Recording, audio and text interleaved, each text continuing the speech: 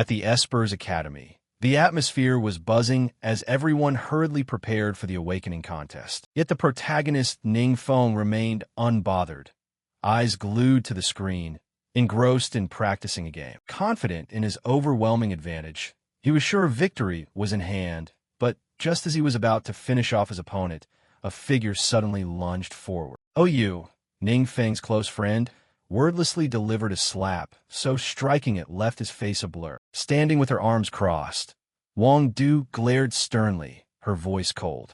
"Ning Feng, what are you doing? The awakening exam is about to start. Aren't you going to prepare?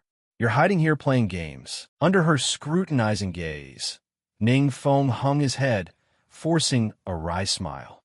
"Playing games is part rest, part study. Besides, I'm 18.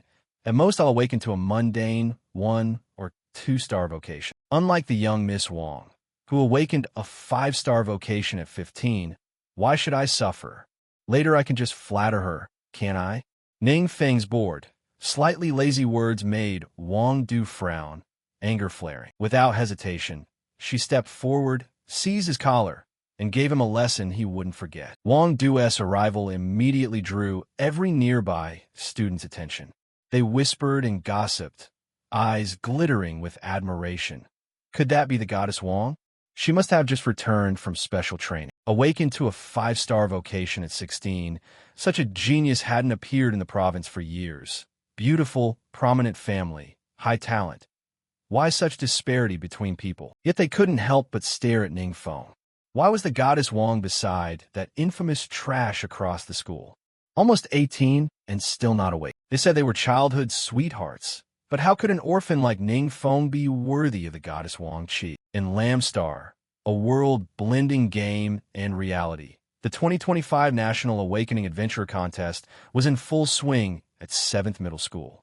Anyone 16 or older had the chance to awaken an ability and become an adventurer. At that moment, all contestants had gathered to hear the rules. Under Wang Du's insistence, Ning Feng showed up, though his face clearly displayed boredom. He muttered inwardly, wondering why she was so stubborn. "I've been here 3 times already. Isn't this just for rookies?" Contestants formed 2 neat lines, waiting for their names to be called to enter the measurement area. Those who awakened successfully would receive a basic equipment set matching their vocation, ready for the live test. While queuing with the others, Ning Feng kept his indifferent expression, lazily watching the crowd. Murmurs and chatter rose nonstop. One excited voice said, "I hope I awaken as a mage." Another laughed loudly, enthusiastic, "I prefer a strength vocation. Men should face things head on." A different voice added admiringly that a nimble vocation was cool, able to eliminate foes unseen. Then someone burst out laughing, teasing, "You guys don't get it. The homemaker vocation is the best." It was Ning Feng from Class 12A2's turn to step onto the measurement platform. At his sight, the crowd erupted in ridicule and sharp taunts.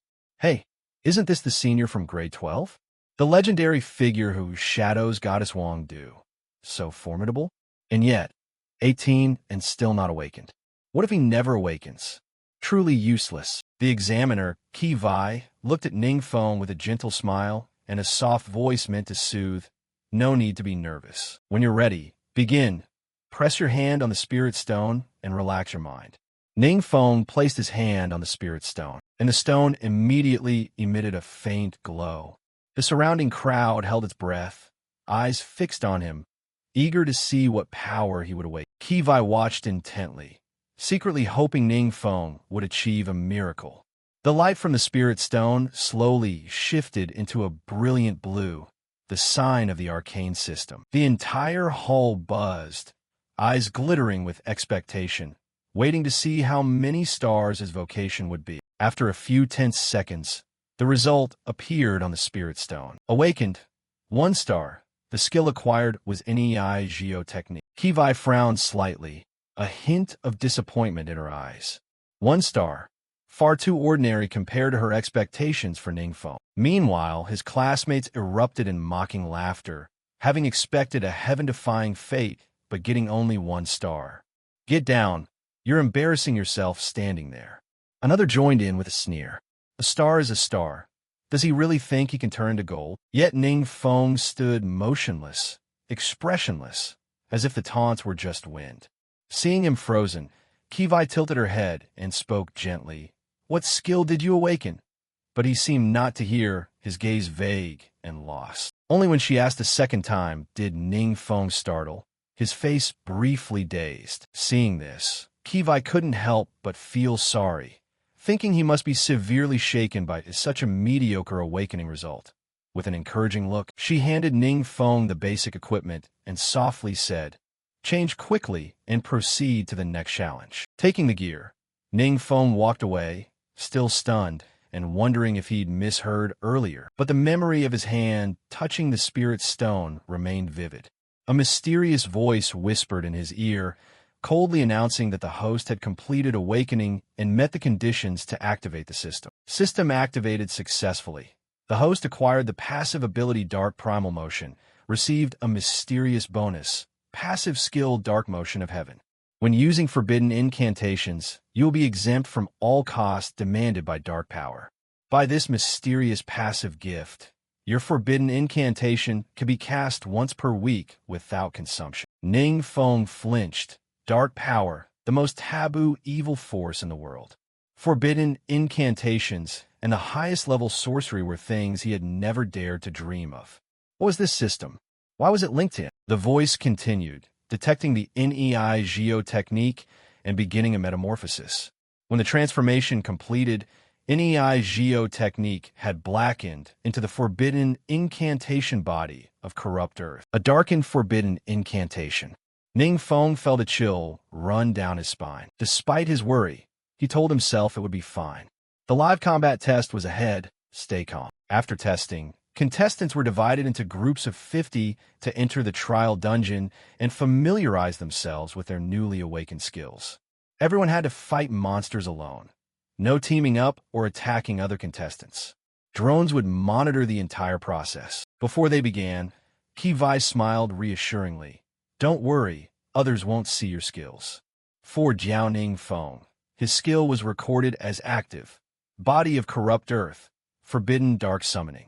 Dark power from another world is summoned to form a protective shield while crushing any enemy who dares approach. Entering the trial dungeon, while everyone else charged in full of fighting spirit, Ning Feng remained mired in anxious thoughts about his forbidden dark incantation. He felt heavy with worry. If this was evil sorcery and someone discovered it, he'd be finished. He gritted his teeth and cursed the system inwardly. You damn thing, explain yourself. But only an eerie silence answered. No reply at all. With no other option, Ning Feng reluctantly stepped into the dungeon, full of unease and completely ignorant of his forbidden dark incantation. Inside the trial dungeon, the air seethed as contestants faced off against savage monsters. Each strike rang out violently, the beast's roars mixing with the fierce shouts of the contestants. Jiao Ning Feng quietly hid behind a dense bush, watching his surroundings with cautious eyes. The patrol drones hovering overhead kept him from daring to use the forbidden incantation. With no other way to attack, he murmured, better to hide and wait for an opportunity. Through the surveillance feed, Captain Chu frowned when he noticed Ning Feng just sitting still while the other contestants fought vigorously. He turned to Kivai, skeptical.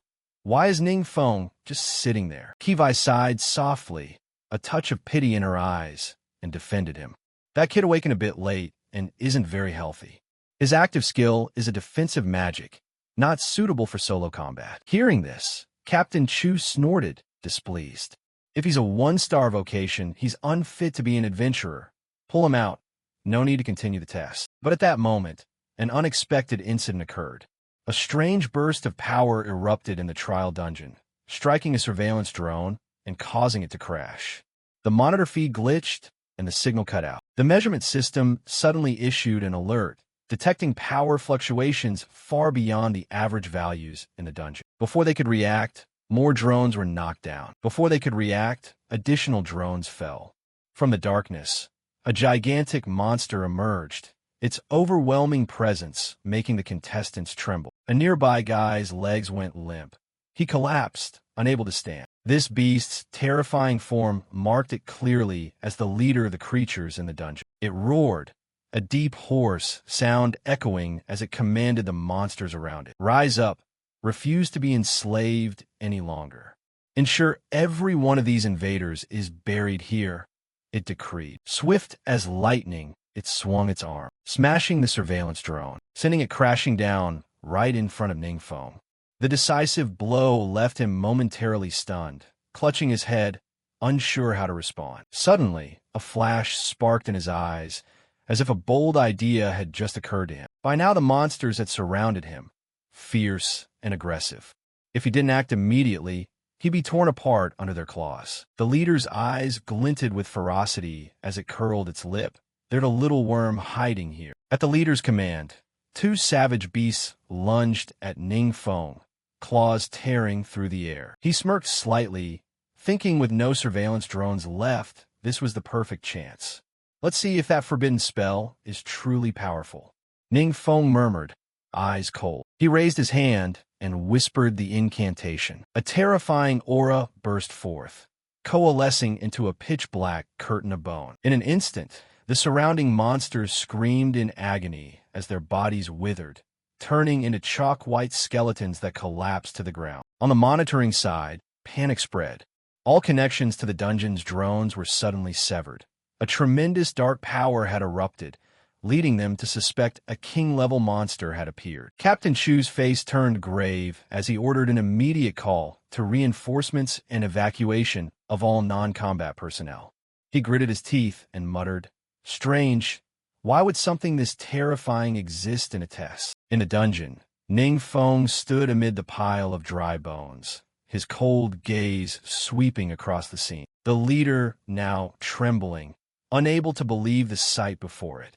It roared in utter panic. Ningfeng chuckled softly, thinking to himself that he had grasped how to use the forbidden incantation. He marveled at how astonishing this power was. Just then, the system in his head chimed repeatedly. Host eliminated goblin minions. Experience +10. Strength increased. The moment he cast the forbidden incantation, Ningfeng stunned the beast leader, its eyes flashing with surprise. Dark power erupting from a human like him piqued its curiosity, wondering how he could wield such terrifying strength. But before it could think further, Ningfeng lunged forward, eyes cold, delivering a lethal strike. In an instant, the beast leader howled in pain and collapsed, turning to dust. The system immediately announced, Host eliminated elite monster, experience +6,000. After the fierce battle, Ningfeng felt his body filled with new power. He checked his status. Mage level 10, stamina 10, strength 8, agility 8, spirit 20, endurance 12. He smiled faintly. He hadn't expected to jump to level 10 in a single fight. In previous years, contestants usually only gained 1 or 2 levels because minor monsters gave so little experience. But that elite monster had given him the breakthrough. Ningfeng mutteret, froning. Why would an elite monster appear in the exam? Before him, the beast's loot piled up, glittering. He picked them up, eyes lighting up at 2 rare orange items. Pioneer Badge permanently increases agility, and Shadow Claw. Requirement level 20. +13 strength, +16 agility, +10% attack speed, +5% critical rate, +10% chance to trigger successive attacks. Ningfeng thought happily that he couldn't use the Shadow Claw, but the orange item would fetch a good price.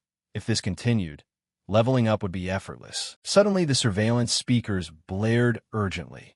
All contestants must stop the assessment and use teleport scrolls to retreat immediately. Ningfeng was still dazed, wondering what was happening, when the scene before him darkened. Deep black pits appeared, emanating a deathly aura and turning the trial dungeon into a wasteland. He whispered to himself, "Is this the true might of the forbidden incantation?" His instinct warned him to leave at once. If discovered using the forbidden incantation, the consequences could be unpredictable. Without hesitation, Ningfeng activated a teleport scroll. His figure flashed and vanished. By then, everyone had used teleport scrolls and hurriedly exited the dungeon. Ningfeng had just returned, barely steady on his feet. When when Captain Chu shouted, ordering, "Everyone evacuate immediately. Return to town at once." The appearance of a king-level monster had drained the color from Chu's face. He was deeply worried. With current forces, no one could confront it. He muttered, wondering if reinforcements would arrive in time. At that moment, unexpected news came in. The source of dark power had suddenly vanished. The monitoring team judged the monster had escaped the dungeon. The situation now exceeded their capacity to handle. Kivai's expression turned serious. She ordered an immediate report to superiors, quietly to avoid widespread panic. She lowered her voice, instructing the academy to activate the exam ceiling formation, leaving only one exit for unrelated persons to retreat. Seeing Ning Feng appear, Kivai hurried over, eyes full of worry. "Are you all right?" When he replied that he was fine, she breathed a sigh of relief and urged him to leave immediately. Then an announcement rang out. "The school suspends all activities. Unless necessary, do not return." Outside, Ning Feng asked no further, but seeing Kivai's tense face, he thought she seemed to be facing a great threat. Wang Duet, standing beside him, whispered, "I heard the exam detected an unknown power source. The entire school has been locked down." Ning Feng nodded, guessing that the power source was surely related to that mysterious elite monster. He sighed softly, regretting that his awakening had just occurred when the exam was interrupted. Seeing Ning Feng's pensive look, Wang Duet assumed he had been deeply shaken. She comforted him, saying defensive magic keeps you alive but isn't suitable for solo leveling. "Join our team starting tomorrow." Ning Feng shook his head, firmly refusing. "No need, I'll level up on my own." He knew well that dark forbidden magic shouldn't be casually displayed before others. If exposed, the consequences could be unpredictable. Wang Duet glared, not giving Ning Feng a chance to protest. "You dare refuse? Be at the West Gate at 8 o'clock tomorrow morning." With that, she turned on her heel and left, leaving Ning Feng standing there, shaking his head in exasperation. He muttered. The more he thought about it, the more pathetic he felt. He briefly considered feigning illness to avoid it. But knowing Wang Duet's stubborn nature, Ning Feng realized dodging today wouldn't save him tomorrow. After some thought, he came up with an idea, unsure if it would work. At the Far City Trading Exchange, Ning Feng stood before the gate, eyes sweeping over the bustling crowd. He knew some gear with special attached skills could help him disguise the forbidden incantation. His plan was to buy equipment with a minor skill to fool Wang Duet tomorrow and sell the loot from the elite monster yesterday. If lucky, the system might convert the item's skill into a forbidden spell. As soon as he entered, a young woman hurried out with a warm smile. "How can I help you?" Ning Feng replied immediately. "I want to buy an item with a minor skill attached. Weapon, jewelry, or trinket. Any will do." Hearing this, the girl raised an eyebrow, studied him more closely, then smiled. "Minor skills are low-level magic. You don't need to buy them. We have many items with high-tier spells, great for leveling. Shall I show you?" Ning Feng shook his head, voice firm. "No, temporary use is all I need. It doesn't have to be high-level." The girl's expression changed instantly, her smile vanishing. She frowned, her tone turning cold as she called someone over. "Who's free to serve this customer?" Then stalked off, muttering about the inconvenience and a poor wretch. "I am not at leisure to entertain." Ning Feng stood there with a slight smile, unconcerned, when a new staff member, looking awkward, approached to assist him. The newcomer had a kind face and a friendly smile. "If you need anything, just tell me." At his request, she led him to a weapons shop. After trying on various suits of armor, swords, and trinkets, Ning Feng finally favored a sparkling ring that fit his finger perfectly. He smiled. "Thank you, miss, and thank you for patiently showing me around. By the way," he asked where to sell loot. "I want to go there." The clerk nodded and led him to the appraisal and consignment office. An elderly, spirited man stood waiting, in charge of item appraisals. Ning Feng took out the orange claw, the loot from the monster battle. The old man held it up, eyes bright, instantly recognizing it as an orange-tier weapon of the agility type, with low-level requirement and excellent stats, ideal for newcomers. He pointed to 3 inlay sockets on the claw, explaining they could customize attributes to better boost its effectiveness. He nodded, praising the item's quality. "I'm sure I have clients interested." He asked, What price do you want? Ning Feng smiled awkwardly and scratched his head. As high as possible. The old man laughed heartily.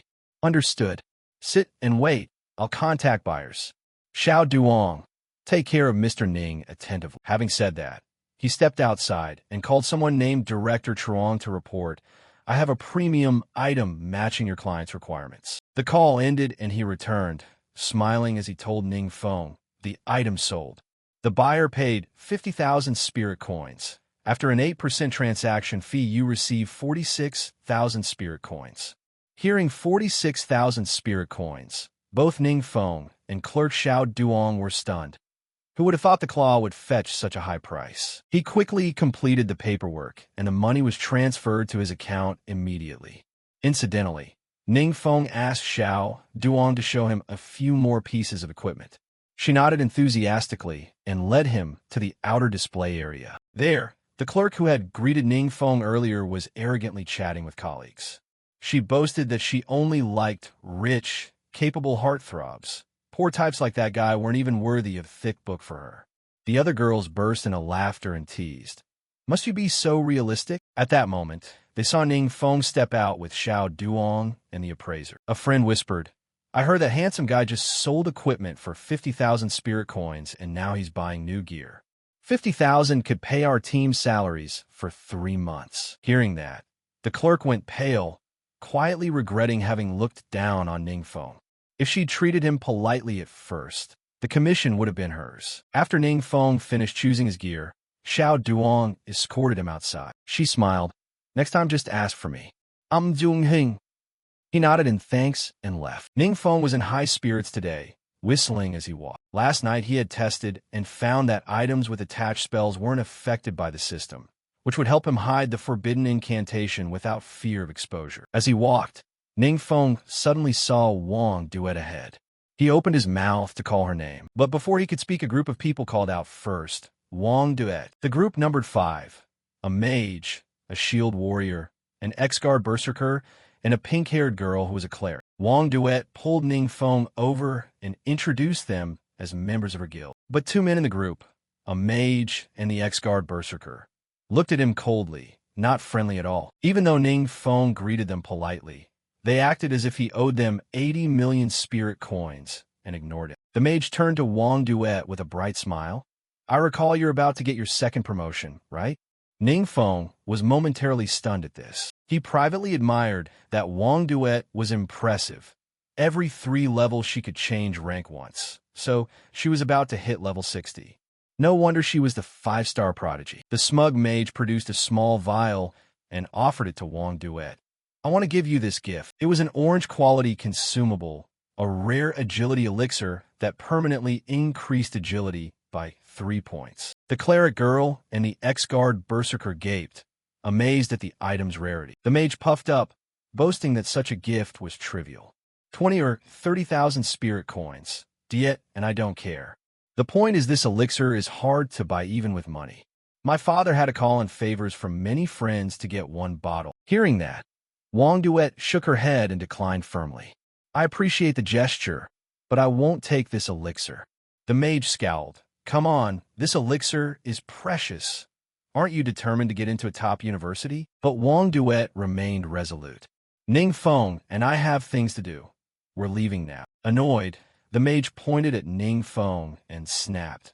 Wait, do you really want to waste time with this piece of trash? Wang Duet replied sternly, calling him by name. True Trin, watch your words. He sneered and continued. A 1-star is trash, never amounting to anything in life. Ning Feng stood there with a sting of bitterness. He wondered, why is this guy targeting me? Who is he? Is he crazy? Or should I use the forbidden incantation to wipe him out? The cleric girl quickly intervened. True Trin, stop talking, let's go. But he ignored her and barked loudly. If it's none of your business, step aside and don't interfere. Then he turned to Ning Feng, pointed at his face, and sneered. This brat couldn't even afford a single elixir. Get lost, don't embarrass people. Ning Feng shot back without hesitation, voice sharp. Are you a mad dog? Barking nonsense? Threatening over a +3 elixir. What's so impressive? This made True Trin furious, eyes reddening as he ground his teeth. "You poor devil! How dare you speak to me like that?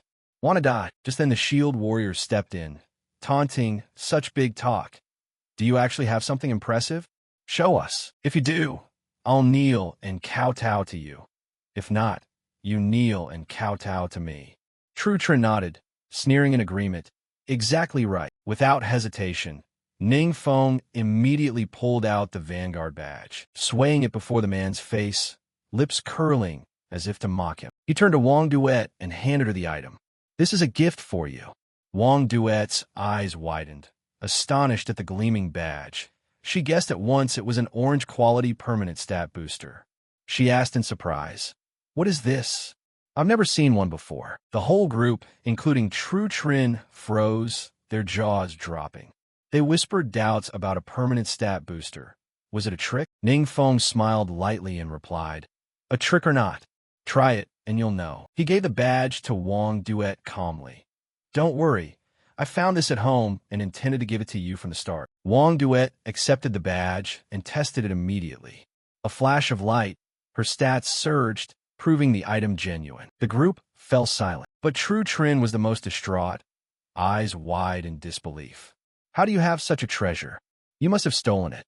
Yet once spoken, denial was useless. Ning Feng curled his lip, voice cold. "Louder! Speak up! I can't hear you well." True Trin turned purple with rage, growling and refusing to back down.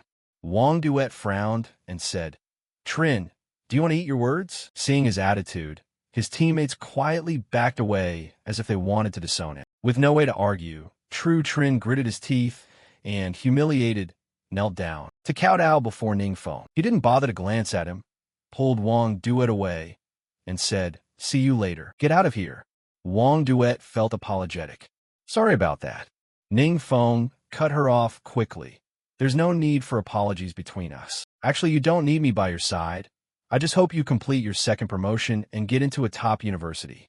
He added with a slight smile, "And if you stay by me, it'll be hard for me to level up." Wang Duet heard this and worriedly said, "Don't belittle yourself." She took out a skill book and handed it to him. "Study this when you reach the appropriate level." Ning Feng skimmed it, saw it was a purple quality book, and asked in surprise, "This isn't cheap, is it?" Wang Duet smiled lightly.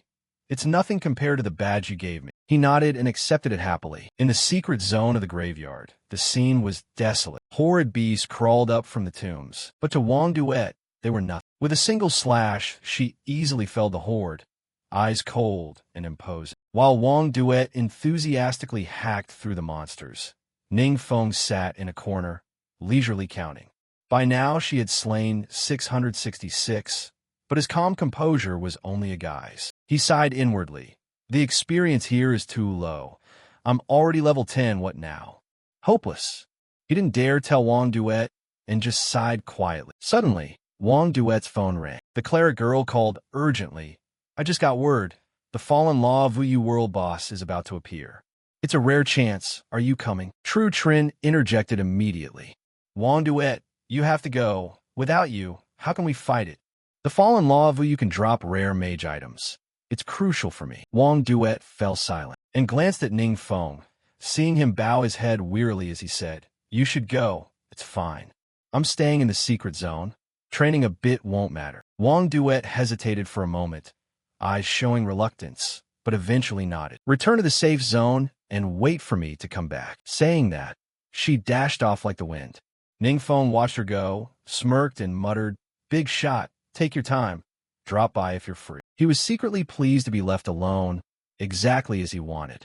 He thought, the world boss appearing right now is perfect. Luckily last night, I prepared and learned 2 skills. They're free one-time uses anyway. The more forbidden incantations, the better. But he frowned slightly, regretting that level 10 only unlocked 3 skill slots, and the skill book Wang Duet gave him couldn't be used until level 15. In the perilous graveyard, monsters grew denser, each one ferocious and exuding a deadly aura. News of the fallen Law world boss spread quickly, drawing countless combat teams. All eyes turned to the tall tower where the boss would appear. Deep inside the perilous secret zone, Wang Duet's group planned routes to clear a path from point to point, whispering warnings to be careful.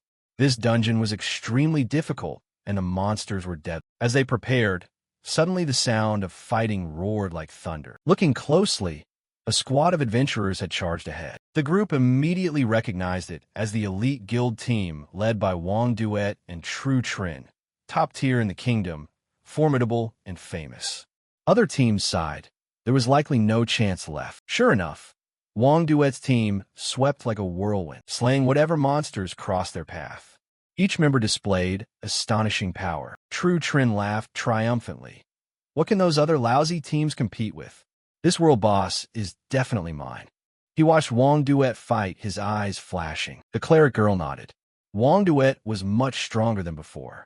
The ex-guard berserker grinned.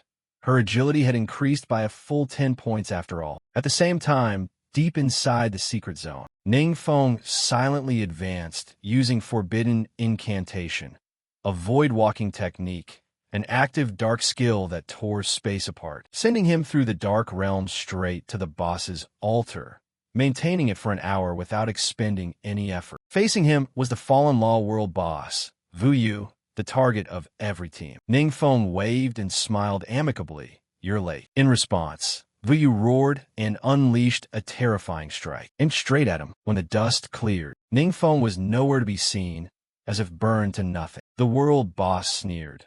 "Hai Long, this adventurer doesn't know his limits, daring to appear here alone." But unbeknownst to the boss, Ningfeng was alive and quietly appeared behind him. Answering the earlier question, he curled his lip, "Because I don't want to share the spoils with others." With that, he unleashed his move without hesitation, giving Wu Yu no chance to retaliate. The active skill Heavenly Stillness Fire Rain, a dark forbidden incantation, was activated. The fire rain fell like meteors, dealing terrifying area damage. The world boss took the deluge of flames and screamed before exploding, disintegrating on the spot. The system immediately announced, "Host defeated the Fallen Law Wu Yu.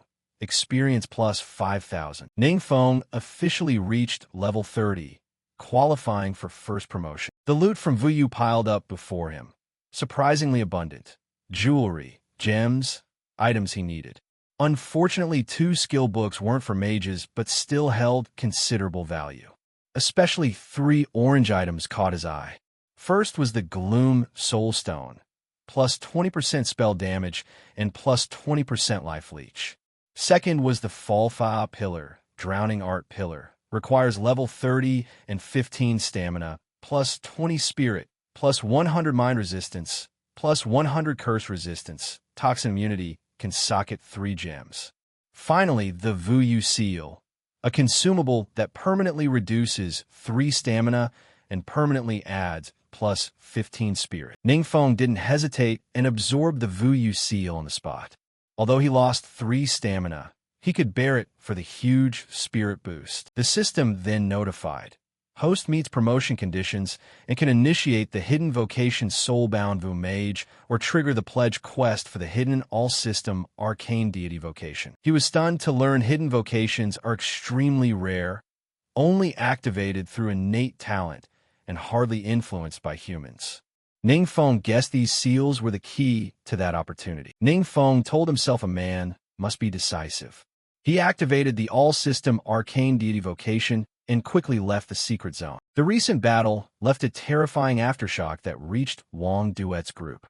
The team panicked, wondering what had just happened. The magical fluctuation was too frightening. Wang Duet immediately ordered a retreat and to halt the advance. True Trin protested angrily. "I still want to go in and fight the world boss." She replied coldly, "It's dangerous. Do you want to get the whole team killed?" Hearing that, he had to withdraw, but in his heart he was bitter and muttered, "Why's my luck so rotten?" Wang Duet intended to message Ningfeng, but as she opened her phone, she saw a message from him. "Sorry, urgent matter. Went ahead first." At that moment, Ningfeng had already arrived at the promotion hall. A young woman greeted him, smiling. "Are you here to accept the promotion quest?" After he confirmed, she began entering his information. She started inputting the data. Knowing he was 18 at the newest promotion, she privately thought his aptitude was a bit low. Once finished, she led him into a room, instructing him to follow the procedure and that she'd step outside. As she stepped out, She ran into Captain Chu, who hurriedly said, "I just returned from the perilous graveyard." The scene suffered heavy damage, the power source unclear, but the threat level was king tier or above. In just 2 short days, the secret zone had been shaken by 2 severe threats.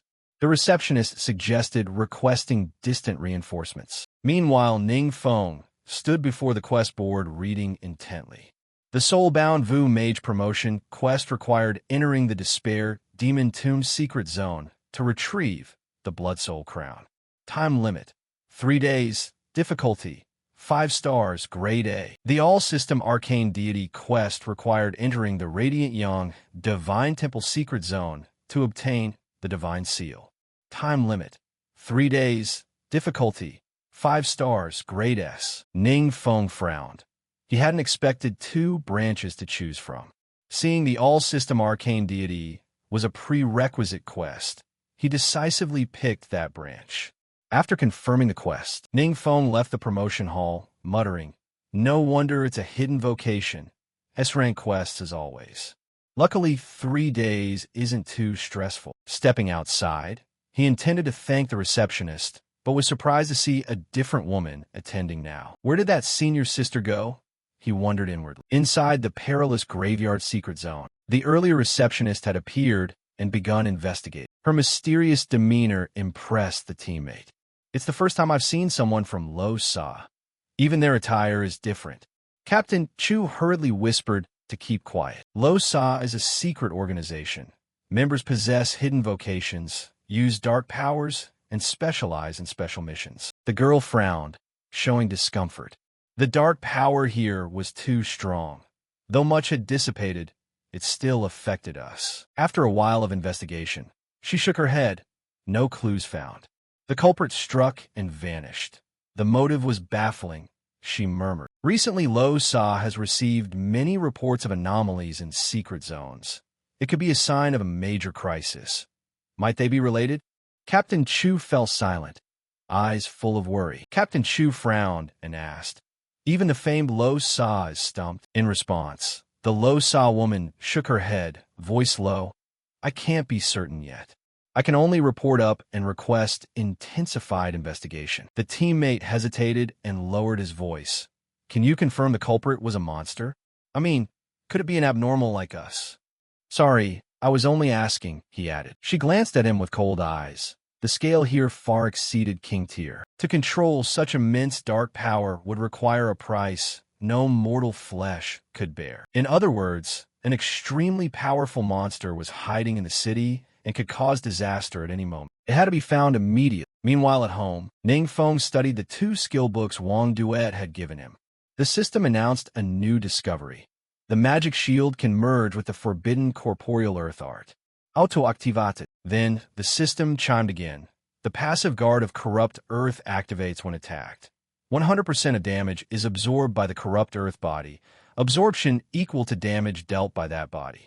After striking, the corrupt earth body self-recovers. Ning Feng was stunned.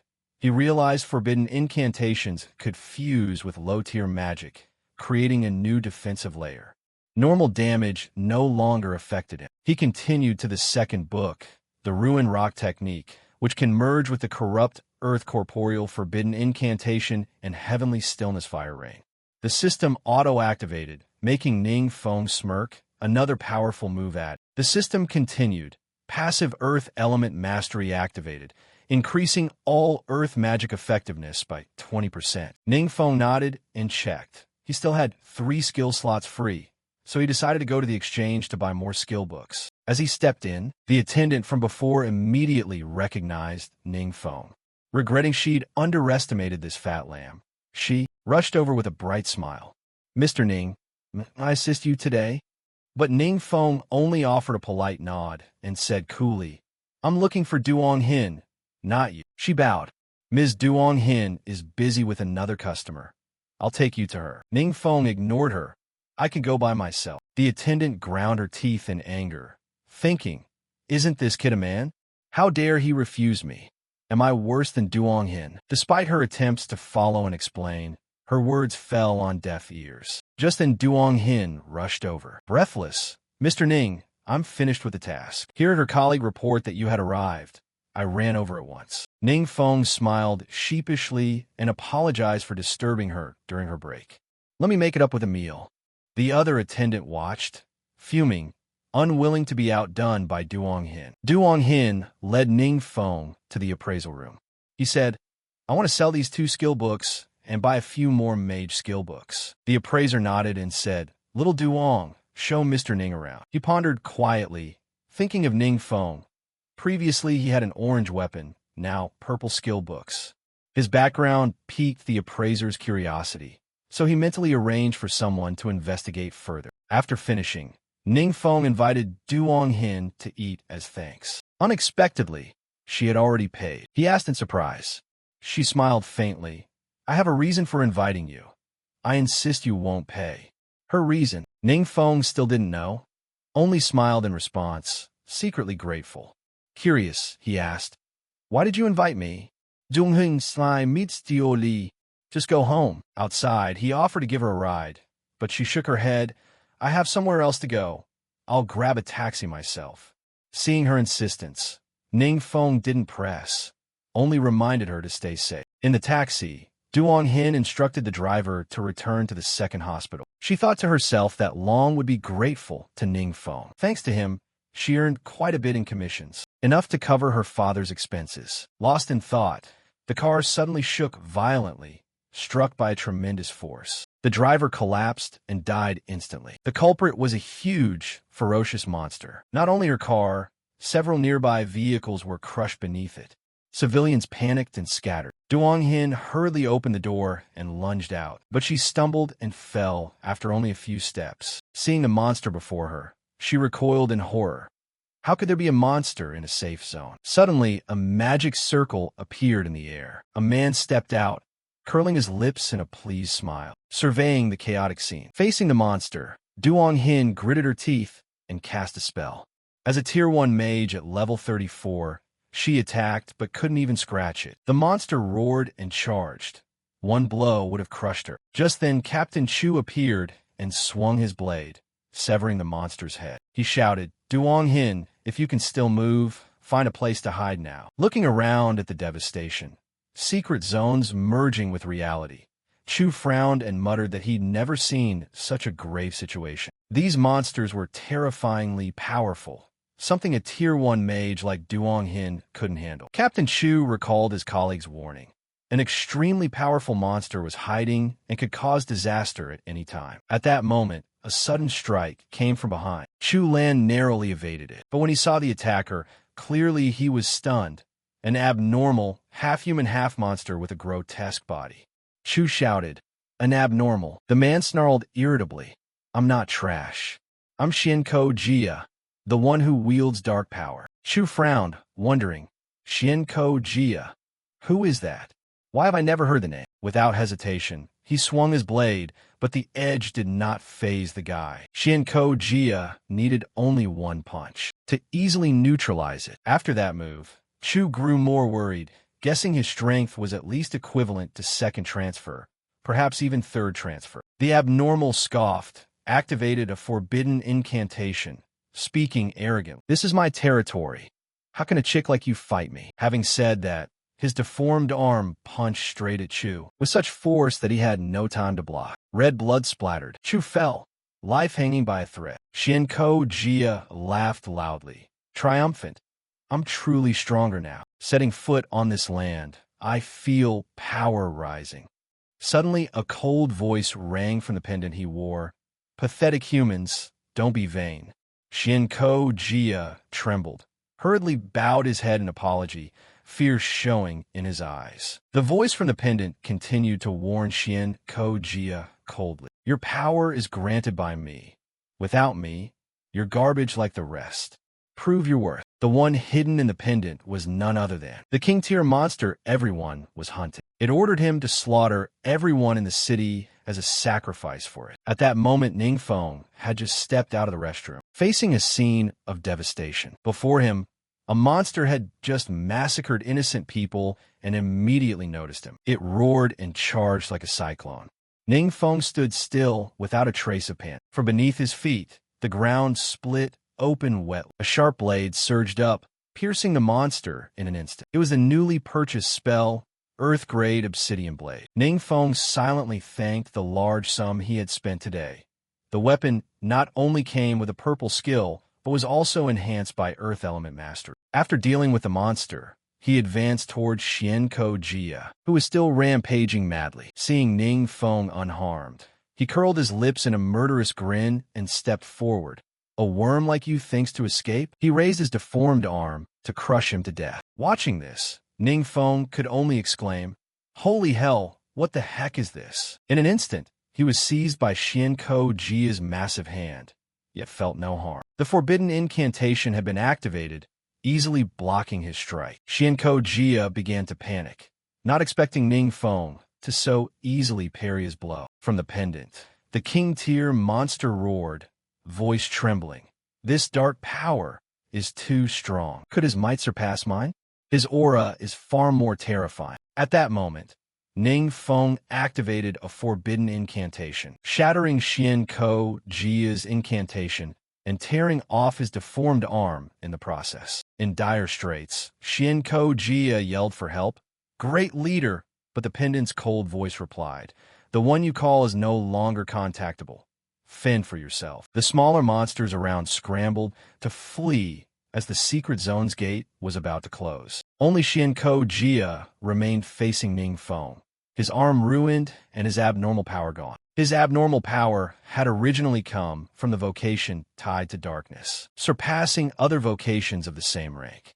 Without that power, he was no different from a cripple. Ningfeng showed no mercy, swinging his blade in a rapid series of strikes, and felled him on the spot. Wiping his brow, Ningfeng let out a breath of relief, privately thinking himself lucky to have attacked first without needing to defend. He quickly gathered the fallen loot and, while no one was paying attention, slipped away quietly back to headquarters. There, Team Lu Sa received word that the monsters had retreated and the secret zone invasion had disappeared. The senior sister from Lu Sa grew even more curious. Who was behind this? Both times it had been destructive magic. The secret zone invaded, then suddenly vanished. Other areas were safe. Only the southern city under Captain Chu suffered heavy losses, and the situation remained unclear. The senior sister decided to go check the southern city herself. At the scene, Duan, another member, was inspecting Xianko Jia's corpse with a questioning look. After a careful examination, he sighed and realized all of the abnormal items had been taken. At that moment, a powerful woman from the surveillance center appeared, eyes cold, barking, "Who are you? Don't move, answer now." Duan calmly raised his badge. In an even tone, he said, "Don't be tense. I'm a member of Vandaguai Huan Can, an unofficial group formed by independent fighters. We usually operate in secret, but today we were forced to reveal ourselves because of that abnormal." He lowered his voice and continued, "This abnormal was once one of our people, but he betrayed us, colluding with the secret zone to enter reality and lead monsters to attack our camp. Except for a few survivors, all our comrades were killed." Hearing this, the senior sister frowned slightly and guessed that perhaps the secret zone stopped invading because he had died. Duan nodded but looked suspicious and asked, "So was the one who killed him from your organization?" The powerful woman shook her head. "Absolutely not. I don't know who did it either." Duan frowned and muttered, "This abnormal is extremely cunning, always hiding within the secret zone space. Previous times when we found him, he still escaped. Never thought this time someone would be able to kill him outright." Both were stunned. They hadn't expected such a formidable figure to be hiding in Tandu City. After speaking, Duan hurriedly left, saying he needed to retrieve something at Ningfeng's house. At that time, Ningfeng was brimming with excitement, eyes shining as he inspected the loot taken from the abnormal. Among it were 2 blazing orange pieces of equipment for fighters, a permanent Radiant Glory armor set requiring level 120, and a pair of pants armor of the same rank. He muttered excitedly, "This is even better than killing a boss." Thinking back, he realized the abnormal hadn't been wearing these items, surely because his level wasn't high enough. Otherwise, he might have had to use a forbidden incantation to beat him. Ningfeng picked up a strange pendant, a faint light pulsing from it. He examined it and found it displayed no quality or information, muttering to himself that there probably wasn't an ancient god trapped inside. He put it aside, not knowing a pair of grotesque eyes were lurking inside the pendant, watching him intently. The monster hidden within sighed in relief, thinking it had reacted quickly enough to close the secret zone's gate and avoid exposure. Hearing Ning Feng mutter just that, he panicked and urgently ordered his comrades to cut all communication, absolutely not revealing their location. At the city hospital, Captain Chu, wrapped in bandages, hoarsely recounted that a young fighter had saved us. The moment the enemy saw him, it immediately opened a secret zone rift and fled. The senior sister pondered, eyes sharp. I also felt this person's strength, far from ordinary. She frowned and continued, someone that's strong couldn't catch their opponent, yet a mysterious boss killed him. It's hard to believe, but we can only infer that the man passed through or is hiding somewhere. He's certainly not on the registration list. Apart from a few common magical traces on last night's battlefield, there's no significant clue. Captain Chu sighed. If that boss were here with us, it'd be great. Just the thought makes me feel safer. Hearing this, someone beside him brightened and said, I have a bold idea. There must still be traces of dark power left on last night's battlefield, right? The senior sister nodded calmly.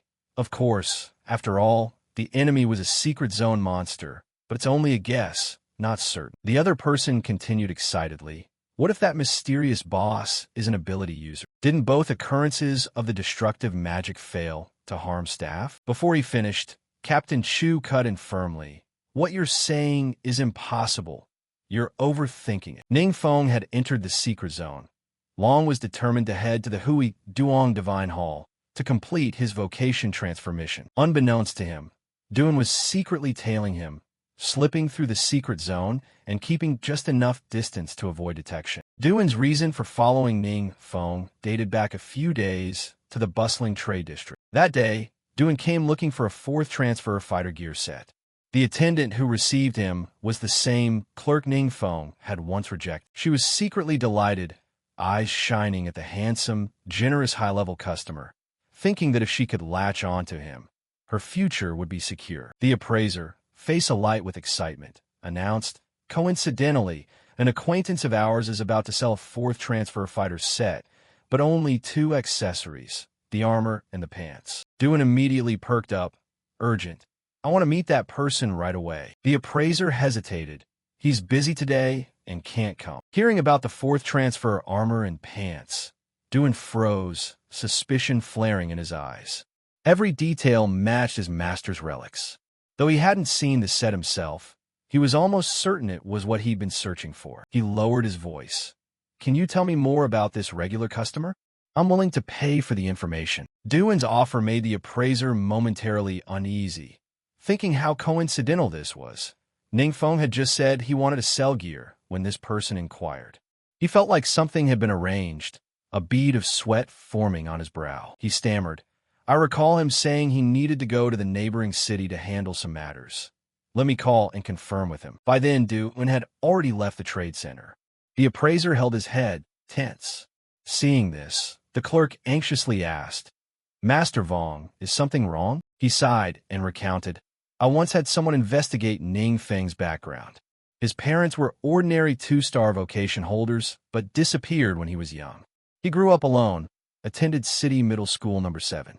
Not until he was 18 did he awaken, and he still only has a 1-star vocation. The clerk exclaimed in shock. With such a fierce appearance, he's actually just trash?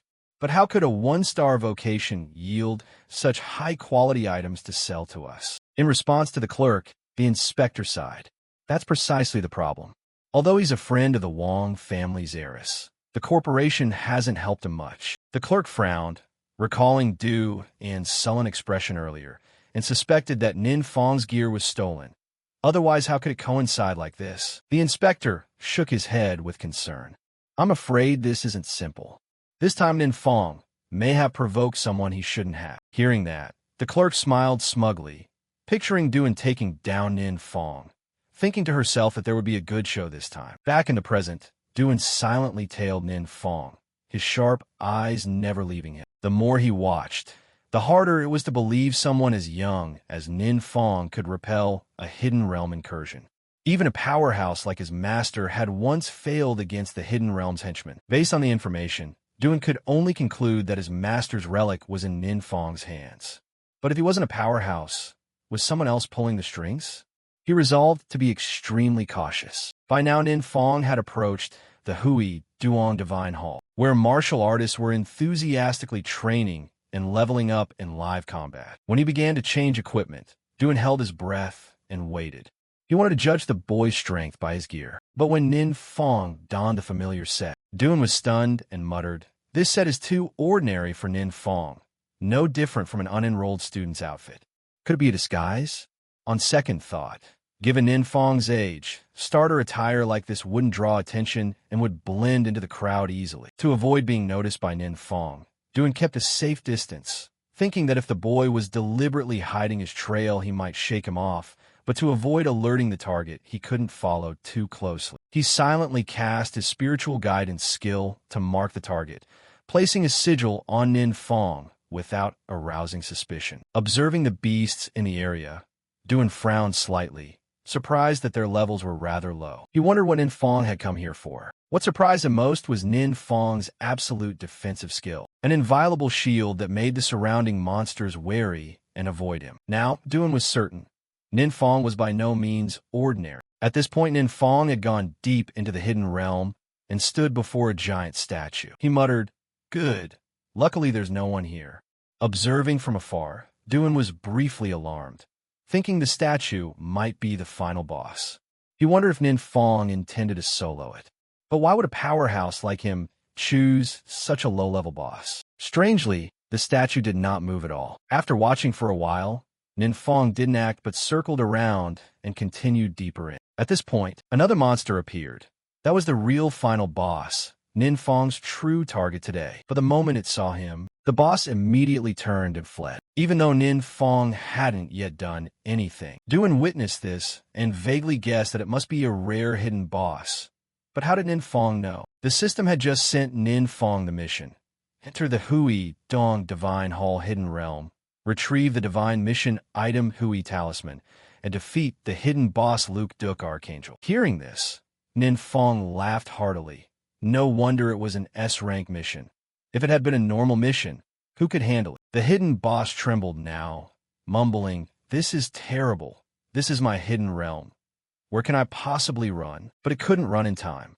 Nin Fong unleashed the forbidden Dark Thunder Pillar spell, summoning a colossal tempest of light, bearing a power like a celestial calamity as it descended. The boss received the strike, and its thunder catastrophe vanished in an instant. Duan watched from afar, stunned and reeling.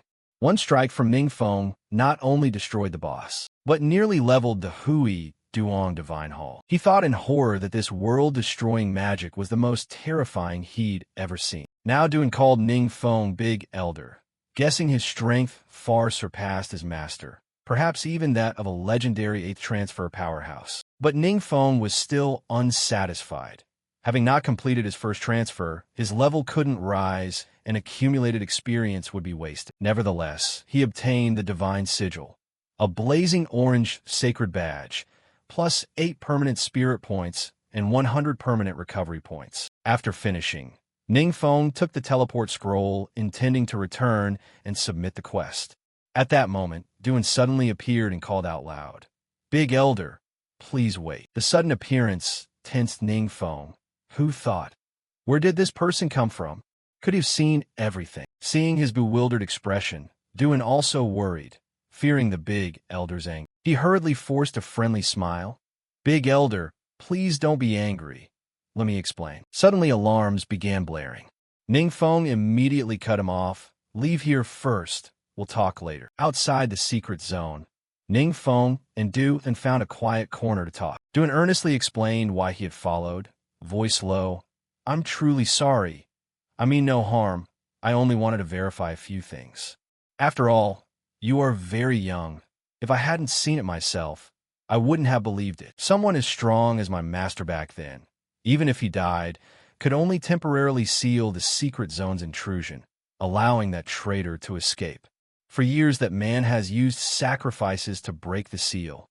I've been hunting him for a long time, but have failed. Hearing this, Ning Feng fell in a thought, guessing this man was a powerhouse. If he didn't reveal himself, Ning Feng couldn't have discovered him. His own level was still too low. If things continued, he'd eventually be exposed. Seeing Ning Feng's silent stance, Duan worried, fearing Ning Feng might kill him to silence him. Yet he still confidently spoke. Big Elder, you've avenged my master. I'm deeply grateful. If you need anything in the future, summon me. Ning Feng quietly assessed Duan, thinking he's high level and travels alone. Cultivating a good relationship could be useful. About today, you said you don't want anyone else to know. Understood. Duan nodded. Rest assured, I promise to keep it secret. He knew well that Ning Feng's magic carried terrifying dark power, but didn't harm innocents, and even repelled the secret zone to save the city. In Duan's eyes, Ning Feng was strong, humble, and worthy of respect. Whatever his motives, Duan quietly decided he had nowhere else to go for now and would stay in Tandu City. Suddenly, a call came through to Ning Feng. As he picked up, Kokai hurriedly asked, "Where are you?" "I have a few things to discuss," Ning Feng replied. "Wait for me to return, and we'll talk later." At Kokai's place, the senior sister standing beside her, eyes sharp, asked, "Have you spoken with Ning Feng?" Kokai answered calmly, tone even. "He seems fine and is preparing to head back." The senior sister murmured thoughtfully, a newly awakened student in just days suddenly reaching first transfer level. If they don't investigate promptly, they might miss him. But Ning Feng has a good nature and studies hard. I believe he's not a bad person. Talam heard this and shook her head slightly. She didn't mean to call Ning Feng bad, but there are a few things that need clarification. She recounted that at the meeting, the supervision team had reported the recent situation to their superiors, but they showed no interest, and asked, "Aside from this, is there anything else?" Talam hesitated, then continued. Could the two types of destructive magic appearing in Tandu City be caused by a mutated user? At the question, a colleague sneered mockingly. Talam, you're the mutated user. How can you even ask that? Mutated users who wield dark power pay a heavy price. Life drained, reason lost, even transforming into monsters. Even the mildest cost can leave a mutated user beyond saving. A king-level mutated user is basically impossible. Talam frowned and replied, "I'm merely considering every possible scenario. Take it or leave it." The colleague burst out laughing. Still spouting nonsense? Obviously, it's because you couldn't investigate, right? If there truly were a king-level mutated user, I'd bring his head to you to kick around. The old man at the head spoke in a steady tone. We have dispatched an investigation team to Tandu City and hope your side will cooperate actively. If necessary, the team will take over the entire operation. As for the request to send more personnel from your agency, the superiors have not approved it yet. Talam heard this, frowned briefly, and asked irritably, "Is the reason that you don't trust us?" The old man replied calmly, "It's not that we don't trust you. In short, be patient a little longer." The meeting had just ended when someone hurried in to bring new news to the Lamb that the secret zone at Long Back's Hui Duong Divine Hall had been struck by destructive magic. There are temporarily no casualties. Kokai became instantly agitated upon hearing this. When Ning Feng registered his leveling location through the site check, he had signed up for that very place. Dolam notet sai. Her eyes flashing as she thought to herself that this would be very interesting. In Long Back City, the entire city had been covered by a gigantic barrier. Citizens panicked, uncertain whether the barrier would hold. The incident at Hui Duong Divine Hall had frightened them to trembling. A guard hurried to reassure them. "Don't worry. The barrier has been activated at maximum strength. It will isolate the dark forces from the outside world and prevent spread into the urban area. It's perfectly safe." Hearing this, Ning Feng sighed inwardly, thinking he'd made such a commotion that they'd triggered the highest alert. Now all he could do was wait for the alert to be lifted so he could catch a ride home. But the situation was not as safe as the guard claimed. The monsters had closed in on the barrier, leading a ferocious legion, their momentum surging. The monsters growled and debated. What is this shield for? It looks like a magical barrier, yet they're not afraid of it. It looks like a magical barrier, yet they're not afraid of it. Too bad this can't stop us. Give them a surprise.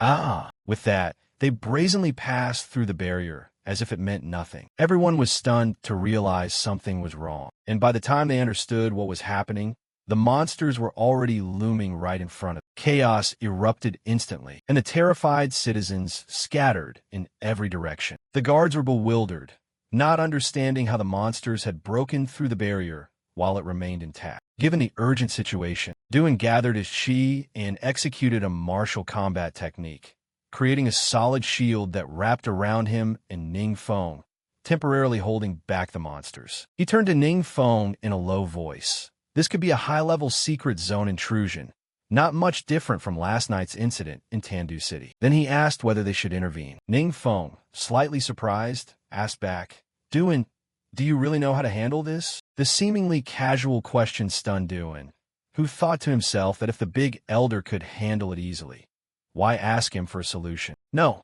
why would the big elder ask me? What am I thinking? Duan silently chided himself, sensing the big elder was clearly testing him. Decisively, he said, Ning Feng, leave everything here to me. This made Ning Feng a bit dazed, but he thought, whatever. There are many people here. It would be inconvenient for me to act. Let him handle it. At that moment, the guards surged forward to confront the monsters. Some shot arrows. Others swung swords, trying hard to land physical blows. But their attacks only left a few scratches, and the guards were gravely wounded by the monsters. After finishing them off, the monster advanced toward the civilians, muttering, What a disappointment. I thought humans had a few strong ones. Just as the monster raised its claws to strike, Duan suddenly leapt forward to block the attack. Even while fighting, he privately thought the big elder didn't need his protection. But since he was here, he couldn't let him act alone. Confidently, Duan turned to Ning Feng and repeated, Leave everything here to me. The monster, provoked by the intercepted blow, roared. So this place wasn't all trash after all. Duan didn't hesitate and counterattacked immediately. His sharp blade sent the giant monster flying. It began to panic, not expecting Duan to be able to wound it. Not giving the opponent a chance to recover, Duan continued to unleash moves, wielding both blades to form a dazzling martial formation. In the blink of an eye, the monster was completely defeated. Those around were astonished. What level fighter is this? The monster had no chance to fight back. His skills are anything but ordinary. He might be a high-level hidden vocation. Under Duan's blade, the monster was officially annihilated. At level 137, with a secret 5-star martial vocation, Duan's combat ability was truly astonishing. Witnessing the spectacular scene, Ning Feng deeply admired Duan, never expecting him to be so formidable. With the monster leader slain, the remaining beasts scattered in panic. Taking advantage of the moment, the guards quickly counterattacked and wiped out the remnants. After finishing, Duan approached Ning Feng and asked respectfully, Big Elder, is there anything else you want me to do? Ning Feng laughed heartily and gave a thumbs up. No need. You did very well. Seeing Duan bow respectfully to Ning Feng, everyone nearby grew curious. Huh, how powerful is this young Ning Feng really? Could he be a wealthy, young master training with a bodyguard? Duan immediately handed the loot from the boss to Ning Feng and said, Big Elder, please accept this. In his hand was a blazing orange artifact, an item that made many covetous. Even if unusable, selling it would fetch tens of thousands of spirit coins. The nearby girls were enchanted with Ning Feng and joked about wanting to be his coat rack. The two orange items included a skill book for the agility system. Ning Feng thought he could leave it for Wang Diet, and a demonic suppressing bone shield. He planned to sell them for money and decide later. Just then, the mayor of Longbak, Tai Dongmin, personally came to meet Duan and Ning Feng.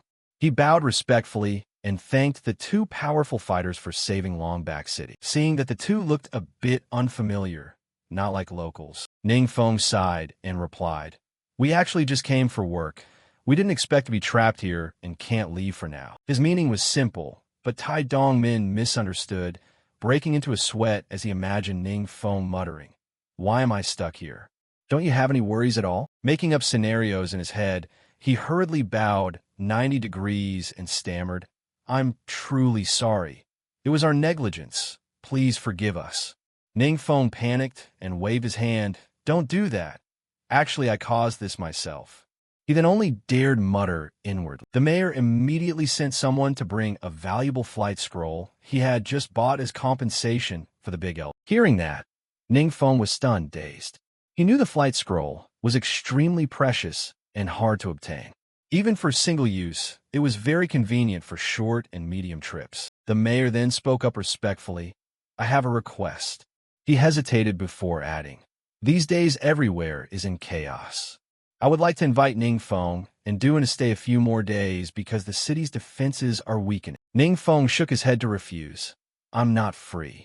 My transfer mission only has 3 days. If I miss it, I'll never complete this first transfer. Hearing this, the mayor's imagination ran wild. Sweat beaded on his brow as he pictured Ningfeng's scowling face shouting, Do you think I'm idle?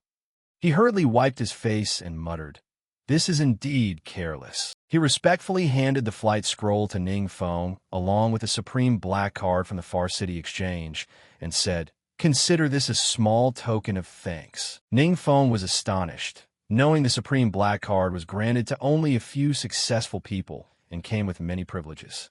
He thought to himself that the mayor's status must be extraordinary, extremely rare. He immediately accepted it, smiled brightly, and thanked him. Seeing Ningfeng smile, the mayor breathed a sigh of relief, reassured he hadn't offended him. Summoning his courage, he stammered, If Longback City faces danger again in the future, could we call on you, Big Elder, for help? Ningfeng laughed. No problem, just as long as I'm free. Hearing Ningfeng agree, everyone rejoiced as if they'd hit the jackpot, applauding loudly. With things settled, Ningfeng and Duan activated the flight scroll and vanished at once. In Tandu City, in front of the transfer hall, 3 people were standing waiting for Wang Diet. At that moment, she and True Trin stepped out, and suddenly 2 beams of light flashed. Ningfeng and Duan streaked across the sky, thanks to the flight scroll. Wang Diet froze, thoughtful, her eyes sparkling with curiosity. Seeing this, True Trin asked, What's wrong? I just saw 2 people fly past. One looked like Ningfeng. True Trin scoffed. Are you mistaken? A flight scroll worth thousands of spirit coins. How could someone as poor as Ningfeng buy one? Even if he did, why would he awaken and come to the transfer hall? This made Wang Diet angry. She snapped, If you dare slander Ningfeng again, I'll teach you a lesson. True Trin was bitter, but only dared to curse internally. Ridiculous. Why defend that hopeless, talentless guy? What he got that I don't? The atmosphere was tense like a drawn bowstring when the holy vocation girl quickly interjected. Forget that. Have you 2 accepted your second transfer missions yet? True Trin answered proudly. I got an A rank. Pity I didn't pull an S. A rank is fine. Only Ohong can draw S. At 18, I achieved the second transfer and topped the university contest for Supernova. An A-rank transfer mission is a once-in-a-thousand-years opportunity. The holy vocation girl excitedly asked Wang Diet, How about you? What rank mission did you draw? Wang Diet's expression suddenly fell.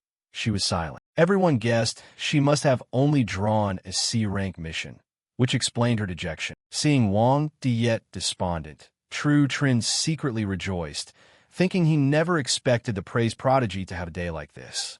Lower transfer missions directly affect attributes and unlock skills. He patted his chest confidently. Wang Diet, Don't worry. Work hard later and you'll catch up. After all, I'll help you. But inwardly he looked down on her, assuming a C rank or lower would set her back. Wang Diet shrugged off the consolation, glared at him, and replied, If an A rank like you isn't upset, why should an S rank like me be? The words struck like lightning, and everyone gaped in disbelief. It turned out Wang Diet wasn't sad because she drew a low-rank mission, but because her mission was different. It unlocked a hidden vocation never before discovered. True Trin couldn't accept it and shouted, How is that possible? Upon awakening, the vocation is supposed to be predetermined, right? I've never heard that a hidden vocation can erupt during transfer. Wang Diet glared at him. How could he be mistaken? She clearly remembered the transfer interface announcing it detected the transfer candidate possessed the key item, the Pioneer Badge. The original Archer Agility vocation could upgrade into Pioneer Shadow. The transfer mission would change accordingly. 2 options appeared before Wang Diet. confirm the promotion, or cancel. She was bewildered, not understanding why the interface had shown up that way. On the screen, the Pioneer badge, gifted by Ning Feng, glowed brilliantly.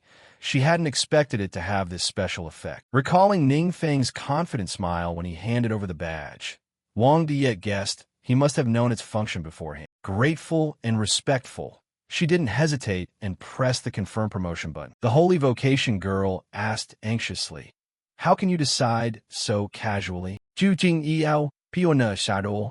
Never heard of it. There's something wrong with the two transfer systems. If you pick wrong, your whole life is ruined. Wang Diet replied coldly, "This is my matter. You don't need to worry." The remark left True Trin speechless and flustered. I only meant well, but nobody cares about it. Everyone gathered around, cheering and congratulating Wang Diet. Amazing. Who knew a 5-star hidden vocation could still be promoted? The holy vocation girl sighed in envy. I wish I had a bamboo rod horse like Ningfeng. True Trin was furious. She resolved to find a similar badge at any cost, no matter the money or danger. On Ning Feng's side, he began his transfer. In his hand was the Divine Badge, an orange consumable item that permanently increased 5 points of stamina and 5 points of spirit. The system announced the S-rank mission was completed 100%. Ning Feng laughed aloud, rejoicing not only at the huge attribute boost, but also at acquiring a new passive skill. This skill operated automatically, allowing him to control dark power more precisely and use forbidden incantations perfectly. While Ning Feng underwent his transfer inside, Duan stood guard outside, looking no different from a loyal bodyguard. Talam suddenly appeared. Seeing Duan, her curiosity was piqued. She recognized him as the fighter she'd met before, but didn't understand why he was with Ning Feng and acting as a sentinel. According to intelligence, Duan was still young, but had reached 4th transfer strength, ranking among the rare Long Fuang elites nationwide. Staff said that upon arrival, Duan clung closely to Ning Feng and behaved with extreme deference. Seeing Kokai arrive, Talam warned that her student was not simple. Everything else depended on her. Kokai nodded and replied, "Don't worry. I'll verify this with Ning Feng. I believe he's definitely not our enemy." At that moment, Ning Feng and Duan stepped out, chatting and laughing boisterously. Kokai called Ning Feng over. "I have something to talk to you about." Understood. Duan immediately turned away and respectfully said, "Big Elder, I'll wait nearby." The term Big Elder made Kokai pause. She asked confusedly, "What do you mean by that?" Ning Feng laughed heartily. "You don't need to mind it, he's joking." But Kokai's expression suddenly grew serious. She asked, "Have you already completed your first transfer?" Ning Feng froze, thinking to himself, even though he didn't want to reveal it. Had he been discovered so early? Kokai had always cared for him and was trustworthy. Surely she meant him no harm. He forced a smile and admitted, "Yes, I don't want many people to know because explaining it is rather complicated." Kokai nodded but maintained a stern tone. "There's one more thing. It may sound strange. I want to confirm whether you've been corroded by dark power." Ning Feng panicked, fearing his system had been exposed. Still, he didn't admit it outright and asked Kokai why she was asking. She continued, "You know there have been anomalies lately. Secret zones invading reality more and more, causing many to be affected by dark power and gradually become aberrant subjects." Mentioning aberrant subjects, Ning Feng knew they were strictly monitored by the government. He absolutely did not want to be involved. To reassure her, he affirmed, "I'm not an aberrant subject." Kokai produced a black stone and said seriously, "I hope you'll cooperate with this test. Just transmit your power into the crystal and it will show the amount of dark power in your body." Ning Feng's face showed worry. Sweat poured down. "You explain. It's my first time encountering this, so I'm a bit nervous," he said. Then he trembled as he touched the crystal and transmitted his power into it. Suddenly, the crystal shook violently and then exploded, shattering into pieces. Ning Feng was horrified, and Kokai was stunned, not understanding what had happened. After a moment of daze, Ning Feng spoke up. "What is this?" Kokai remained silent. The stone was a demon crystal provided by Talam, extremely sensitive to dark power and commonly used by the government to test for aberrant subjects. The stronger the resonance, the higher the dark power content. But a demon crystal exploding had never happened before, and to Lam had not explained its significance. Seeing Kokai silent, Ningfeng hurriedly said, I know it's strange to be transferring right after awakening, but you've known me a long time. At least you believe I'm human, right? Reflecting on Ningfeng's circumstances, Kokai couldn't help but feel heartache. A girl who awakened later than her peers, yet he still kept an optimistic, positive spirit. No easy feat. She looked at him, her voice warm and personal. I trust you, but out of duty, I must report today's events to my superiors. I hope you understand. Ningfeng nodded, uneasy, uncertain how the government would react. He privately calculated that the last resort might be to leave Chengdu City. Kokai suddenly produced an item and smiled. This is a gift from me to you. Congratulations on completing your first transfer. Ningfeng accepted the gift, grateful and respectful. He returned the gesture by giving her a radiant, wholly purified belt, orange quality, level 30 requirement, plus 20 spirit with 50% effectiveness, restores 100% stamina, and nullifies dark attribute via purifying light. The wearer can use recovery spells without chance. Kokai recognized its value at a glance. An orange-tier item capable of saving countless lives in a life-or-death instant. Too precious, she shook her head. I can't accept this. But Ningfeng insisted, smiling as he handed it over. This is spoils I obtained on a transfer mission. Please don't be formal. Afterwards, he bid farewell. A friend was waiting for him over there. If there's nothing else, he'd take his leave. With that, Ningfeng departed, his steps light but resolute. Watching Ningfeng's retreating figure, Kokai felt a rising, wordless gratitude. She hadn't expected the young man to generously gift her an orange item right in the adventurer office. At that time, Kokai brought the crystal fragments to Lam for inspection. Seeing the demon crystal shattered, she was stunned to witness Lam show panic for the first time. If those above learned of this, they'd certainly view Ningfeng as a threat. At that point, his safety would be gravely endangered. Thinking this, Lam sighed softly, her tone grave. Drop it. Let's stop here. Kokai, still vague, frowned slightly and asked, What do you mean? Lam pressed her lips together, worry flashing in her eyes. Her student might have already exceeded our current understanding. If he truly is a powerhouse, then we should stand by him rather than probe deeper and risk angering him. Regarding reporting upward, Lam shook her head firmly. There's no need to halt the investigation. Strictly collect all information on Ningfeng and Nianfeng. Hearing this, Kokai immediately raised her hand in agreement, her eyes brightening. She thought Ningfeng was young with no notable background. Serving as a shield seemed right. Knowing Ningfeng didn't want his secret exposed, she decided not to pry further. Her focus shifted to Fighter Duin. After all, recruitment time was coming, and another strong member wouldn't hurt. At Ningfeng's home, Duin was there, watching him with concern and quietly asking, Big Elder, you don't look very happy. Receiving a message from the teacher that the superiors had canceled the investigation into him, Ningfeng exhaled softly, but his heart remained heavy with worry about future promotions. Each time he broke a secret zone, he caused too much commotion, drawing the government's attention. If this continued, his secret would be exposed sooner or later.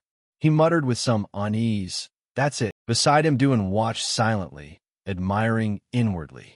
Iron-like indeed. Big Elder's worries differ from ordinary people.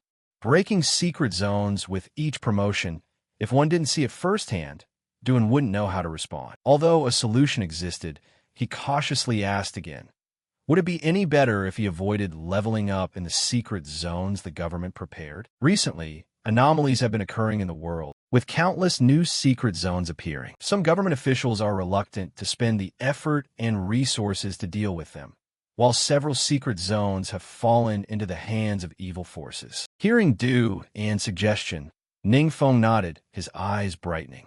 Where's information on these secret zones? Duin replied immediately, his tone enthusiastic. There are 2 at the moment. If Big Elder needs, I can go gather more. Ningfeng smirked slightly, giving his assent. Then he'd have to trouble him.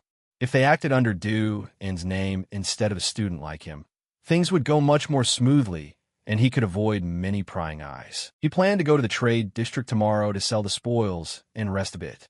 After all, With the forbidden incantation for promotion, he didn't need to worry about others overtaking him. At the Express Inn, Ning Feng closed his eyes and relaxed a little. After leaving Ning Feng's house, Duan immediately sought a boarding inn to spend the night, planning to find a rental place to settle matters in the morning. As soon as he entered, someone greeted him warmly. He introduced himself. "I'm Zhang Ji, mayor of Chengdu when the secret zone breached last time. Thank you for saving people. May I ask if you plan to stay in Chengdu City?" Hearing Duan answer yes, Mayor Zhang Ji beamed, his voice full of excitement. "Excellent. Someone of your caliber is most welcome. This is a special certificate for the city's adventurers granting high authority. If you need anything in the future, tell us and we'll do our best to accommodate." Seeing Duan examine the black card closely, Mayor Zhang Ji couldn't hide his excitement. He'd heard other cities tried to recruit Duan but were refused. Chengdu, a small locality, might have been overlooked, but that worry proved unnecessary. Duan accepted the card and nodded slightly, thanking the mayor for his kindness. At that, Mayor Zhang Ji happily shook Duan's hand, chattering, "You needn't be so formal." Duan accepted the card because of Ning Feng. He thought his big elder might need it in the future, so he would keep it for now. Of course, Mayor Zhang Ji had no idea about Ning Feng. He was thinking that with a fourth transfer powerhouse like Duan's station here, Chengdu would be much safer. Realizing Duan was looking for lodging, the mayor immediately offered enthusiastically, "I'll arrange a place for you right away." It was past midnight at Ning Feng's place. He'd just beaten an opponent in an intense game match. Lost in play, he suddenly realized how late it was and hurried to bed. Suddenly his phone vibrated, the screen lighting up with messages from his class group. They were lively discussing ranks. Some at level 26, some had reached 27, but none had passed level 30. Some complained and worried because the secret zones inside the city were sealed and leaving the city was restricted. At this rate, ranks would fall further, one wrote. Skimming the messages, Ning Feng smirked inwardly, thinking that they were all only 16, already awakened. If they wanted to take the exams, they needed at least a transfer. He hadn't expected to leave his peers so far behind in just a few days. At that moment, someone in the group mocked him by name, sneering, "Some people have been gaming all this time. Ning Feng, do you dare to say otherwise?" Though called out, Ning Feng just glared at the screen and didn't bother replying. He knew they were fans of Wang Duyet, who had likely seen his game status. "What do you care if I'm playing games?" he muttered scornfully. Immediately after, Kokai suddenly spoke up in the group, her words sharp. "Mind your own business and don't trouble yourself for others." At just that one sentence, the guy who had been mocking hurriedly retracted the messages he'd sent. Seeing that, Ning Feng laughed heartily and thought to himself that Kokai was still the best. Just then a new message popped up, bringing hot information about secret zone invasions causing heavy casualties. The whole city was almost nowhere safe. Some even rumored that last time, an unidentified elder defeated a terrifying monster. Hearing the rumor, someone in the group burst into loud laughter, arrogantly saying that if they knew who it was, they'd claim him as their grandfather. Reading that message, Ning Feng frowned, feeling heavy at heart. He'd heard Kokai and Duan mention the world's mutations before, but he hadn't expected it to be this severe. After enjoying a few peaceful days, he really didn't want his life disrupted. At the distant city exchange, Duong Hin, though bearing a few light wounds from the monster encounter, quickly returned to work. Seeing her, a snobbish female employee approached with a mocking tone. "Really? Someone not fully healed already came to work." Facing her, Duong Hin bowed her head, eyes avoiding contact, and said softly, "My injuries aren't serious. There's no problem." The other woman curled her lip, speaking venomously, saying out loud that she's fine, while secretly hoping to climb higher quickly. Hearing this, Duong Hin was briefly stirred and quickly waved her hand to deny it, but she dared not say more and silently endured. Emboldened, the woman continued throwing insults. Sadly, her lofty position is just a reckless thief who dared to snatch from a fourth transfer warrior, now likely smashed to pieces. Duong Hin immediately retorted, her voice trembling, "Mr. Ning isn't that kind of person." The woman sneered contemptuously. "Haha, Master Vong has already sent people to investigate. That Ning fellow is just trash. Awakened at 18, With both parents dead early, impossible to obtain high-tier items. Now that a fourth transfer warrior has come to the door, if he's not a thief, then what is he? As soon as the words fell, a blast of power suddenly erupted before her, nearly knocking her over. The one responsible was none other than the person she had just spoken of, Ning Feng. Ning Feng curled his lip, his gaze cold as he looked at her, his voice low. "Your mouth is vicious. You nearly pushed me past my limit." No one expected Ning Feng to appear right here. The snobbish employee was briefly panic-stricken and hurriedly pointed at him, shouting, daring to use offensive magic in the exchange. "Guards, come arrest this man." Hearing that, Duong Hin panicked and grabbed Ning Feng's hand, anxiously urging, "Run now while the guards haven't arrived." The distant city exchange's influence is not small. Ordinary people can't offend them. If they capture you, it will cause big trouble. At that moment, Mr. Vong strode forward with two burly guards. Pointing at Ning Feng, he barked, "Who gave you the nerve to act insolent in the distant city exchange?" Ning Feng remained unflinching, his eyes cold as he shot back. "We, Master Vong, heard you were investigating behind my back and labeled me a thief. Whether I'm a thief or not, you know best. You have no right to question me." Mr. Vong roared and signaled the two guards to rush forward to seize Ning Feng. But Ning Feng made no unnecessary move.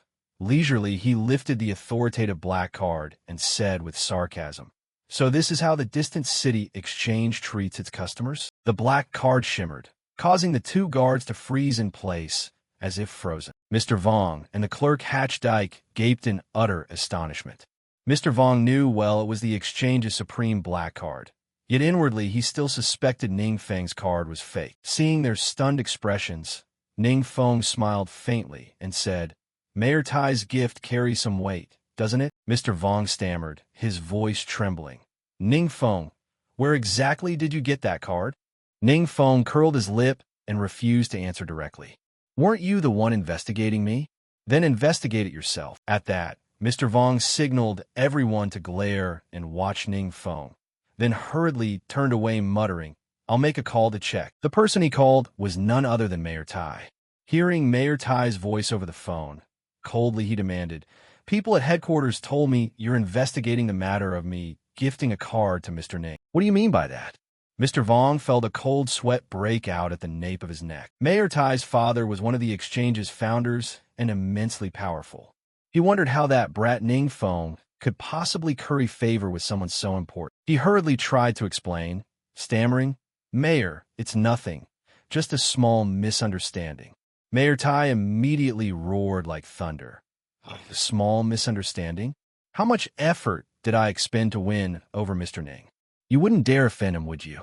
Mr. Vong panicked and tried to stay calm. All right then. Rest assured, I'll handle it properly." But Mayor Tai erupted in fury, slamming the table. "You really offended him? Who gave you the nerve? You bastard, just wait, I'm coming." At that moment, Mr. Vong realized he'd poked a hornet's nest and felt frantic.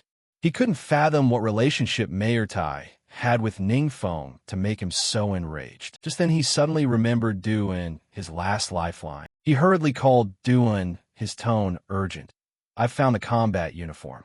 He thought that if Duan appeared to confront them, even Mayor Tai would show some deference. Meanwhile, in the exchange's waiting area, Ning Feng and Duong Hin were sitting and resting. Suddenly, Mayor Tai and Duan Hoi Hai rushed over. Seeing the two of them, Ning Feng froze and asked in surprise, "Why are you two here?" Duong Hin was stunned.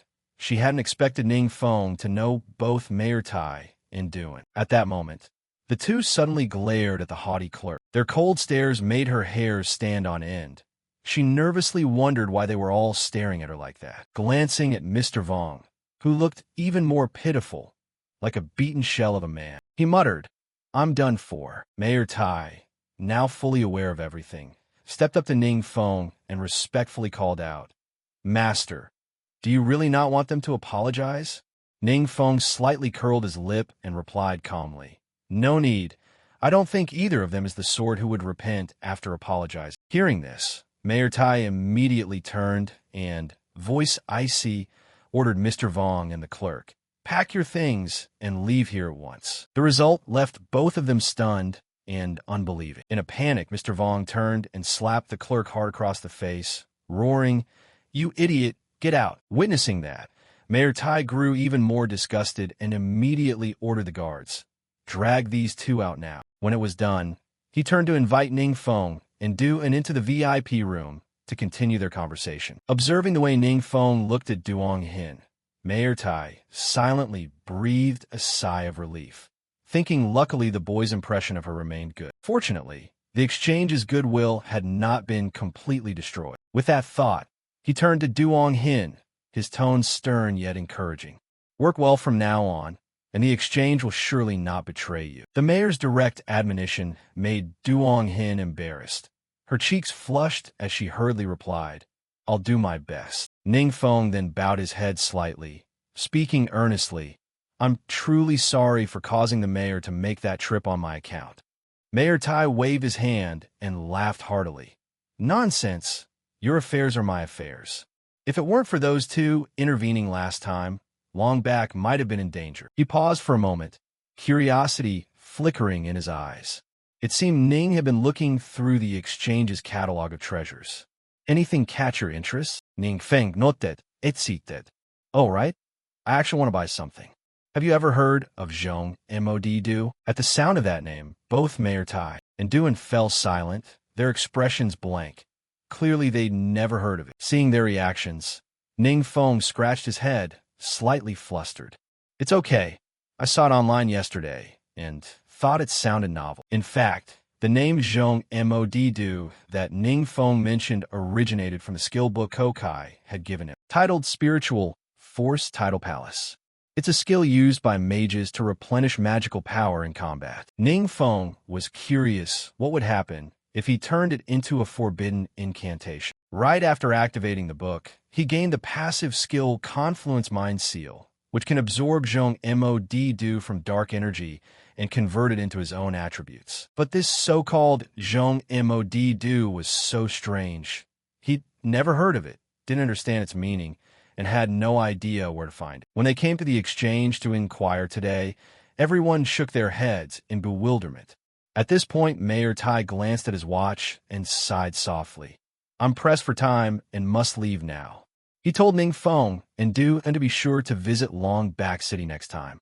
He'd host them there. After saying that, Mayor Tai waved his hand, activated his flight scroll, and vanished in an instant. With matters at the exchange settled, Duan patted Ning Feng's shoulder and excitedly suggested, "Big bro, come eat at my place." At Duan's villa, arranged by Mayor Tandu, the luxurious space left Ning Feng impressed.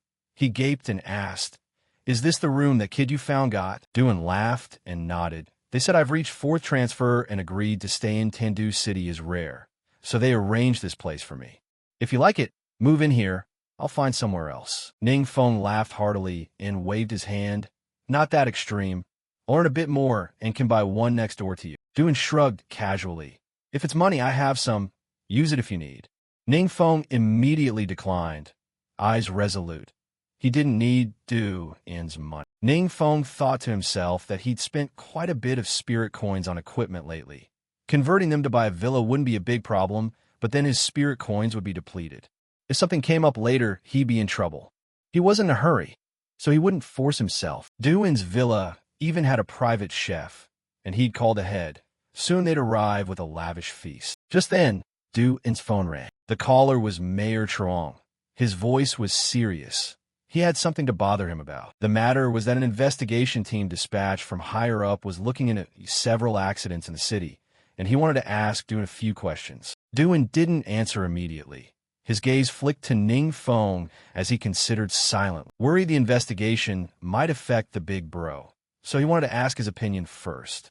With that in mind, he replied calmly, "Sorry, Mayor, I'm not available today." Mayor Truong smiled lightly. "No rush. Within 2 days, contact me when you have time." In the conference room, the investigation team, newly dispatched from above, with a cold expression, asked Talam's group, "Have you ever met the mysterious elder?" Talam replied calmly, her voice unshaken, "No, I've never met him before." The investigator frowned, skeptical.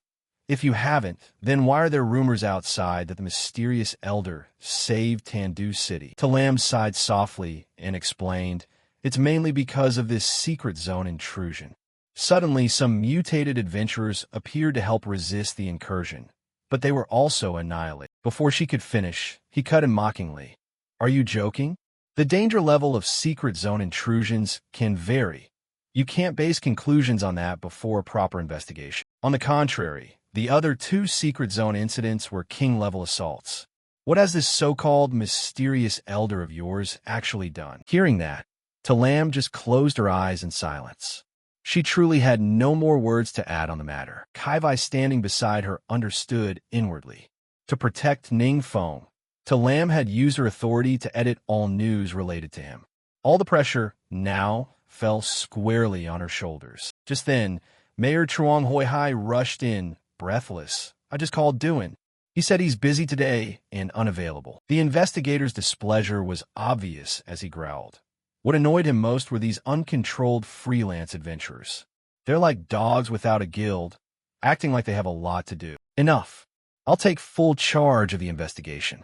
You people go do something else. At the perilous secret zone near the graveyard preserve, a member of the investigation team had just set foot inside, and the guard who recognized him immediately let him in. The scene inside the secret zone, ruined and desolate, left him speechless. Although it was his first time entering, he realized how tremendous the force must have been to destroy a secret zone like this. The remaining dark power was still intensely pure. He muttered contemptuously that even if some so-called mysterious elder showed up, facing this existence would be like an ant. Then the investigator suddenly threw back his head and laughed loudly like a madman, his shrill voice echoing. This place is truly fascinating. Abruptly, a stream of power wrapped around him, and slowly a gigantic beast manifested, clearly having invaded his body. He burst into laughter again, eyes crazed, befitting a king-level threat. Around him, a horrifying power swirled, making the air feel viscous. At Duan's villa, Ning Feng was still absorbed in his game, his combat strength quietly growing without fanfare. Suddenly, the system issued a notification in a cold voice. Detected an apocalyptic relic. Immediately, Ning Feng felt a strange aura linked to him. He frowned slightly, thinking that if he concentrated his senses, the link would become clearer and he could pinpoint its location. Without hesitation, Ning Feng stood up, put on his jacket, and prepared to leave. Seeing this, Duan looked up curiously and asked, Big bro, where are you going? Ning Feng curled his lips and answered tersely, I'm heading out for a bit. He turned to ask, due to finish the game match he was playing. Leaving the villa, Ning Feng followed the locator from the strange aura, feeling it lead him toward the area near the graveyard preserve's perilous zone. Suddenly, a stronger vibration hit, making him frown. It had moved. He muttered and quickened his pace. At the gate of the graveyard preserve's perilous secret zone, urgent alerts blared. An unidentified monster had appeared. From within the zone, a horrifying beast stepped out, terrifying the two guards, who stood frozen, unable to speak. The creature was even more dreadful, and bore a portion of the investigator's head. He groaned in pain, his voice hoarse. I can't move. Someone, help me. The road leading into the secret zone had been sealed off, passage prohibited. Ning Feng had to stop his vehicle, quietly get out, and cross on foot. At the same time, Talam's group had already arrived at the graveyard preserve's perilous zone. Seeing the giant beast before them, all three froze, eyes wide in shock.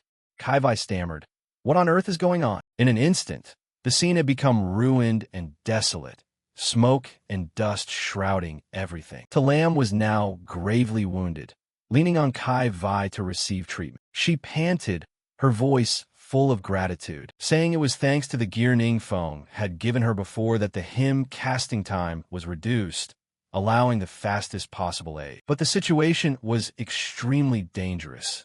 Even a powerhouse like Talam couldn't hold the monster back. It was heading straight for the city. Mayor Trong hurriedly called Duan for help. Kai worriedly wondered if he would arrive in time. Although Du and strength wasn't inferior to Talam's, alone he likely couldn't confront the beast.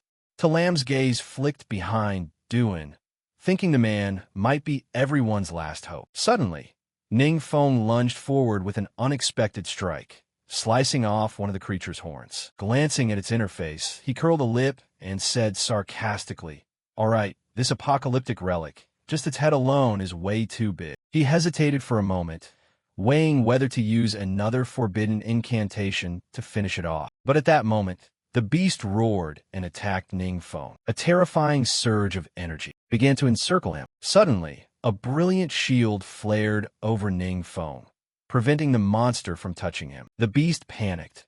It hadn't expected Ningfeng's power to be so formidable. At that moment, the system announced, "Apocalyptic relic found. Do you want to absorb it?" Ningfeng frowned and muttered, "Only notifying me now? Do I have to be in direct contact to absorb it?" No hesitation. Reach out and press absorb. Immediately, a storm-like power surged through Ningfeng's body, shattering the beast just as he intended. At the same time, he absorbed its energy, and fragments of the creature's memories flooded into his mind. After the battle, all of Ningfeng's attributes soared by 100 points, even though he had already reached third transfer from grade 0. Even cumulatively, nothing could compare to that number. But beyond the attributes, Ningfeng felt a strange aura being sucked into his body. Bizarre images flashed through his head like a whirlwind. Just then, Duan appeared and urgently asked, "Ningfeng, what happened here?" He pointed toward the pile of wreckage and said calmly, "I just killed a monster a moment ago." From among the heap of monstrous corpses, the investigator's form gradually emerged, so mangled he was unrecognizable. Looking at Ningfeng's battlefield, Duan guessed the monster the mayor mentioned was this. He murmured in surprise, "If the Elder could kill it, I can understand, but the nearby aura doesn't feel like the Elder used any powerful spell." "Elder? How could that be possible?" Ningfeng only gave a light laugh, patted Duan's shoulder, and teased, "You arrived at the perfect time. I'll leave the next part to you." With that, he shot off at once, moving in astonishing speed, far surpassing all agile vocation types. At the Chengdu City prison, the investigator had fully confessed.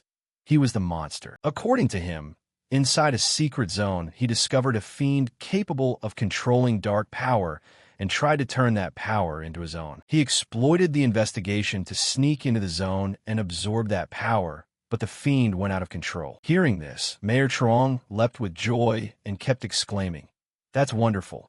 There really is a mysterious elder protecting Chengdu City." To Lam and Kokai, standing nearby, merely smiled slightly, their eyes implying they had already guessed who that elder was. Mayor Trong turned to Duan and asked curiously, "Have you met this mysterious elder?" Duan nodded and replied, "Actually, I was fortunate enough to meet him once." At that, Kokai and Talam couldn't hide their astonishment, their eyes hopeful. Mayor Truong eagerly urged, "Please, sir, introduce us a bit to this elder.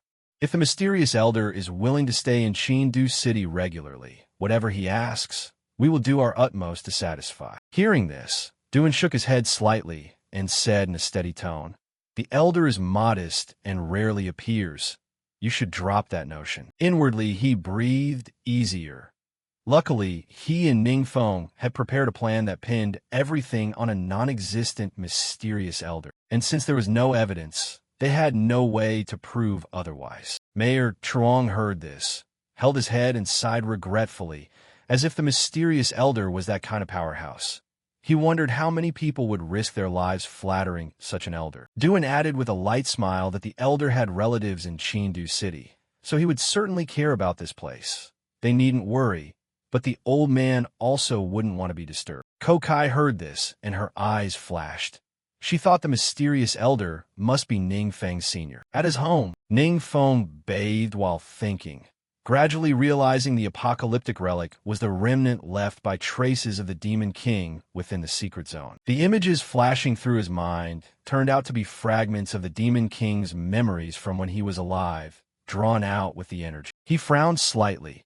He had no intention of becoming a Demon King, but some elements within those memories were still useful. Secret zones that accumulate dark power strengthen in stages. If the invasions of time-space aren't stopped, the apocalypse will arrive. From the perspective of his time stream, the path to cultivating awakened ones still had many flaws. Powerhouses reaching the fourth transfer were too rare, and their vocations hadn't reached optimal forms. Reviewing the Demon King's memories, Ning Feng frowned, feeling the information was still too scant. If things continued, humanity faced only extinction. Though he could protect himself, he couldn't live alone in a world full of monsters. Fortunately, this time stream wasn't the only one invaded by secret zones. Some other time streams had repelled the invaders, and by accumulating a few more apocalyptic relics and passing on useful experience, he believed they could make a big impact. What exactly to pass on, however, Ning Feng still needed to think over. Ning Feng pondered deeply, realizing these experiences far exceeded current knowledge. If handled wrongly, the consequences could be incalculable. Just then his phone rang. Wang Diet was called. He picked up and laughed loudly. "Ha ha, Miss Wang.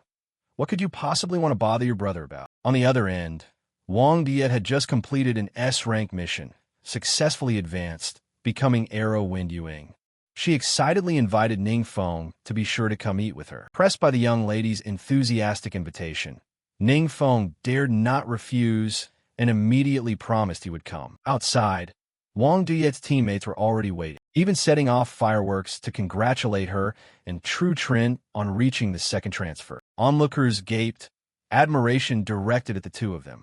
So young and already through the second transfer, they whispered in awe. To celebrate, True Trin booked a room at the city's finest hotel and invited Wang Diet and the whole team to join. But she tactfully declined, saying she had other business tonight and that everyone should go enjoy themselves. She'd cook for them tomorrow night. True Trin was still dissatisfied, his tone sharp. It was hard-earned to complete such a mission. They deserved a rest. What business couldn't wait? Wang Diet smiled faintly and replied, This matter is quite important." After saying that, she hurried off with quick footsteps. Watching her figure fade away, True Trin grumbled angrily and snapped that she had just advanced to the second transfer and had already turned aloof, refusing friends. A holy class teammate waved her hand anxiously. "Don't say that. It isn't like that. She must really have something to do." True Trin frowned, suspicious. Does anyone feel tired of pursuing her? They feared that one day she might give up and leave the squad. Now she had not only completed the S-rank transfer, but also awakened a new hidden vocation. Distance between her and the others would only grow. They feared that one day she might give up and leave the squad. At Old Tung's Lamb Grill, Ning Feng was thrilled by the fragrant piece of meat. To him, the grill's prices were fair and the flavor superb. He beamed at Wang Diet and said that only by following Miss Wang could one enjoy such delicacies. She replied with sparkling, grateful eyes, mostly thanking him for giving her the badge. It had really helped a lot. While happily chewing the meat, Ning Feng raised an eyebrow and asked, "You mean that badge activated a new hidden vocation?" He thoughtfully skimmed through the Demon King's memories. Indeed, in this time stream, the Awakens vocations hadn't reached optimal forms. Ning Feng surmised such badges were likely one of the key upgrade methods. Wang Diet, curious, eyes brightened. Where did the badge he gave her actually come from? Ning Feng scratched his head innocently and grinned. "I'm not really sure either." Hearing that, Wang Diet sighed dejectedly, regretful. "If only we could buy them. I want to give them to you and the squaw mates." Ning Feng smiled, appreciating her kindness. As always, Wang Diet thought of him whenever something interesting came up. He replied softly, "If I don't know, Wang Diet, you tell me, and I'll find a way." She immediately comforted him sincerely. "Don't give up on leveling. It's so dangerous now. Having a bit more power to protect yourself is better. Be more practical. When I find a suitable badge for you, maybe you'll be able to activate a new vocation." Ning Feng laughed loudly. "I'm kidding. Training up myself is such a hassle. It's fine as long as you protect me." That remark made Wang Diet flush with anger and shout, "Don't joke. I'm serious." Suddenly her face contorted as if she were in pain. Ning Feng asked anxiously and learned she had been injured while doing the S-rank mission. She reassured him gently that, after all, it was an S-rank mission and the boss's damage was high. She would likely need to rest for a while. Just then, Ning Feng's phone rang, an incoming number. He answered. The voice on the other end was cold. "You're Ning Feng, right? You don't need to know who I am. I'm asking you. Where did that badge of yours come from? Taken aback by the question about the badge, Ning Feng froze, blank for a moment, then abruptly hung up. Wang Diet frowned curiously and asked, "What's wrong?" He shrugged irritably and said a jerk with an aggressive tone demanded to know where his badge came from. "What is going on?" "I haven't told anyone else." Not caring who the caller was, Ning Feng went back to gnawing on the fragrant meat. But in less than a minute, the phone rang again. This time a man screamed into the phone in fury. "Damn it! How dare you hang up on me? Huh? Refuse a toast, and you want a penalty drink instead." With Wang Diet present, Ning Feng didn't want to make a scene, so he quietly turned the phone off without replying. After the meal, the two of them headed home, and Wang Diet asked about the strange man who had harassed him by phone. Ning Feng smiled faintly and reassured her not to worry. "It's probably just a nonsense caller." When they got home, Ning Feng yawned, about to fall asleep, but the scene before him jolted him fully awake. The place was ransacked, belongings scattered everywhere. Clearly someone had been rummaging through. At that moment, a blond man with an arrogant expression stepped out of the shadows and sneered. "So young Master Ning is home? Are you the one who called just now?" That's right. I warned you. Refuse a toast, and you invite a penalty drink. If you'd been honest with me earlier, none of this would have happened." A dangerous light flashed in Ning Feng's eyes, and his voice turned ice cold. "Who sent you?" The blond man seemed oblivious to the killing intent in his eyes and remained smug. "Ning Feng, you're just a newly awakened trash. How dare you speak to me like that?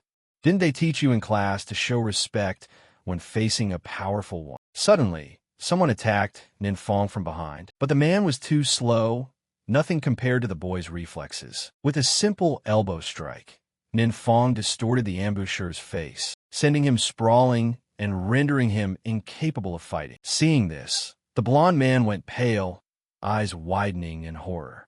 "What?" Ning Feng curled his lip, mocking. "I'll return this favor to you. When you meet a powerful one, show some respect." At this, the blond man began to panic.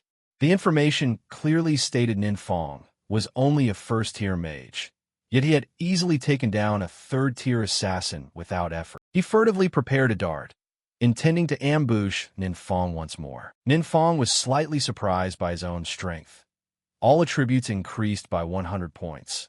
Not only his reactions, but also his speed improved dramatically, enough to handle countless situations, even when using magic. At that moment, the blond man threw the dart at him. Ning Feng easily dodged, and, ironically, the dart struck one of the blond man's companions. The blond man went ashen, realizing he couldn't win. He panicked and bolted, thinking he had escaped. But barely had he lifted his foot to jump when Ning Feng dashed over and grabbed him. He trembled, knowing he had no choice, and obediently complied. Ning Feng ordered coldly, "Clean up everything you set out.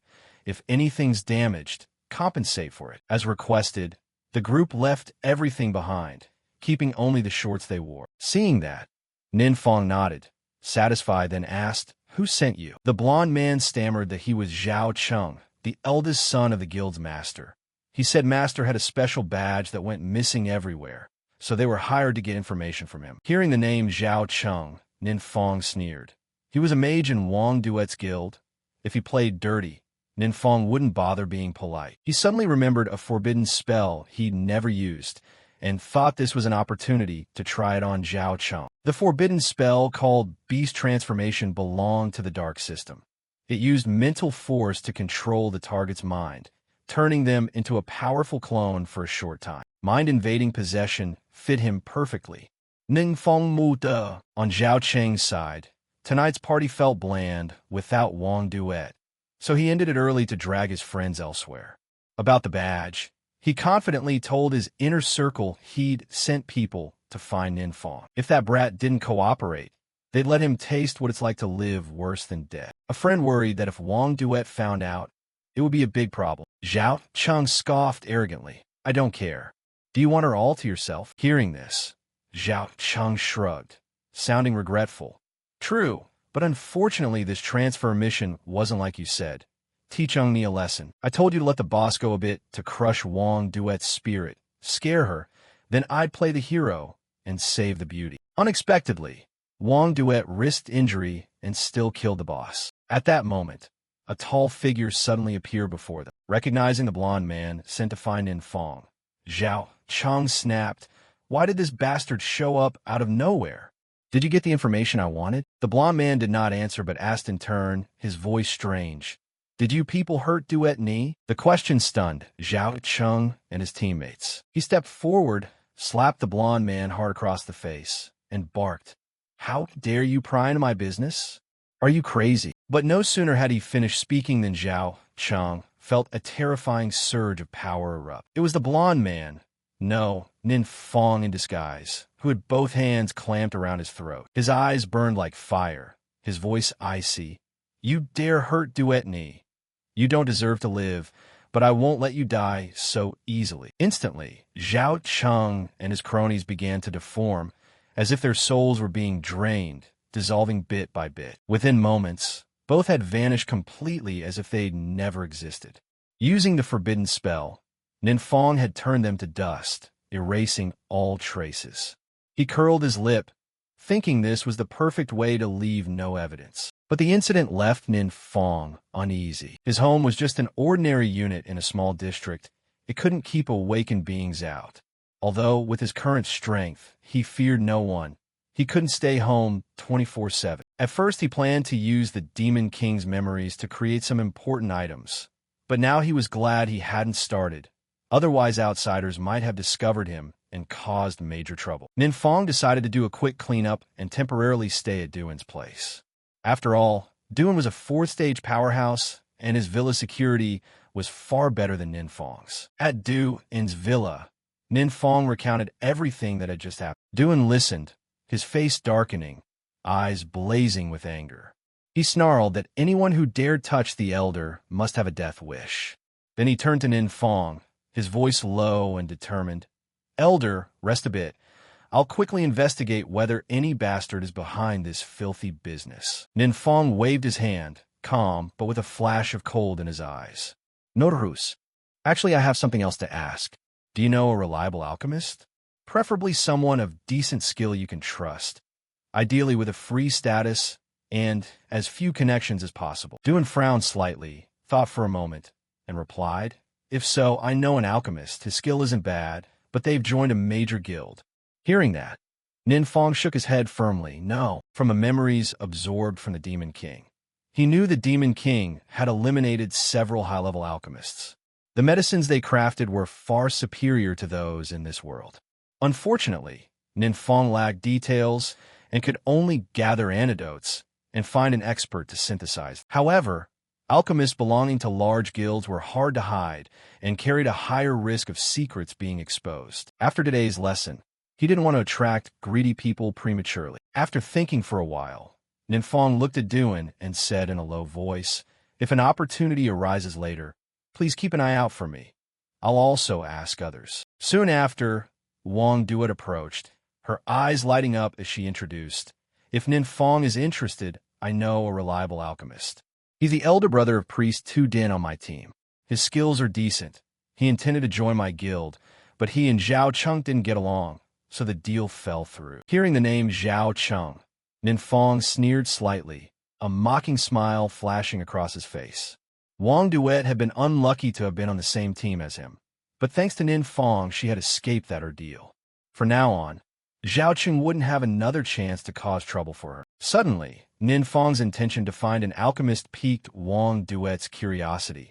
Her eyes sparkled with interest. She asked him inquisitively, Why look for an alchemist? To answer, Ninfong smiled faintly and said calmly, I just found some medicines in the house and want to invite someone to take a look. He mentioned the badge he once gave her, saying he found it in the house this time too, which made Wang Duet suspicious. Ninfong could only shrug and say casually, I'm just cleaning the house. Thanks to Wang Duet's arrangement, Ninfong quickly met the alchemist. His name was Tu Noi, elegant in bearing and exuding scholarly poise. As soon as Tu Noi saw Ninfong, he looked at him steadily and in a calm voice. The boy handed him the medicine to examine. Outside, Tu Din waited, annoyed at being kicked out by his brother. She had planned to try to get to know Ninfong, but resigned herself to standing outside. Min Wei Dungwi Scutin Ninfong Sha Gon Go Dino. He frowned slightly, noting the ingredients were unremarkable, but the preparation method was something he'd never seen before and seemed rather complex. Then he looked up and asked, "Do you know what this medicine does?" Ninfong replied, "I heard it can double the experience gain." Hearing that, Tu Noi started, his eyes widening in astonishment. It was the first time he'd heard of such a thing. He explained, "The strongest experience potions on the market currently only reach 40% and are already expensive. If there really is a potion that increases experience by 100%, wouldn't 1 and 2-star professions level up in a flash?" Ninfong nodded, speaking cautiously. "That's roughly it, but I'm not sure, so I didn't want to casually ask others. That's why I came to you for a check." Tu Noi nodded, his eyes brightening with resolve. "I'll start testing right away. Go wait outside for a bit." Ninfong stepped out and sat waiting. Suddenly, a piercing scream from Tu Noi in the lab made everyone start. From the sound, everyone guessed something terrible had happened inside, and they all rushed in to see. At the door, Tu Din saw the slim, Tu Noi's test subject, flying out in a panic. Smoke and flames billowed, the lab looking as if it had just endured a fierce battle. Yet Tu Noi was radiant, a small spark still flickering from his finger, his voice full of excitement. "It's a success. It's truly 100%. Wang Duet and Tu Din stood dumbfounded, eyes wide, unable to comprehend what he was saying. Tu Noi turned to Ninfong with a beaming smile.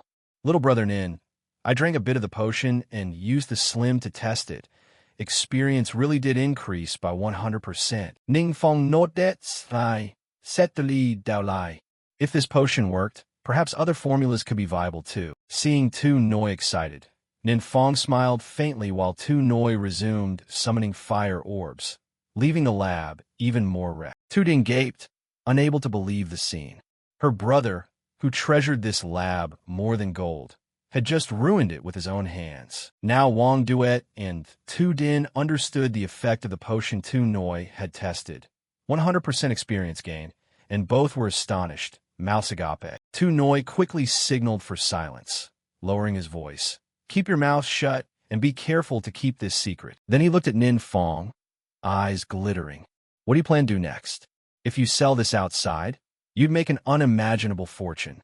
It's dangerous out there now. No one will refuse anything that boosts their power." Ninfong ponde silenti, not ansuan immeditan. He was still weighing his options, his expression thoughtful. Just then, his phone vibrated, and a new message popped up in the group chat. It was from Ms. Kai, a school teacher. She announced the school was planning a level-up training session for all third-year students in the nearby city's hidden zone starting next Monday. Because the training grounds are small, classes will be zoned and scheduled. Please prepare carefully and cooperate actively. As soon as the message was sent, the group chat erupted. Some classmates discussed that hidden zones have been overcrowded lately, with too few monsters to go around. The reason is widespread panic. 1- and 2-star professions are force leveling to protect themselves. Many rushed to buy experience vials, but word was they sold out in seconds. Without experience potions, they feared falling behind. After reading the message, Ninfong nodded slightly, determination flashing in his eyes. With this experience potion, he'll let his family use it first. After some consideration, he said in a low voice that he'd wait a while before putting it on the market. Hearing this, Tu Din's eyes lit up. Excited, she turned to him and asked if she and he were from the same family. When Ninfong answered yes, she cheered, voice full of excitement, "Elder." Then she patted her chest and declared, "From now on, Wang Duet and I will be your bodyguards, and my brother can use it freely. No need to be polite." Ninfong curled his lips slightly, his gaze deep. He knew once this potion hit the market, it would become a priceless treasure, capable of shocking everywhere. The benefits were enormous, and people like Zhao Cheng would surely swarm in. To be safe, he first had to cultivate those close to him and strengthen his own power. Then, if anyone acted rashly, he'd deal with them. Thinking that, Ninfong suddenly remembered Wang Duet's team. He looked at her calmly. "There's a berserker named Chu Zhang on your team, right? I want to give him a share of this experience potion." Wang Duet and Tu Din brightened, happy for Chu Zhang. Yesterday, he was worried he wouldn't have enough strength to pass the entrance exam with everyone else. Ninfong judged Chu Zhang to be competent and close to Wang Duet. so he would surely be useful later. At this, Tu Noi's eyes glittered, and he too began calling Nin Fong elder. He looked at him curiously. Are there any other potions like this? Nin Fong didn't answer immediately, silently handing another prescription for Tu Noi to examine. Tu Noi examined the formula intently, brow slightly furrowing. Many ingredients listed were ones he'd never heard of. Only 2 pages contained materials he recognized, but at his current level, he couldn't produce them. Nin Fong nodded slightly, his expression thoughtful. As he'd guessed, these were otherworldly formulas. Being able to use even a few of them would be miraculous. Wang Duet interjected enthusiastically. Since they were talking about this, she had an idea. Once the first batch of experience potions was ready, they'd call the group together to level up. She looked at Nin Fong with a bright smile. You should come with us for this training. Although Nin Fong intended to decline, Wang Duet was insistent, eyes sparkling. Don't worry. The city just announced guilds are allowed to lead teams out for leveling. He only needed to go along with everyone. So on Monday morning, Nin Fong stood at the meeting point waiting for Wang Duet's team. At that moment, a bus carrying his class passed by. Seeing Nin Fong, several students on the bus snickered, their tones full of sarcasm. He didn't go out for training today. What is he doing? Bagging sand for the class? Another jeered contemptuously. They couldn't even find him as a servant. Who's protecting whom in the hidden zone with such a low-rank lackey? A harsher voice sneered about that trashy guy. What are you doing? You might as well go back to sleep. At the entrance to the hidden zone, people queued in a long line waiting to enter. Ms. Kai was leading Nin Fong's class in line. It was expected to take about 2 more hours before their turn.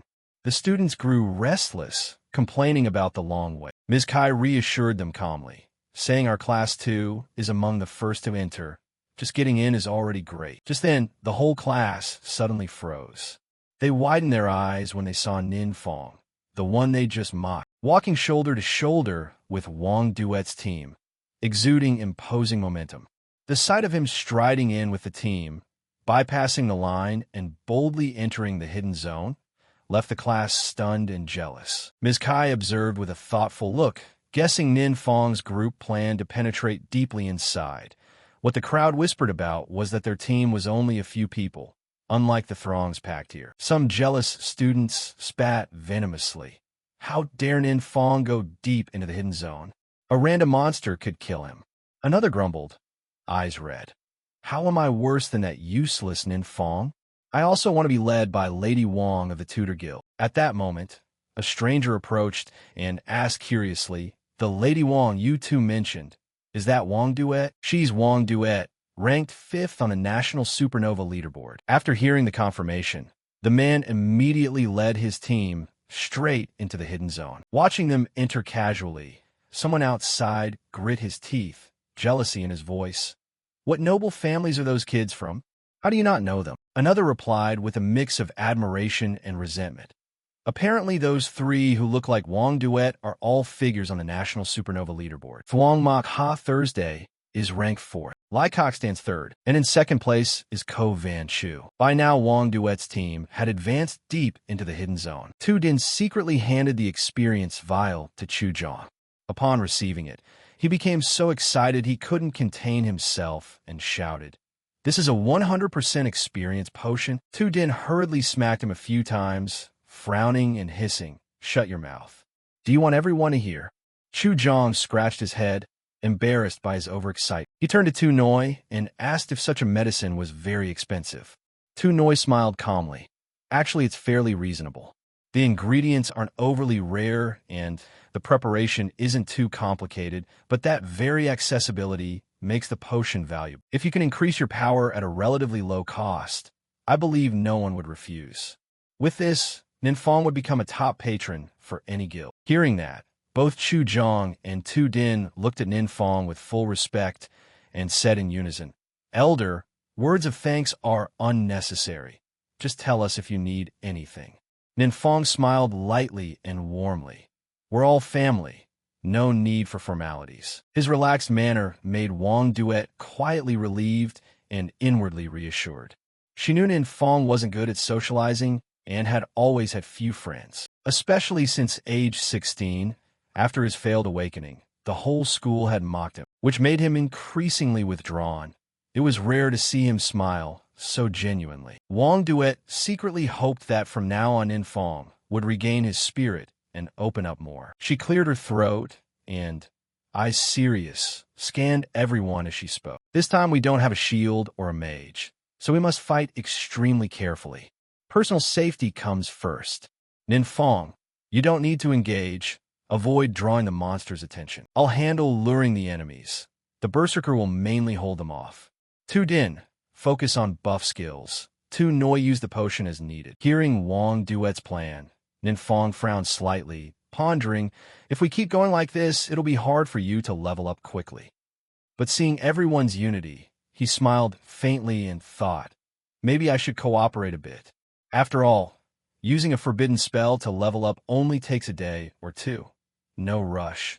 First, let's gauge everyone's strength. Wang Duet drew her bow, and each member dashed forward, instantly slaying several monsters in the blink of an eye. Next, Tu Din unleashed a thunderous rallying strike, coordinating smoothly with Chu Zhang. The two produced a terrifying shockwave, a single sword sweep that cleared the pack of monsters. The finisher was Tu Noi. His potion erupted, incinerating the monsters to ash. After the flawless coordination, Tu Noi was elated, eyes shining.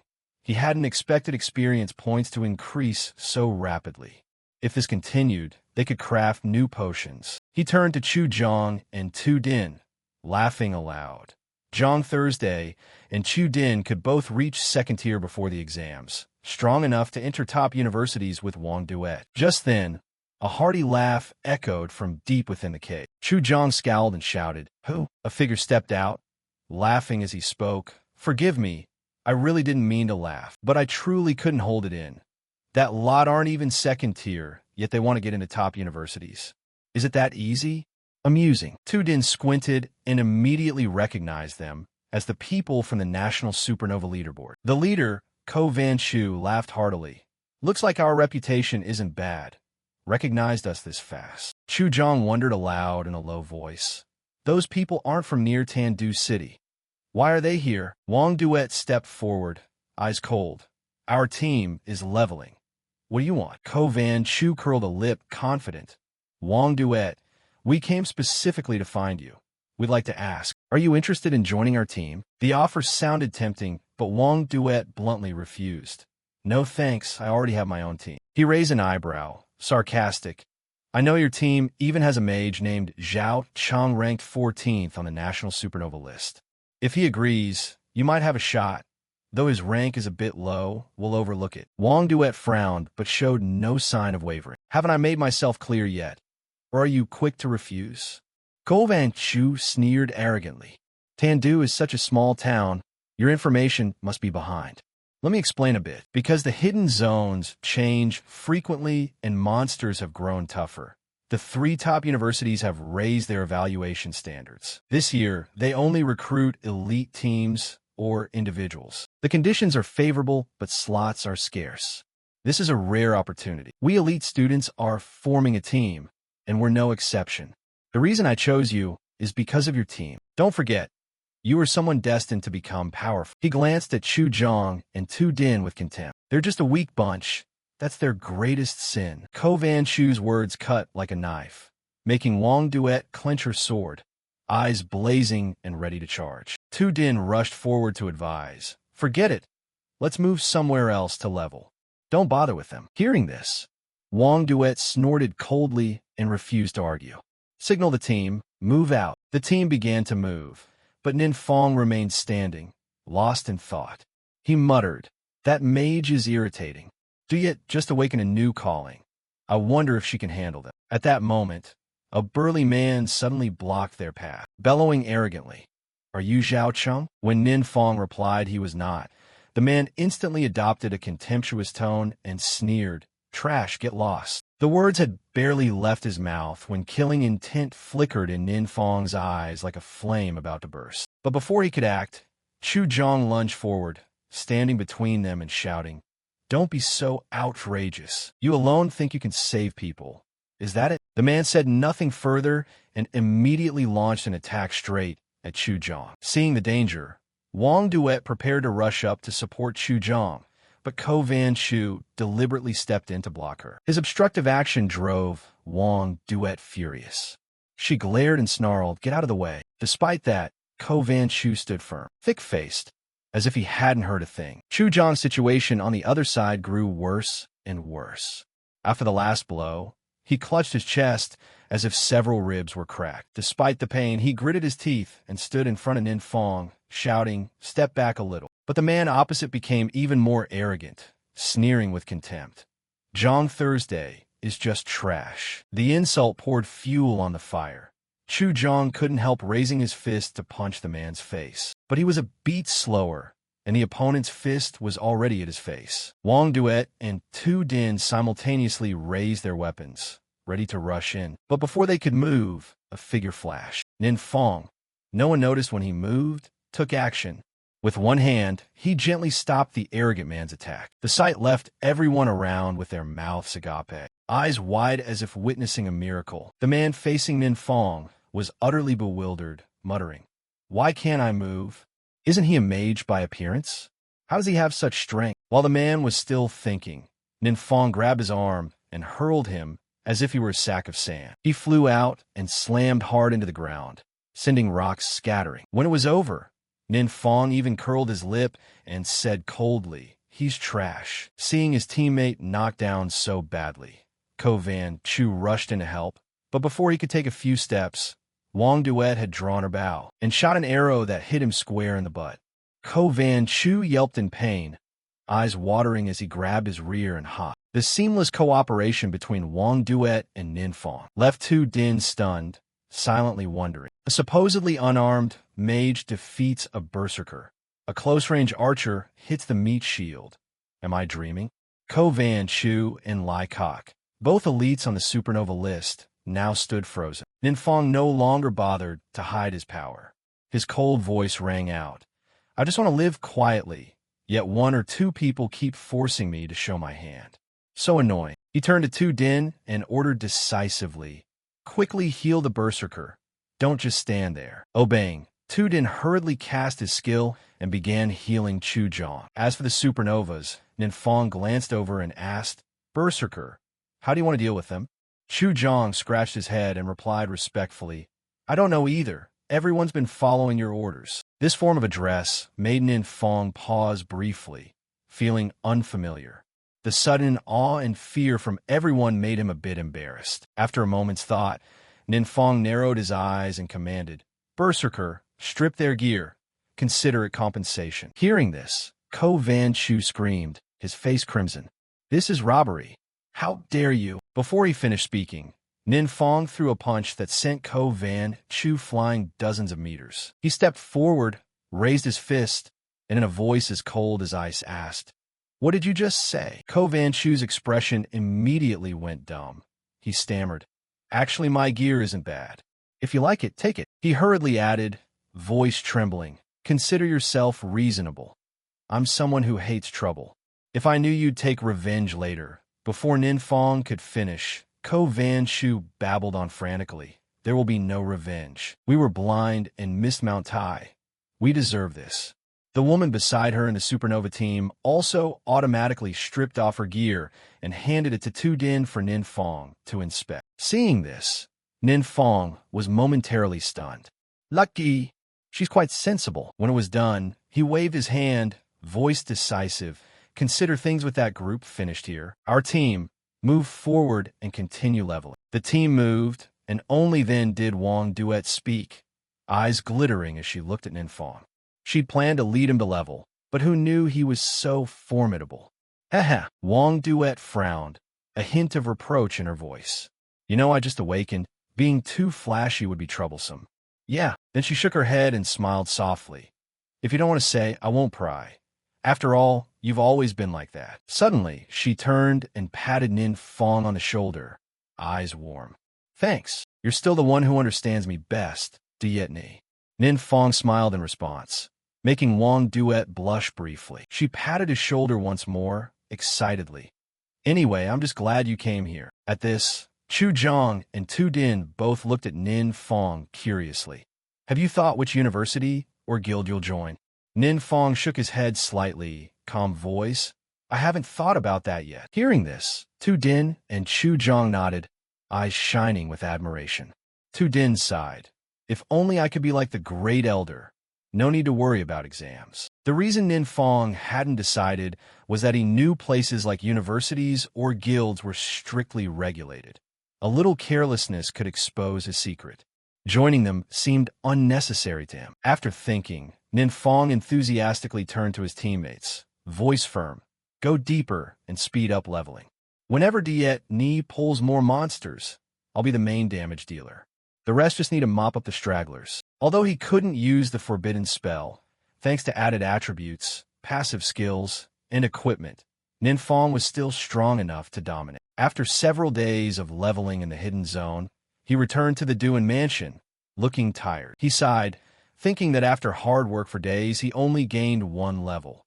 Without the new experience potion, progress would have been even slower. Used to sweeping monsters with forbidden spells to level up, he nearly forgot this was a normal pace. Supernovas like Wang Duet could reach level 60 in 2 years and complete second transfer. For 1 or 2-star ordinary professions, it's less trouble to take regular university exams than to grind small monsters every day. Thinking this made Nin Fong even lazier. He muttered, I'll stop overthinking. I'll laze at home secretly, relax for a few days. Otherwise, I'll have to compete with others after getting strong. Right after, Nin Fong plunged into days of indulgence. He and Dun immersed themselves in intense game matches, then shifted to snoring away, and afterward returned to overeating, enjoying their free life. Suddenly his phone rang. Duong Hin called, voice excited. There's an auction coming up. I've heard there are many good items. Master Duong, who just arrived, asked if he was interested in participating. The Master Duong Hin mentioned was the one who replaced Master Vong. Nin Fong yawned, lazy voice. I haven't had much to do lately. I can go take a look. But before he could go, Duong Hin smiled brightly. No need for you to come. Master Duong and I will drop by our place later, and we'll send the auction list for you to preview. Hearing that, Nin Fong slightly curled his lips, silently judging that Master Duong seemed more personable than Master Vong. Soon, Duong Dat Tai and Duong Hin arrived at the mansion. Duong Dat Tai, an appraiser from the Tan Du branch of the Trade Bureau, entered with a respectful demeanor. Seeing Nin Fong about to shake hands, he hurriedly bowed lower, voice deferential. I dare not. First time meeting. Hope the great elders will favor me. The reason Duong Dat Tai was so deferential was that before coming, Mayor Tai had specifically instructed him to serve Nin Fong attentively. The mayor even emphasized that it would be fine if the entire Trade Bureau served only Nin Fong. After the greetings, Duong Dat Tai signaled to Duong Hin to quickly hand the auction list to Elder Nin for review. Nin Fong skimmed a few pages with indifferent look. Only a few pieces of gear and potions suited for mages appeared, but he had no interest in using them. Seeing him flip through the list like the wind, Duong Dat Tai broke out in a cold sweat, thinking the worst. Elder Nin scanned so fast and nothing caught his eye. I underestimated his strength. This time I've turned a sure thing into a fiasco. Just then, Nin Fong's gaze suddenly halted, as if he had noticed something. Duong Dat Tai hurriedly spoke up, eyes glittering with admiration. It really is good to his eye. As expected, he chose this. This was the newest experience potion, able to increase received experience by 100%, extremely rare, most suitable for high-level elders to level up. But hearing that, suspicion rose in Nin Fong. That 100% experience potion was the one he and Tu Noi had made. Now its appearance on the auction list made him uneasy. He fixed Duong Dat Tai with a stern look and asked coldly, Where did you get this potion? Duong Dat Tai quickly replied with deference. This item was consigned to the auction by the Thuong Hu Guild. Elder Nin, is something wrong? The Thuong Hu Guild is one of the nation's 7 top-tier guilds, with formidable strength. Nin Fong frowned, guessing to himself that either Tu Noi secretly sold the potion to them, or someone had done something to Tu Noi. He pressed further, eyes sharp. Had they ever said where this potion came from? Duong Dat Tai hurried to explain. It was reported they discovered a new type of secret zone called the Divine Trial. It can only be cleared solo. The zone appears to have multiple floors, and each floor offers corresponding rewards. This potion was one of the rewards for members who cleared the trial. Duan, standing beside him, frowned slightly. This was the first time he'd heard the name. Could it be a mutated secret zone?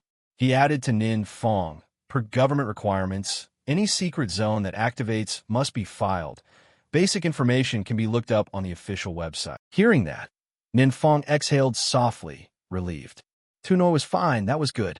But the name Divine Trial made him sense an unusual aura, as if the place concealed formidable power. At that moment, the system in his head suddenly pinged with a quest notification. Main quest, Divine Trial Secret Zone. Conquer the secret zone and make it your strength. Time limit 60 days. Failure penalty. The host will be destroyed. Upon hearing the quest, blood surged in Nin Fong and his eyes lit up with excitement. It was the first time a system-given quest and the name Divine Trial had stirred such a strange, potent attraction in him. He turned to Duong Dat Tai and Duong Hin, voice gentle but firm.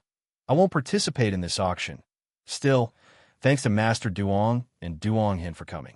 The remark left Duong Dat Tai and Duong Hin slightly embarrassed and surprised. They hadn't expected Nin Fong to be so indifferent to the auction. Duong Dat Tai forced a smile, keeping up his deference.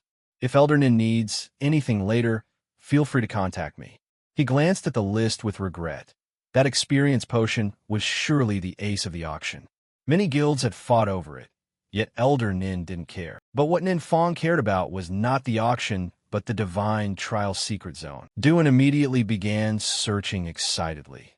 Let me look up information about this secret zone right away. However, accessing information on the Divine Trial required an account with special permissions. Fortunately, Duan possessed a privilege card previously granted by Mayor Truong, which allowed him to log in successfully. Before them appeared an image of a majestic tower, the Divine Trial Secret Zone. Duan frowned. Thuong Hu Guild had registered exclusive rights. The government allowed them to self-manage, and outsiders without permission could not enter. Ning Fong not that, eyes deep. The system had declared the quest. If he didn't complete it, he would be destroyed. He vowed to find another way. At the gate of the Divine Trial Secret Zone, Thuong Hu Guild kept strict guards day and night. Under the pale moonlight, Nin Fong watched quietly, his identity hidden by the forbidden spell. He noticed that Thuong Hu Guild had publicized much information about the secret zone on personal forums to attract powerful players. This inadvertently helped him understand the place better. Nin Fong's plan began to take shape, his eyes flashing with determination. He would use his stealth skill to infiltrate the secret zone. With the forbidden spell, he was confident no one in Thuong Hu Guild could detect it. After calculating everything, Nin Fong charged in confidently.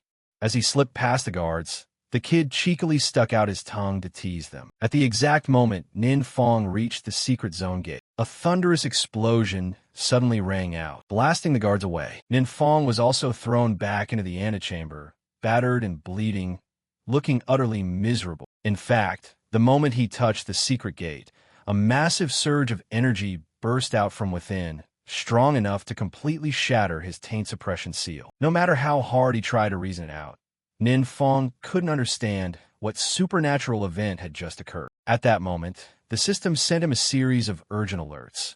The immune system rechecked and had taken 3% damage, cumulative injury 3%. Hearing that, Nin Fong was astonished. Even the system was damaged. He wondered what kind of skill could be so terrifying. Then the system kept sending damage notices. For percent more, cumulative damage 7%. 24 hours later, due to the aftershock caused by the incident Nin Fong triggered, people soon came to the trial secret zone to inspect the situation. After examining the two gate guards, a man in white diagnosed them as merely stunned. No physical injuries on their bodies. At that moment, one of the gate guards regained consciousness. When he opened his eyes, he saw the guild master standing before him and was startled. It was Master Ha Su Vu of the Thuong Ne Guild. He asked about what had happened. What occurred just now? The guard answered in a trembling voice. I don't know either. The Divine Trial Gate suddenly exploded and I passed out. Had nothing happened before this? Could the secret zone have mutated? To clarify previous events, she immediately created a special magic array. This array could reverse time. The secret zone possessed a unique formation that not only recorded images inside and around it, but could also use time reversal to review past events. After a moment, images on the array gradually appeared, but only as a vague, dark silhouette. Details couldn't be seen clearly. At that instant, the deity suddenly appeared, voice imposing.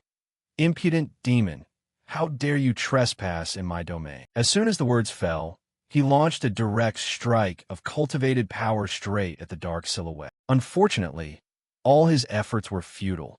He couldn't do anything to it. He immediately ordered people to track down that figure, determined not to let it destroy their world. After that, the dark image of Nin Fong was taken back to the guild. They believed this was the first glimpse of the true existence of the divine deity. This was Luan Chan, the guild president whose power commanded respect from the authorities. He judged that although the divine deity's identity was unclear, the magic it released was enough to reach the legendary ceiling tier level. Picking up Luan Chan's point, Fuang Chu, head of the Epic Guild, spoke up. "Guildmaster Ha, I recall from your reports that by completing the trial one can receive the divine deity's certification and grace, right?" Du Lin Hoa, the story archive guildmaster, interjected. "The secret zone does indeed contain such information, but we never expected an actual deity to appear." She continued, "Ceiling tier magic can't destroy the fiend. This could be significant news." Hearing her, Lac Noyet Nin agreed. "If the fiend intended to destroy our world, there might be no way to stop it. If one could gain the divine deity's grace through the trial, perhaps there would be a way to deal with the fiend.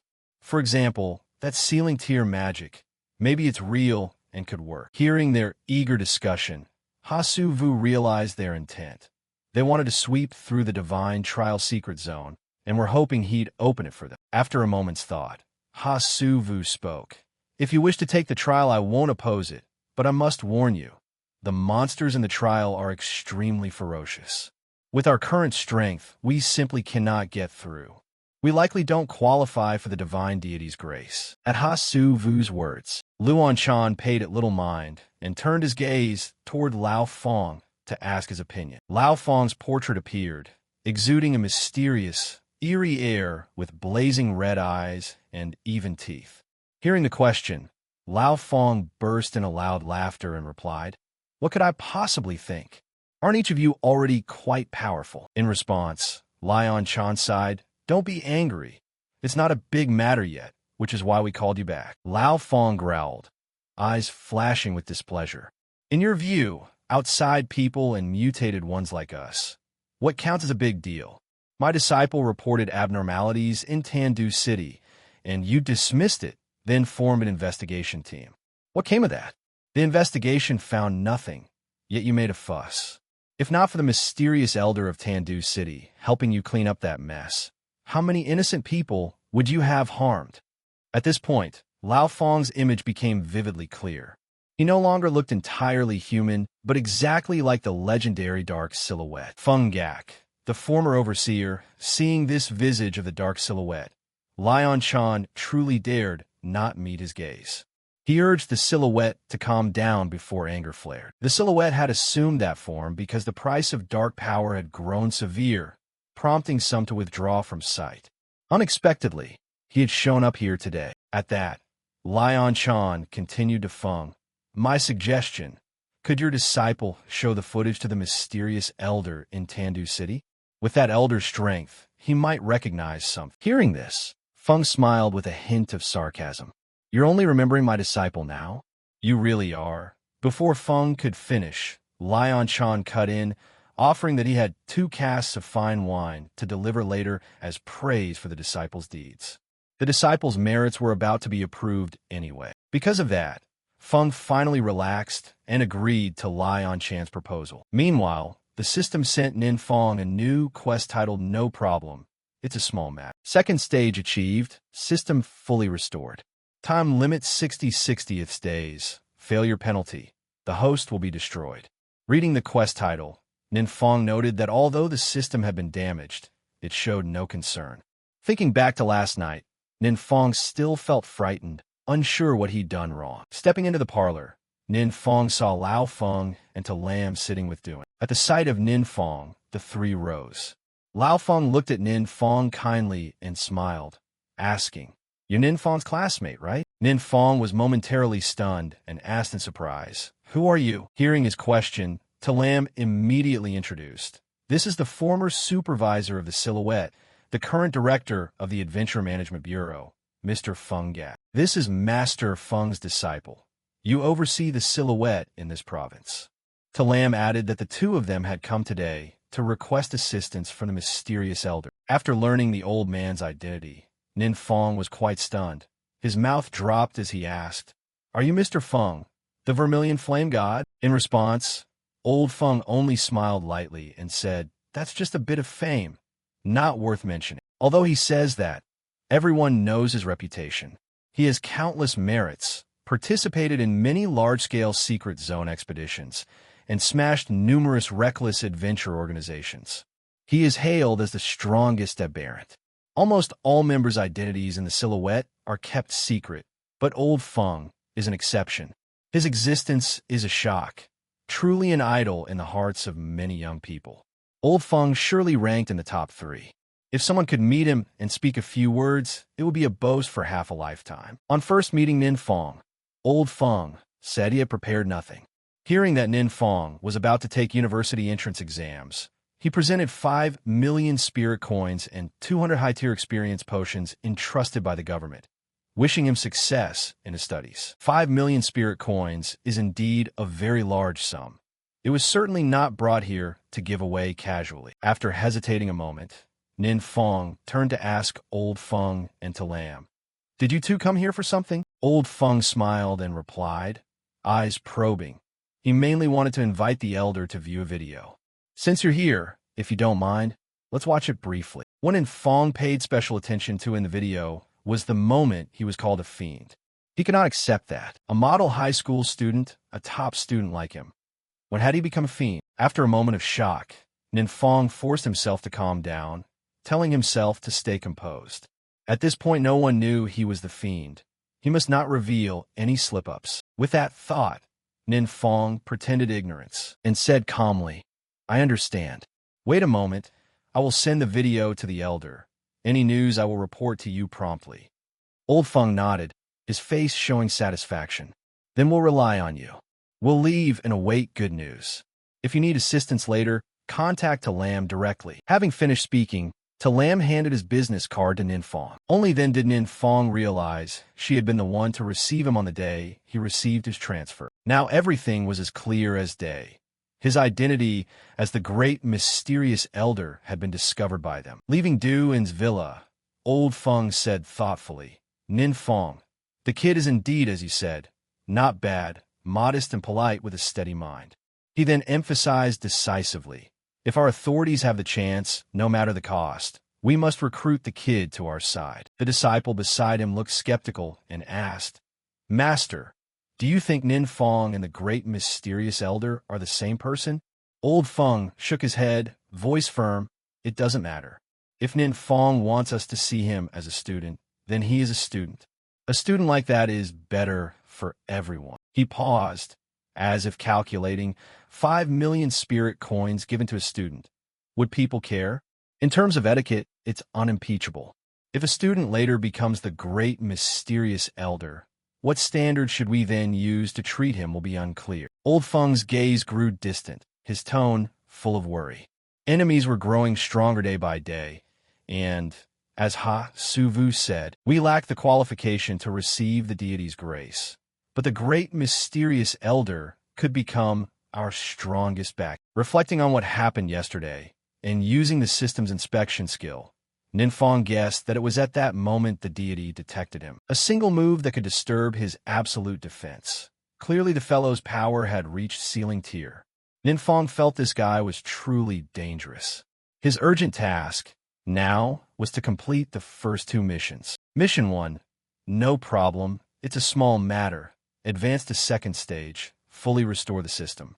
The time limit for this mission is 60 days, and the penalty for failure is host annihilation. Mission 2, cultivate divine ability through the divine trial secret zone, transforming the user's power.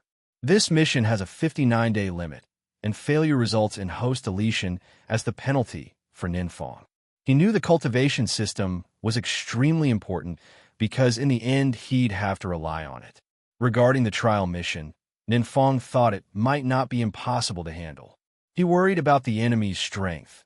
If he couldn't use it for himself, it could very well become a mortal enemy. Mr. Feng had sent the documents, and now Duan would organize them and send them to Ninfong for review. In fact, the Divine Trial Secret Zone is a tower divided into many floors, and only by completing them all can one know exactly what's inside.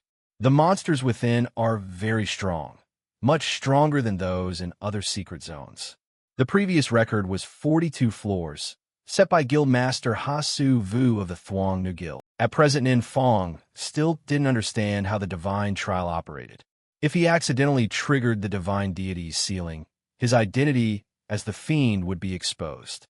But since the mission didn't specify it had to be him, Ninfong predicted he could push someone else to do it. After Duan watched the video Ha Su Vu sent, Ninfong asked him how many floors he could get through. With Duan's ability, he could clear about 35 floors. Knowing this, Ninfong thought to himself that, as expected, Ha Su Vu was approaching 5th stage. His strength surpassed Duan.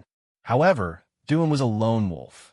Only if he participated could Ninfong feel secure. Ninfong planned to give Duan a special training session. When Feng Gak learned that the great elder Ninfong had sent someone to join the trial, he was very surprised and had to ask the Lamb several times before he believed. The Lamb replied that Duan's recovery speed was as such, and since he wanted to borrow their training room, it was obvious he intended to train hard for a while. However, Lam also hesitated, since Duan had not yet reached 5th stage. If that's the case, Feng felt there was a problem. Yesterday, the heads of the 7 great guilds all challenged the Divine Trial Secret Zone, and even the old demon Lu Anchan failed. This made Lam also find it hard to believe. Guildmaster Lu Anchan was a top national powerhouse, yet he failed. That was why he was very interested in Duan's training results. What could the great mysterious elder's direct guidance actually achieve? As he said this, old Feng's head flared with smoke again, his expression extremely pained. This phenomenon of old Feng is called flame blaze, a master of the realm recognized as an elder who burns his own life force. The more the Lamb looked, the more worried she became. She wondered, is there truly no way left? In a training room, Duan and Ninfong were now present. Seeing Duan, a 4th-stage powerhouse accompanying Ninfong, Captain Chu was quite startled. Earlier, when Ninfong entered the level-up secret zone, Captain Chu had rather looked down on him, saying the others went to kill monsters to level up. What did this brat intend to do? Now he regretted it. Fortunately, he hadn't offended Ninfong back then, or it would have been disastrous. Regarding the trial, Lam said that as long as Duan provided full information, the training room would accurately simulate reality, usable by any 4th-stage powerhouse. After taking the documents from Duan, Lam judged the information to be very accurate. Even the monster's weaknesses were clearly identified. Even more impressive, Guildmaster Lu had just lost over a dozen floors, yet this place already grasped the information. Hearing Lam, Ninfong thought inwardly, of course, this secret zone was where the Demon King once infiltrated. I just need to pull some information from his memories. Who could understand his underling's weaknesses better than the Demon King himself? Before Duan began the trial, old Feng asked permission of Duan, "May everyone observe for a bit?" Duan replied, "Sure, I was just hoping you might give some pointers." Old Feng hurriedly waved his hand. "We wouldn't dare give pointers, only to learn." He fell silent for a moment, then continued. "By the way, there's some information we'd very much like to know. Has the Great Elder ever said the Fiend truly intends to destroy the world?" The question old Feng asked today was one Duan had asked Ninfong earlier. Is it true the Fiend will destroy the world? Ninfong felt he knew how to choose whom to ask. Aren't you the Fiend yourself? Saying he didn't know now would be too convenient, but Ninfong couldn't explain too much. After thinking, he found a way to answer. In the moment facing old Feng, Duan bluntly repeated the words from years past. In reply, the Great Elder uttered 8 powerful words.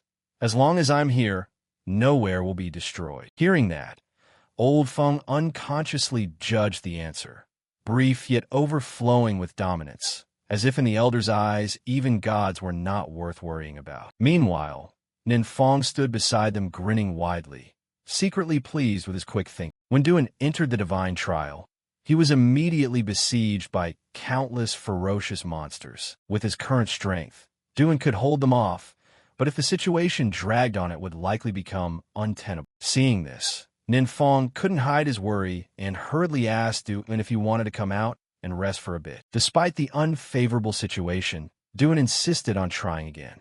He valued this trial immensely, seeing it as the precious chance the great elder had given and not wanting to disappoint him. Watching Duan's performance, Talam realized these monsters exceeded 4th stage level. She thought to herself that if it were her, she surely couldn't pass this challenge. At the same time, Old Feng remained lost in thought about Ninfeng. He recalled to Lam, saying Ninfeng only awakened at 18, but completed 1st stage in days. He wondered whether some miracle lay hidden in Du and similar to Ninfeng. Old Feng guessed the great elder might help Duan break through to a combat tier, unleashing far greater power. If that happened, such a favor could rival the grace of the divine deity. However, events did not unfold as Old Feng had imagined. Ninfeng was now extremely worried for Duan. He blamed himself for naively thinking that merely knowing the monster's weaknesses would be enough to pass the trial. He had overlooked an important fact.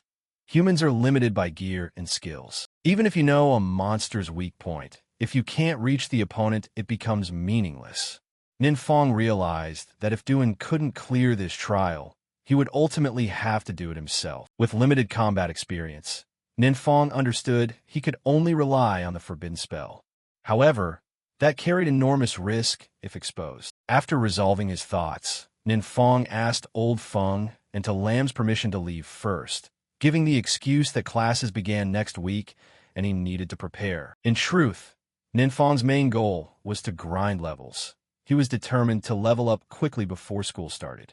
Ideally, he could obtain gear or a skill good enough to substitute for Duan. To leave without being noticed, the best method was to use a travel axis. He had arranged for the interspace exchange to purchase a batch nearly sufficient for short-term use. Immediately after, Ninfeng rocketed off like a missile. No one could spot him. In moments, Ninfeng arrived, already clad in mage robes. The small cave emitting light before him was his target. It was one of the 2 wild secret zones Duan had mentioned. However, there were signs of a recent skirmish around the area. Seeing that, Ninfeng ignored it. He had to go in and see. Sure enough, a battle was underway inside the secret zone. These mutated people had probably wiped out all the mages who came here. Seeing the light of the travel scroll, they all laughed triumphantly. Sure, it was some idiot coming to try to destroy them, which was nothing but a death wish. Truly, the more of them that came, the more offerings would be sacrificed to the Demon King. Thanks to them, the Demon King had accumulated enough forces. Today would be the day the Demon King descended. As soon as he finished speaking, the crowd howled in response, rejoicing that the day had finally come. And all of what they said had been recorded onto the device attached to the companion who'd left the battle. Because of that, the group on this side learned that the Demon King was about to descend today. The secret zone on the mountain would trigger an invasion, and that invasion would strike the nearest city directly. That meant their city, Suanglang, would be in danger. Right now, Squad 4 had been completely wiped out. Even if the whole team joined forces, they couldn't stop the invasion. The captain knew the secret zone was powerful, and the city's magical protective ring was ineffective. People basically had no means of defense. So the captain ordered everyone to return and urgently notify the government to evacuate residents. Save as many as possible. They had no monitoring equipment and didn't know when the invasion would occur. The captain decided to stay and report the situation to others at any time. Given the situation, they had no choice but to follow the captain's orders and rush back to spread the warning. What would happen next? The captain had likely foreseen it. He wore a pained expression and muttered, "Why does it have to be today?" With that thought, he took out his phone and called his daughter. His voice choked, "Sweetheart, there might be an emergency drill shortly. Don't be afraid. Listen to your mother, okay?" When his daughter asked where he was, he just said he was at work and a bit busy, couldn't talk long. After saying that, he hung up immediately, not waiting for her to say more. But the girl had a bad feeling and called back right away, asking, "Dad, why did you hang up? I have one more thing to say. Happy birthday, Dad." Hearing that, tears streamed down his face, and he couldn't speak. Leaving there, everyone still felt the surging dark power and predicted the invasion was about to begin. At the secret zone entrance, the fake mutated man laughed loudly in delight. He had sensed a massive power and was sure the Demon King would grant him even greater favor. Inside the secret zone, Nin Fong had now arrived and had just found an item called the Frost Ice Relic, an active skill, an extremely deep, cold, dark ceiling spell that summons endless frost ice to descend, causing freezing ice to sweep across the world. Nin Fong assessed the place. The monster's experience points weren't low. In no time, he reached level 37, and he could also learn a new skill. After a look through, Nin Fong decisively decided to learn this skill immediately. At the secret zone gate, the fake mutated crowd were already kneeling before the entrance, shouting, "All hail the Demon King." But to their surprise, the one who stepped out of there was Nin Fong. Nin Fong was quite stunned by the sight before him, questions flooding his mind. He blurted, "What the hell is going on?" They were as alarmed as Nin Fong and asked, "Where is the Demon King?" In fact, their Demon King was still inside the secret zone, frozen by Nin Fong and nearly reduced to a skeleton. Seeing that Nin Fong didn't know them, they were certain he wasn't the Demon King's avatar or another pretender. Observing him, the fake mutant noticed he was decked out entirely in newbie gear and wondered how he dared appear here alone. He recalled the light from the travel axis earlier and assumed Nin Fong had come to pledge loyalty to the Demon King, but had been scared out by the overwhelming dark power. At that, he pointed and shouted in Nin Fong's face, "You brat, have you come to rely on the Demon King?" Nin Fong replied curtly, "No, what I do is none of your business." Hearing that, he laughed loudly with glee, his tone arrogant. "Do you know who your father is? I'm Ko Van, an A-rank criminal. I've taken more than 200 lives." To this threat, Nin Fong only said briefly, "Then die. Fight if you want. If not, get lost." "You stupid fool. Do you want to die?" After he finished, the whole group shouted in unison, "Kill him now." But their aggressive expressions didn't last long. Their faces suddenly changed. Every one of them looked terrified. Something was frightening them. From Nin Fong there burst a terrifying aura shaped like a grin, bearing fangs as if ready to devour them all alive. Exactly. It was Nin Fong's newly forged sealing spell. With them all there, he decided to test it.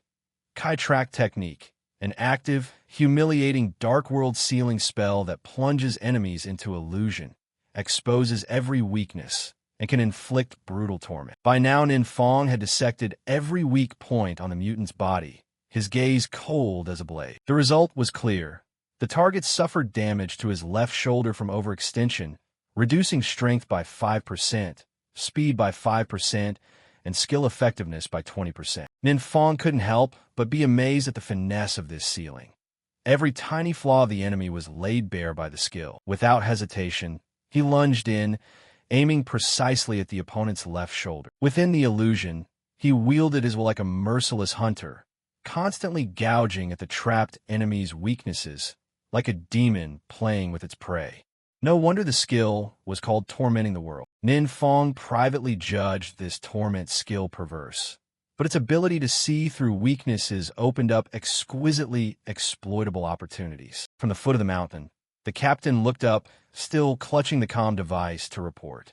"Strangely," he muttered, "so much time has passed, and there are still no signs of the invasion on the mountain. Maybe I should go up and check." With resolve, he added that if something unexpected happened, he wouldn't be able to run away anyway. Dying on the mountain or below, it was only a few steps difference. When he set foot on the summit, the scene before him stunned him. A-rank fugitive Ko Van and all his subordinates had been annihilated. For members of the squad had sacrificed themselves to hunt Ko Van, yet now they had vanished like dust. "Captain, what's the situation inside the secret zone?" a voice called. He answered in a low voice that the secret zone inside seemed sealed by an ice storm. Not a single monster remained alive.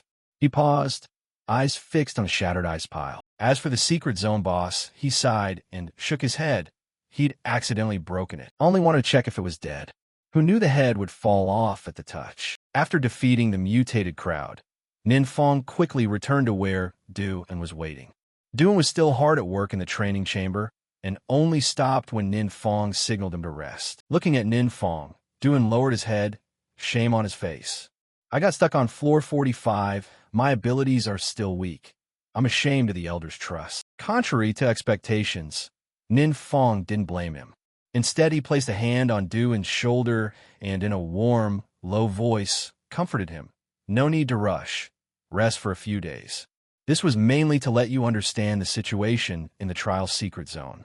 Next week, I'll arrange a special demon training session for you. Hearing that, Duan was moved until his eyes reddened, thinking the Elder had abandoned him. Recovering himself, he brightened and asked at once, "What do you want for dinner tonight? I'll go make it right away." At the villa, in his spare time, Ninfong took the chance to start a game. Just as he was engrossed, his phone rang. A message from Old Feng appeared. "Don't let me tag along. I'm terrible but very good." Reading the line, Ninfong was briefly suspicious, thinking Old Feng's account might have been hacked. To be sure, he sent a voice clip. "This is the real me. Want a duo?" Hearing the familiar voice, Ninfong immediately recognized it was indeed Old Feng. He couldn't help but be surprised.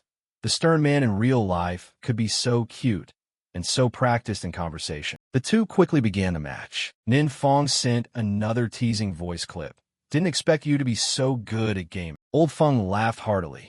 "I used to always play with my grandson. Now he's busy with his graduation exams and plays less. Come to think of it, you two are the same age. If there's a chance later, let's do a three-man team." Hearing the suggestion, Old Feng immediately nodded, excitedly setting up the match. As for Old Feng, Ninfong always held him in respect. He was an upright man with an important government position. Building a good relationship with him would, Ninfong believed, make things easier in the future. Old Feng then said that meanwhile, 3 key universities were preparing a supernova training camp to select outstanding students. Based on performance, the top ones would be exempt from exams, admitted directly, and receive abundant development resources. "We still have 2 spots. Do you want to go?" At first, Ninfong hadn't paid much mind to university, confident with his sealing spells. But now, thinking of confronting those called divinities, he realized his combat experience was seriously lacking. Without proper preparation, he'd likely suffer greatly. After consideration, Ninfong immediately nodded, voice firm, "I want to go." Hearing this, Old Feng smiled with satisfaction. "Then I'll reserve the remaining 2 spots for you. If you know teammates, register together." Having said that, he stared at the photo on the table, his gaze briefly tender. The 2 kids look quite alike. You two might even become good friends. At number 7 high school in Tandu City, class 53-2 was heavy with tension. Students in the class were stressed about this year's university entrance scores. Never mind key universities. Even the cutoff for combat majors at ordinary schools was sky high. Rumor had it many students failed the assessment, delaying graduation or being transferred directly into combat support majors. A disgruntled student pointed at Ninfong, who was dozing on his desk, and complained, "Awakeners of Tier 3, aren't we no better than 1 or 2-star trash?" I'm really not satisfied at all. Just then, the class announcement sounded. Homeroom teacher Ms. Kai entered with a bright smile. "Today our class has a new transfer student. I hope everyone will be kind and supportive." When a new student appeared, all the boys below blushed and stared in dazed silence. The girl had striking beauty, her hair flowing lightly, her eyes clear. Ms. Kai introduced her as the new classmate. She was quite pretty. Her name was Thuong Mok Thursday. Ninfong looked up and immediately recognized her, the girl he'd met in the secret zone before. She had stripped off all her gear to give to his team. Hearing the name Thuong Mok Thursday, several students in the class buzzed. She ranked 4th on a national supernova list and had attended a top high school in a major city. No one understood why she would transfer to a small place like Tandu. After the introduction, Thuong Mok Thursday timidly asked, "Ms. Kai, may I sit next to Ninfong?" "Sure." Ms. Kai agreed. She walked to the seat beside Ninfong, eyes lowered, cheeks slightly flushed, not daring to look up at him. Seeing this, The boys in class all shot Nin Fong burning, envious looks. Why him again? Why do all the beauties fall for Nin Fong? At the same time, in the principal's office, Mr. Truong, a high-ranking official, personally came to see Principal Fong. With a serious face he pressed, "What trick did you use to steal Thuong Mok Thursday from our school?" Principal Fong smiled to calm him, speaking soothingly. "Don't get worked up. I don't know anything about it." Not only had Thuong Mok Thursday transferred, she also brought a slot to participate in the training camp. That affects our university admission rate. You understand, right? Hearing this, Mr. Truong finally realized why he had traveled all that way to demand answers. Inside, Principal Fong quietly rejoiced, thinking his school had really hit the jackpot. He covertly glanced at Mr. Truong, wondering if this man was the real big shot he usually only saw on TV. This year, the provincial training camp had only 4 slots, and his school already secured 2. Just then someone rushed in and announced, "Principal Fong, someone wants to see you. They said they couldn't reach you by phone." Principal Fong frowned and was about to reply when Mr. Truong interrupted impatiently. "Who is it?" "I'm speaking to Principal Fong. His phone is on silent." The messenger replied, "It's from the Adventure Administration, Senior Feng Gak Feng." At that name, both principals were startled, faces going pale as if doused with cold water. Entering the room, Old Feng smiled warmly and shook Principal Fong's hand enthusiastically, introducing himself as Feng Gak. He hadn't come alone. He brought a cold-looking teenager. "This is my grandson, Feng Du," he introduced. Principal Fong broke into a sweat, forcing a calm expression. "How can I help you?" Old Feng laughed heartily. "Mainly there's 2 matters I need your help with. First, my grandson wants a transfer to your school." The news struck like lightning. Both principals had to steady themselves once more. Principal Fong murmured to himself that if he remembered correctly, Feng Du ranked 12th on the national supernova list and was a bloodline Dark Cavalier. Rumors said he never unleashed his full power for fear of losing control. Otherwise, he'd be a top-rank contender. This was truly unexpected. Principal Truong stood there, eyes flashing with barely concealed envy. He wondered why the bureau chief's grandson would choose such an obscure school to attend. Moreover, supernova rank students almost certainly earned a spot in the training camp. Doesn't that mean Principal Fong's school gets another slot? Before they could recover, Old Feng continued. "Second, our administration has 2 slots for the training camp to designate student from your school." Hearing this, Principal Truong was stunned, his jaw practically dropping to the floor. He screamed inwardly, "On what basis? We're just a backward county, yet you've given us 3 or 4 slots. Why are you treating this school so importantly?" But Principal Fong no longer cared about Mr. Truong's expression. With an arrogant look, he coldly replied, "Sorry, as you can see, we're quite busy and can't receive you." Saying that, he signaled for someone to see Principal Truong out, then turned to warmly receive Old Feng and his grandson. Old Feng leisurely explained, "My meaning is that the 2 slots are for 3rd-year, Class 2 students. Nin Fong can distribute them at will."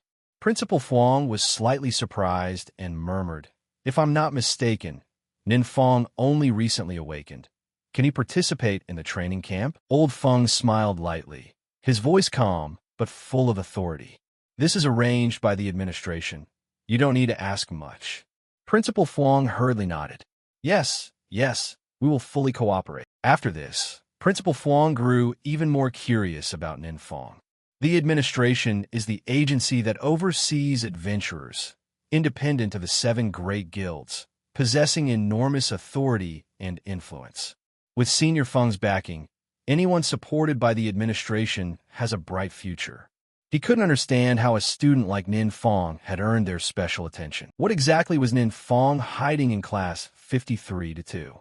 Questions flooded his mind. Why was Feng Du, Old Feng's grandson, standing behind him, and Thuong Mok Thursday sitting right beside him? Not only that, Wang Duet's team was all present around him.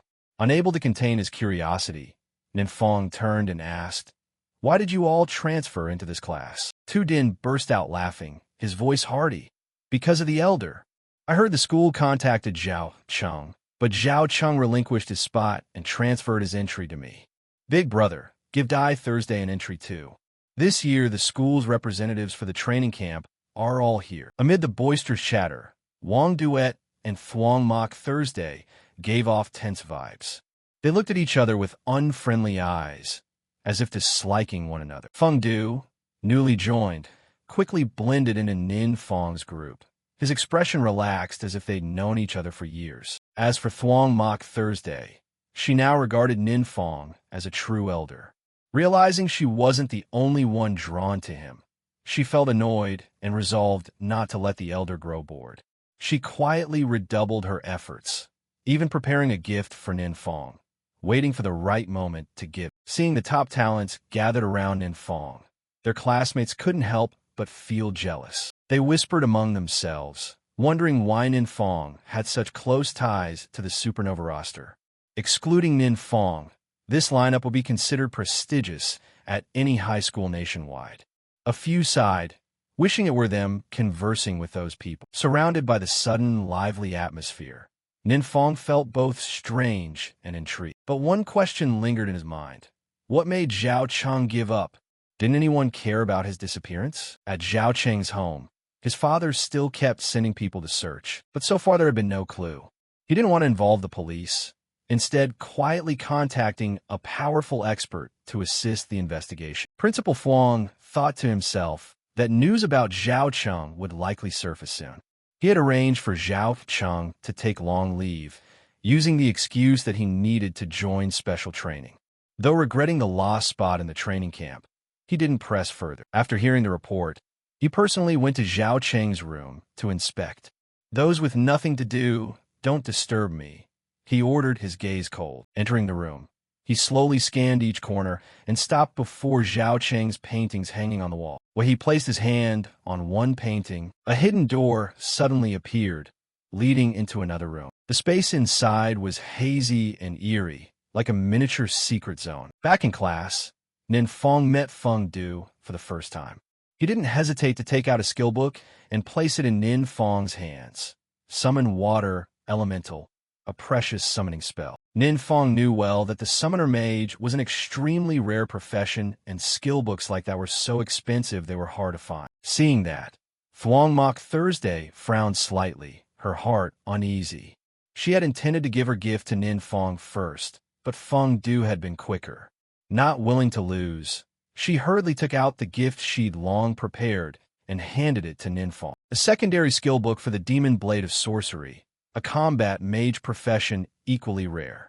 Such books were nearly impossible to buy on the market. Nin Fong held the two books, his eyes sparkling, but he knew he couldn't learn them right away. First, he needed to go to the second wild secret zone to level up. Unexpectedly, when he arrived, he found the secret zone required a team challenge with a minimum of 5 people. Lacking prior intelligence, Nin Fong had to leave disappointed, unable to unlock the new skill bars. Still, the 2 skill books excited him. He also realized he needed to recruit a few people to build a reliable intelligence network. After thinking it over, Nin Fong smiled sincerely at Feng Du and Thuong Mok Thursday. "I'm very grateful for your kindness." He produced a return gift, 40 high experience elixirs, splitting them evenly, so each received 20. Thuong Mok Thursday was stunned. She had heard these elixirs were the exclusive treasures of the Thuong Diet Guild, reserved for favored internal members. Feng Du couldn't hide his surprise either, knowing these elixirs were costly and rare, hard to buy even at auction. He hadn't expected Nin Fong to generously give 40 bottles. Both silently resolved to cling tightly to his golden thigh. Not only them, Wang Diet also brought a gift for Nin Fong that day. A new medicinal concoction created by Tu Noi, which she asked to be delivered to him. At the villa, as Nin Fong had just stepped inside, Duan asked curiously, "Why are you home so early today?" Nin Fong replied casually, "All trainees can arrange their own schedules, and since the school has nothing going on, I came back early." Hearing that, Duan felt a twinge of unease.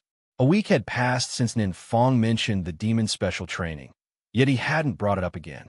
He wondered inwardly if the elder had forgotten about it. At that moment, Nin Fong unexpectedly produced a vial that Wang Diet had just given and handed it to Duan. It was a new tonic Tu Noi had recently perfected, called restorative elixir. It can heal long-accumulated injuries in the body. You drink one bottle first. Then we'll begin the demon train. Upon hearing this, Duin immediately brightened, eyes shining. Thank you, Elder, for all your effort. Without hesitation, he opened it and drank the vial. As soon as he swallowed, Duin felt an unusual warmth spread through his body, more comfortable than ever, as if all fatigue had melted away. Seeing Duin so thrilled, Ninfeng smiled in satisfaction. Indeed, it was a good medicine. From the last time he was hit by the sealing spell, he'd sustained some internal injuries. Drinking one vial almost fully restored it. He immediately shifted his tone, eyes sharp. It was time for the demon training. Duin, don't be nervous. Follow my instructions, and if you ever feel you can't endure it, tell me at once. Ninfeng activated the reversal sight skill, his eyes flashing as if piercing through Duin's body. He quickly discovered that thanks to the restorative elixir, Duin's lungs were gradually recovering, but the internal injuries accumulated from overloading his energy skill remained. The lung damage caused strength to drop by 2%, stamina by 2%, and skill effectiveness to fall by 11%. After analyzing, Ninfeng bluntly pointed out the weaknesses. First, the energy overload skill wasn't suitable for him. It only worsened the lungs' damage. Second, he was combining skills incorrectly. You can't pair Taming Moonlure with Ruined Star Surge, yet he used them repeatedly out of habit. Hearing Ninfeng's analysis, Duin was startled and secretly admired the Elder's keen perception that saw through all his problems. The special training officially began. The monsters in this course were far from simple, and a single blow was enough to injure Duin. Still, he gritted his teeth and said firmly, I can still fight. Ninfeng secretly exhaled in relief. Luckily, he'd tested this skill on the test subjects earlier, so it hadn't damaged Duin's consciousness. Though the pain was unavoidable, the training's results seemed significant. Duin gritted his teeth and forced himself to stand. Long thought that only the Elder could make him stronger, and he absolutely could not disappoint him. With burning determination, he readied himself to plunge into the special training with an all-out fighting spirit. This time, Duin faced the monster with astonishing agility, not only easily dodging its strikes. He flashed back like lightning and delivered a cold, precise slash. The blade gleamed, carrying devastating damage, sending the monster off in an instant. Although bruised and battered, Duin remained eager, his eyes bright and voice excited. Someone to carry him through to the next trial. Talam, standing beside him, shook her head slightly and replied, There is no next trial. The monster information you provided is all there is. Hearing he'd cleared everything, Duin was moved to tears. He collapsed to the ground, breathing heavily, and asked, Elder, does that mean I succeeded? Old Feng, witnessing this, couldn't hide his excitement and silently admired it. Only half a month, and the Elder had trained a fourth-tier adventurer to this level. It was miraculous. He murmured, Our administration must establish good relations with this mysterious Elder. But Old Feng suddenly suffered a violent headache, which left Talam worried. She feared his body couldn't withstand strain. Seeing this, Old Feng sighed and reassured her, Don't worry, being a heterodox like me and living to this age is already quite good. Though he said that, Talam still clearly understood his condition. She knew that sending his grandson Feng due to Chengdu City to study was an act of entrustment. Talam asked softly, Old Feng, do you think the Elder has a way to only delay the recurrence of the dark power? But Old Feng merely waved his hand indifferently. We'll deal with that later. Right now, I must take Duin to participate in the Secret Zone trial. At the Thuong Thiet Guild, representatives from the 7 great guilds had gathered to welcome Old Feng and Duin. Before long, the two appeared, stepping out of a travel axis with imposing bearing. Seeing Old Feng and Duin, Luan Chan of the Oivu Guild and the heads of the 7 great guilds immediately approached and respectfully greeted them. Duin looked at them, knowing these people were 5th-tier experts or nearing 5th tier. Even his master had never managed to make such figures appear together. He thought inwardly that only a divine manifestation could cause such a stir. Only the Elder remained unhurried when facing the divine manifestation. Truly befitting the Elder, he thought. Among the crowd, Hasu Vu, a practitioner who had just broken through to the 5th transmission, frowned with displeasure. He wondered why he should kowtow to welcome a fourth-tier adventurer like Du, and old Feng's mystique was nonsense. If he had something, he should say it plainly. And those hypocrites who took people's secret zones as bribes and then ran to make connections, what a disgrace. Despite these thoughts, Hasuvu swallowed them and followed. He couldn't refuse. At the entrance to the secret zone trial, everyone had already assembled. Hasuvu spoke with a hint of formality. Everyone wanted to witness a powerhouse's demeanor. We hope you can give us a chance to observe directly through the secret zone's formation. Du shrugged and replied tersely, "If you want to watch, then watch." He wasn't bothered. He even wanted to show off. The group immediately prepared their phones, ready to record the full scene of Du An's upcoming battle. They whispered, "Is that mysterious elder on the other end of the phone? Is there a way to coax him into appearing on camera? We should build a relationship, but if we anger him, the outcome will be disastrous." At the villa, Ninfeng sat leisurely, nibbling his meal while casually glancing through his phone. His phone suddenly vibrated with a notification that Du An's secret zone trial was about to begin. Ninfeng looked at the notice and thought to himself, it started quickly. In the secret zone trial, Du An had entered the fray. A single sharp sword strike left everyone agape.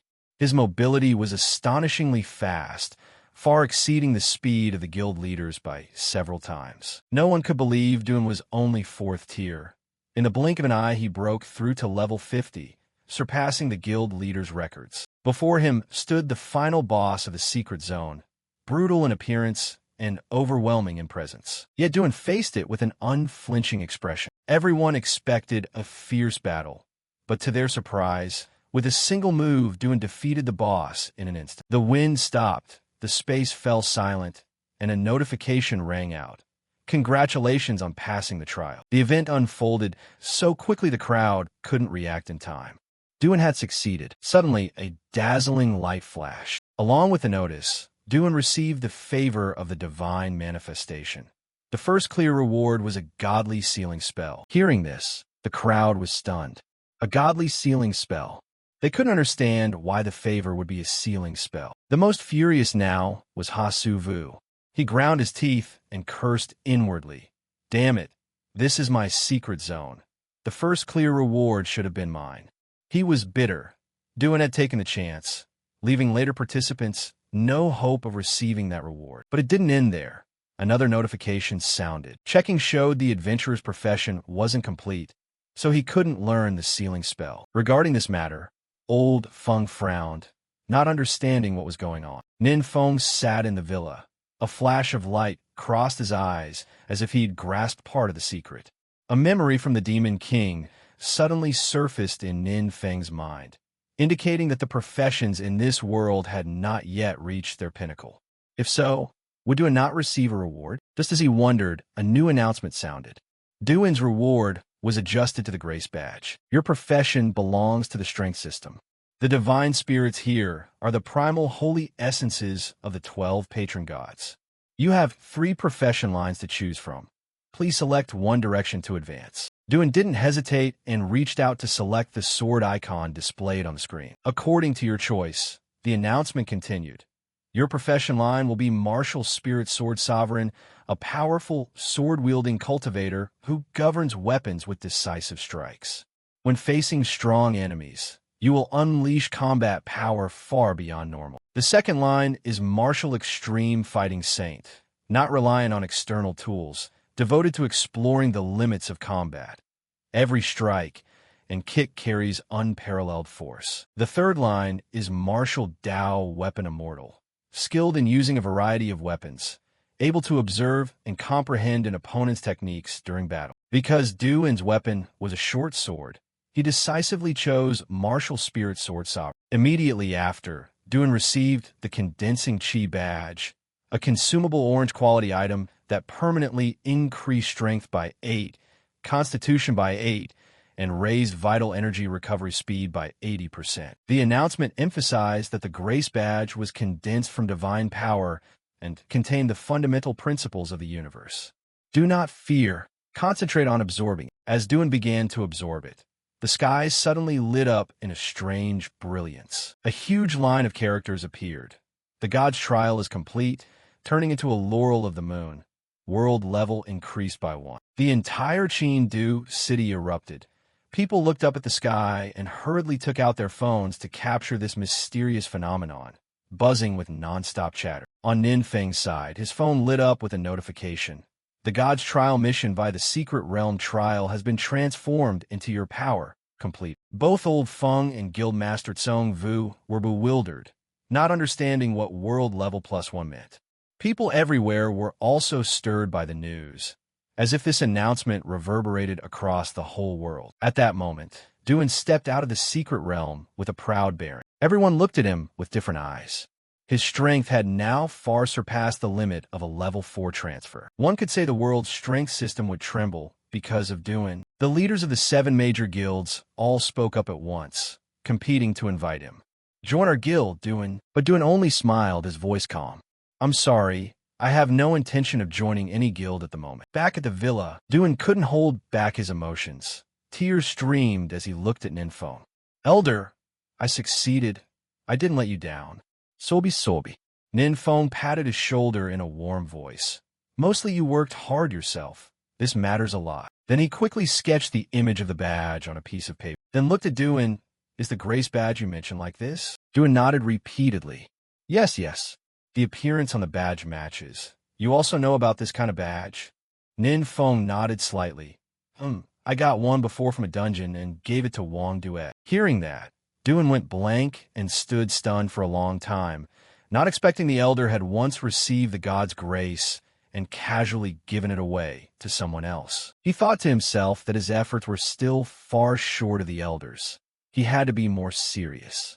Duan vowed silently. Meanwhile, Ninfeng pondered everything in silence. Duan said the grace badge was condensed from divine power. Could it be that because he also possessed divine power, he received the badge in the dungeon? He muttered, a deep glint flashing in his eyes. Reluctantly admitting it to himself, Ninfeng thought, "After all, I'm still a kind of god. What worries me more is the matter of the 12 patron gods. Could the threat I'm about to face really number 12? He wondered, his gaze heavy. Duan had mentioned that the 7 great guilds had gone to extreme lengths, scouring the secret trial realms to hunt for the 4 divine seals. Before long, every guild would likely get involved. Ninfeng calculated that the system had marked him as having completed the trial mission, which meant that if he could control those who passed the trial, he could exploit that power.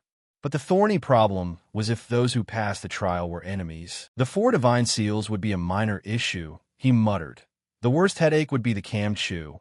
Once the Kamchu fell into enemy hands, it would certainly become a major threat, if that exposed his existence to the divine spirits. Ninfeng feared the trouble would spiral out of control. He pondered ways to ensure that those who passed the trial would be allies, but the matter was truly difficult. Just then, Duan hesitated and said, "I have one more thing to mention. I'm not sure if I did the right thing." He recounted that at the Thuong Diet Guild, Hasuvu had sought him out privately, speaking with meaning. "Per the contract, my guild will reclaim the rewards you receive from the secret trial realm." Duan candidly presented the items, but the 4 divine seals had already been absorbed by him. Hearing this, Hasuvu flew into a rage and shouted, "Duan, you must hand over the 4 divine seals to me, or don't think about leaving here." Still, he only harbored those words in his heart and dared not voice them in front of Duan. Looking at the pile of items Duan produced, everyone was astonished. They were all orange-quality equipment, accompanied by high-grade gems, and the recipe for Di Vong Duok Tui, a medicine capable of erasing a designated skill and returning its skill slot to empty. Skill slots are extremely precious, since upgrading them is far from easy. Even a person's choice of skills can determine their future. The precious vials glittered as if containing countless opportunities, like an elixir with the power to change fate. Greed flashed in Hasuvu's eyes as he dreamed of monopolizing the 2 vials. He believed that with such treasures, his Thuong Diet Guild would become a magnet, attracting countless powerhouses and surpassing all orthodox guilds. Yet a single worry gnawed at him. How to silence, Duan to prevent him from revealing the formula. After considering this, Hasuvu drew a contract from his sleeve and said in a hard voice, "Duan, you must absolutely keep this formula secret and not disclose it to anyone." To placate him, he continued in a seemingly generous tone, offering compensation from the guild, but before he could finish, Duan interrupted. Duan cut in coldly. I should clarify. I've seen this formula before with that mysterious elder exactly the same, so even if I don't reveal it, the elder will reproduce this potion. The words fell and the room plunged into silence. Every gaze was stunned. Though turbulent inside, Hasuvu kept a stern face and asked suspiciously, We investigated. The reward for the first person to clear a secret trial realm are unique and have never appeared before. No document records them. You claim the mysterious elder already had this formula long ago. Do you have proof? Faced with the sharp question, Duan remained silent, his expression thoughtful as if holding back something unspeakable. Seeing this, Hasuvu curled his lip, a smug smile flickering. He thought to himself that no one could scare him with the mysterious elder's name. He was confident Duan had no evidence. Silence stretched on, the atmosphere heavy. After a long while, Duan spoke slowly, calmly. But certainly I have no standing to prove anything on behalf of the elder. But if proof is needed, the truth is the mysterious elder not only knew your high-level experience potion formula, but had been brewing it for a long time. Hearing this, Hasuvu froze, his face draining pale. The experience potion formula, the guild's pride, now seemed to be a secret long since broken. On hearing that the mysterious elder had successfully concocted the vial, Hasuvu and those around him gaped in stunned shock. That such a figure held the secret of the trial realm unnerved them. Duan's calm demeanor only deepened their suspicion. Could he have used that potion long ago, being close to the elder and thus easily receiving its benefits? Amid the murmurs of doubt, Old Feng suddenly burst into raucous laughter, his voice ringing like a bronze bell. Guildmaster Luan, struggling to restrain himself, exploded at that, brow knitting as he growled, You damned old man! What are you laughing about? Old Feng showed no embarrassment, merely curled his lips, his eyes glittering as if he'd seen through everything. He knew well that Duan was not lying. Previously, Feng Du had said that Nin Feng didn't care for the experience potion and casually gifted away a dozen vials. To Nin Feng, such things seemed not worth attention. Old Feng thought to himself that it had been wise to let Feng Du transfer schools. With matters here considered settled, he and Duan left together. On the way, Old Feng pulled Duan aside, his voice dropping with a hint of hope. I have something to ask. At that mysterious elder's place, aside from the experience potion, are there any other medicines? My body is being corroded by dark qi and growing weaker. I only hope to live a few more years to be with my grandchild. Duan nodded slightly at this, his gaze sincere. I promise I'll ask the mysterious elder. Old Feng, hearing this, respectfully thanked Duan. Then he turned to Nin Feng, apologetic. I'm sorry for deciding Old Feng's matter on my own. Nin Feng waved his hand with a gentle smile. No need to apologize. You even praised me for doing well. If it were Senior Feng, Nin Feng thought he might be able to help a little, though he wasn't sure whether nourishing medicines would work on him. He fell silent for a moment, then instructed, Duan, find time to give those nourishing vials to Senior Feng and tell him to try them. Without hesitation, Duan immediately went to the headquarters to find Old Feng, but there he only met Talam.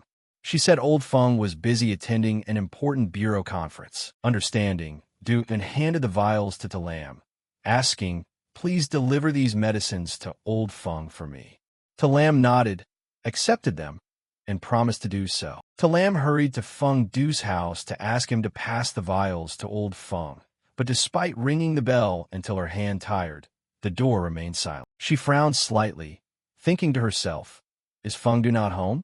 He just arrived in Chengdu and knows no one. Where could he have gone? Disappointed, Talam had to leave, promising herself she'd come back the next day. No sooner had she vanished than a sinister aura seeped from under Feng Du's door, black and cold, exuding malevolence. It clung to Feng Du, making him clutch his head in pain, sweat pouring down. A seductive, bewitching voice whispered in his ear, Don't you desperately want to save your grandfather? I can help you. Just agree to submit to me. Gasping for breath, Feng Du gritted his teeth and replied firmly, I am Feng Mac's grandson. How could I betray humanity to make a demonic bargain. The strange thing chuckled sardonically. Weak creatures like humans always like to bind themselves with strange rules. Then let's see how long you can stay stubborn. Wait until your grandfather dies before your eyes, and we'll see if you can still say that. At the stadium, Ninfeng found Feng Du sitting alone, his expression sullen and his eyes heavy with compassion. Coming closer, Ninfeng patted his shoulder and asked with concern, "You seem a bit off today? Want to play a round to lift your spirits?" Feng Du shook his head slightly, his voice low and sad. "Sorry, my grandfather doesn't let me play games at school." Ninfeng smai unfa. "All right then. When Senior Feng returns, we'll play together." Finding Senior Feng's 3 techniques is no joke. "You'll have to scare me then." At the mention of his grandfather, Feng Du faltered, his eyes clouded with sorrow. "Grandpa learned to play games for my sake. When I was little, my parents died on a mission. I was devastated and stopped talking, locking myself in my room every day. Grandpa didn't know how to comfort me." Feng Du bowed his head slightly, his eyes filled with nostalgia and gratitude. "Grandpa remembered how much I loved games and secretly taught himself to play with me. In my darkest days, he was always there pulling me out of the shadows.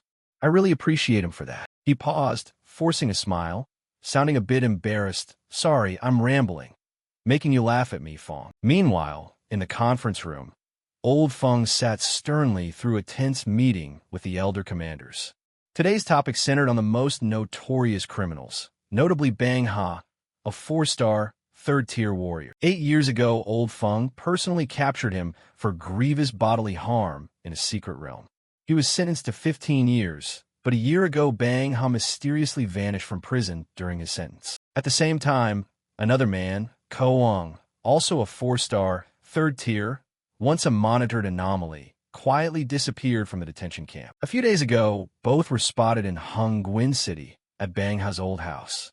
With brutal methods, they slaughtered 2 explorer families who had helped capture Bang Ha years before, leaving no survivors. What horrified everyone was that both victims were 4th-tier warriors, yet they were utterly defeated by 2 mere 3rd-tiers.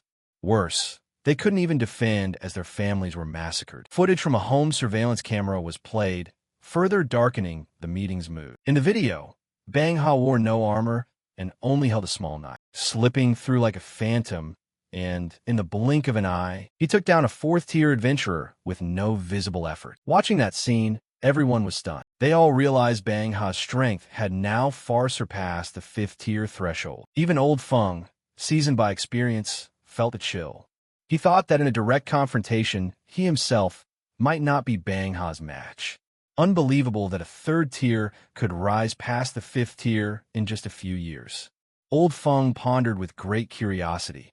What had Bang Ha undergone during his disappearance? At the same time, at Zhao Cheng's residence, the 2 criminals discussed in old Feng's meeting had appeared. They were the 2 powerhouses commissioned to investigate, and today they came to report their findings. Bang Ha spoke slowly with a cold gaze. "We still haven't found any leads on your son, but while I was searching for his trail just now, I sensed an extremely strong surge of dark power." Hearing this, Zhao Cheng looked unsettled and frowned, asking, "Dark power?" Bang Ha fell silent, his voice lowering with implication. "You know, low-tier servants can only use dark power through the grace of a demon lord.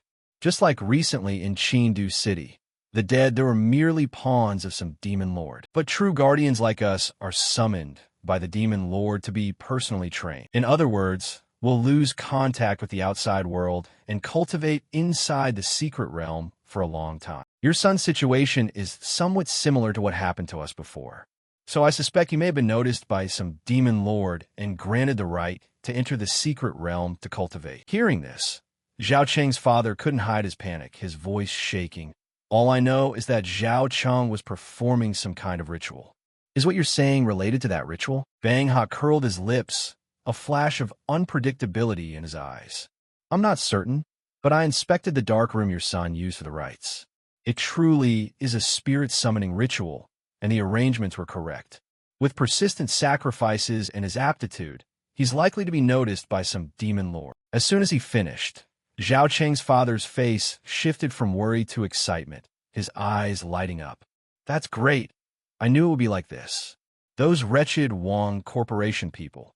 How will they stand against me now? When the discussion ended, Bang Hun nodded slightly, his gaze cold, then took a business card from his robe and pushed it toward Zhao Kacheng, asking him to drive the two of them to this address after dinner tonight. He explained that they had come to meet the prospective junior brother, Feng Du. At that moment, Feng Du was lost in painful recollection.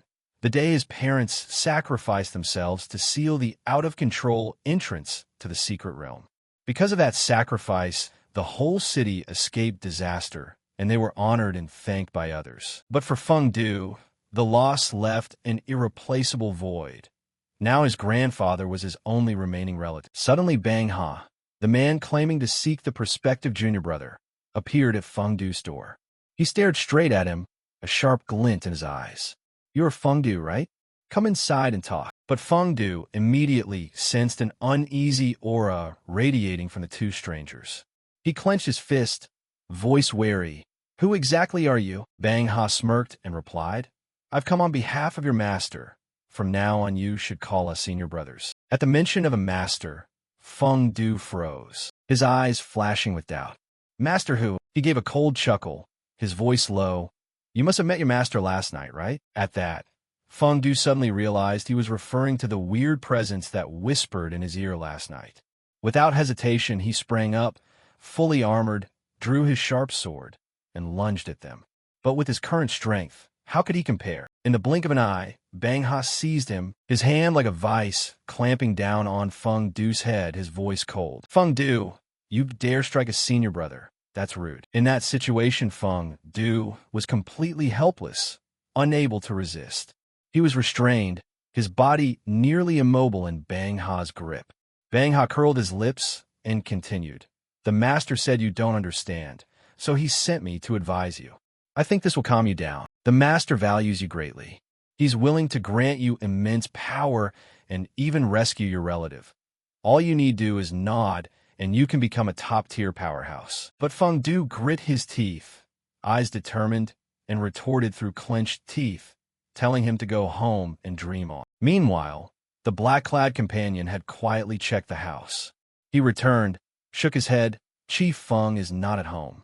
Bang Ha shrugged, a hint of disappointment on his face. "I was going to pay my respects to the elder first." After hearing those words, Feng Du exploded in anger, his eyes blazing red as he shouted with all his strength.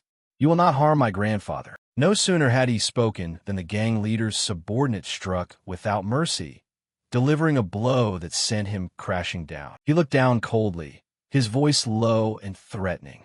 "Living kin can trigger a far stronger dark power within you." He raised his hand, eyes cold as knives, using old Feng's life to threaten him. "I'll give you 3 days. If you agree to take a master, I won't bring it up again. If you refuse, your senior brothers can teach you a lesson. 3 days from now is that old man's birthday. I think that photo would make a suitable memorial portrait." In the wild tribe, Ninfeng's clone was thrown into battle, facing monsters to train. The creature before him resembled a giant ox, but posed little threat. With a single move, he made it vanish in an instant. The explosion lit up the area and raised a cloud of dust. After the fight, Ninfeng sighed, bored, unable to find a suitable place to grind levels. He had to continue accumulating real combat experience in ordinary secret realms. At that moment, the system suddenly sent a notification. A mechanical voice rang in his head. Minor scene quest reached Tier 2 upgrade completed. Restoring system time limit 43/60th days. Failure penalty. Host removal. Ningfeng Thawen Pondering. While he was deliberating, he suddenly received a call from Duan. His voice was urgent. "Senior Feng asked me to check with you, Ninfeng. He wants to take a mysterious boss as his master." At that time, at the city's second hospital, Ninfeng had just arrived to visit Feng Du. He gently asked, "How's your recovery going?" Feng Du replied calmly that his health was generally fine, but they needed to monitor whether the dark power had gone out of control, so he would have to stay in a hospital a few more days as a precaution. The room Feng Du was in was a ward dedicated to anomalies, off-limits to ordinary people. Outside, old Feng was speaking privately with Duan, his tone grave. "These two are extremely dangerous and have seriously affected public security.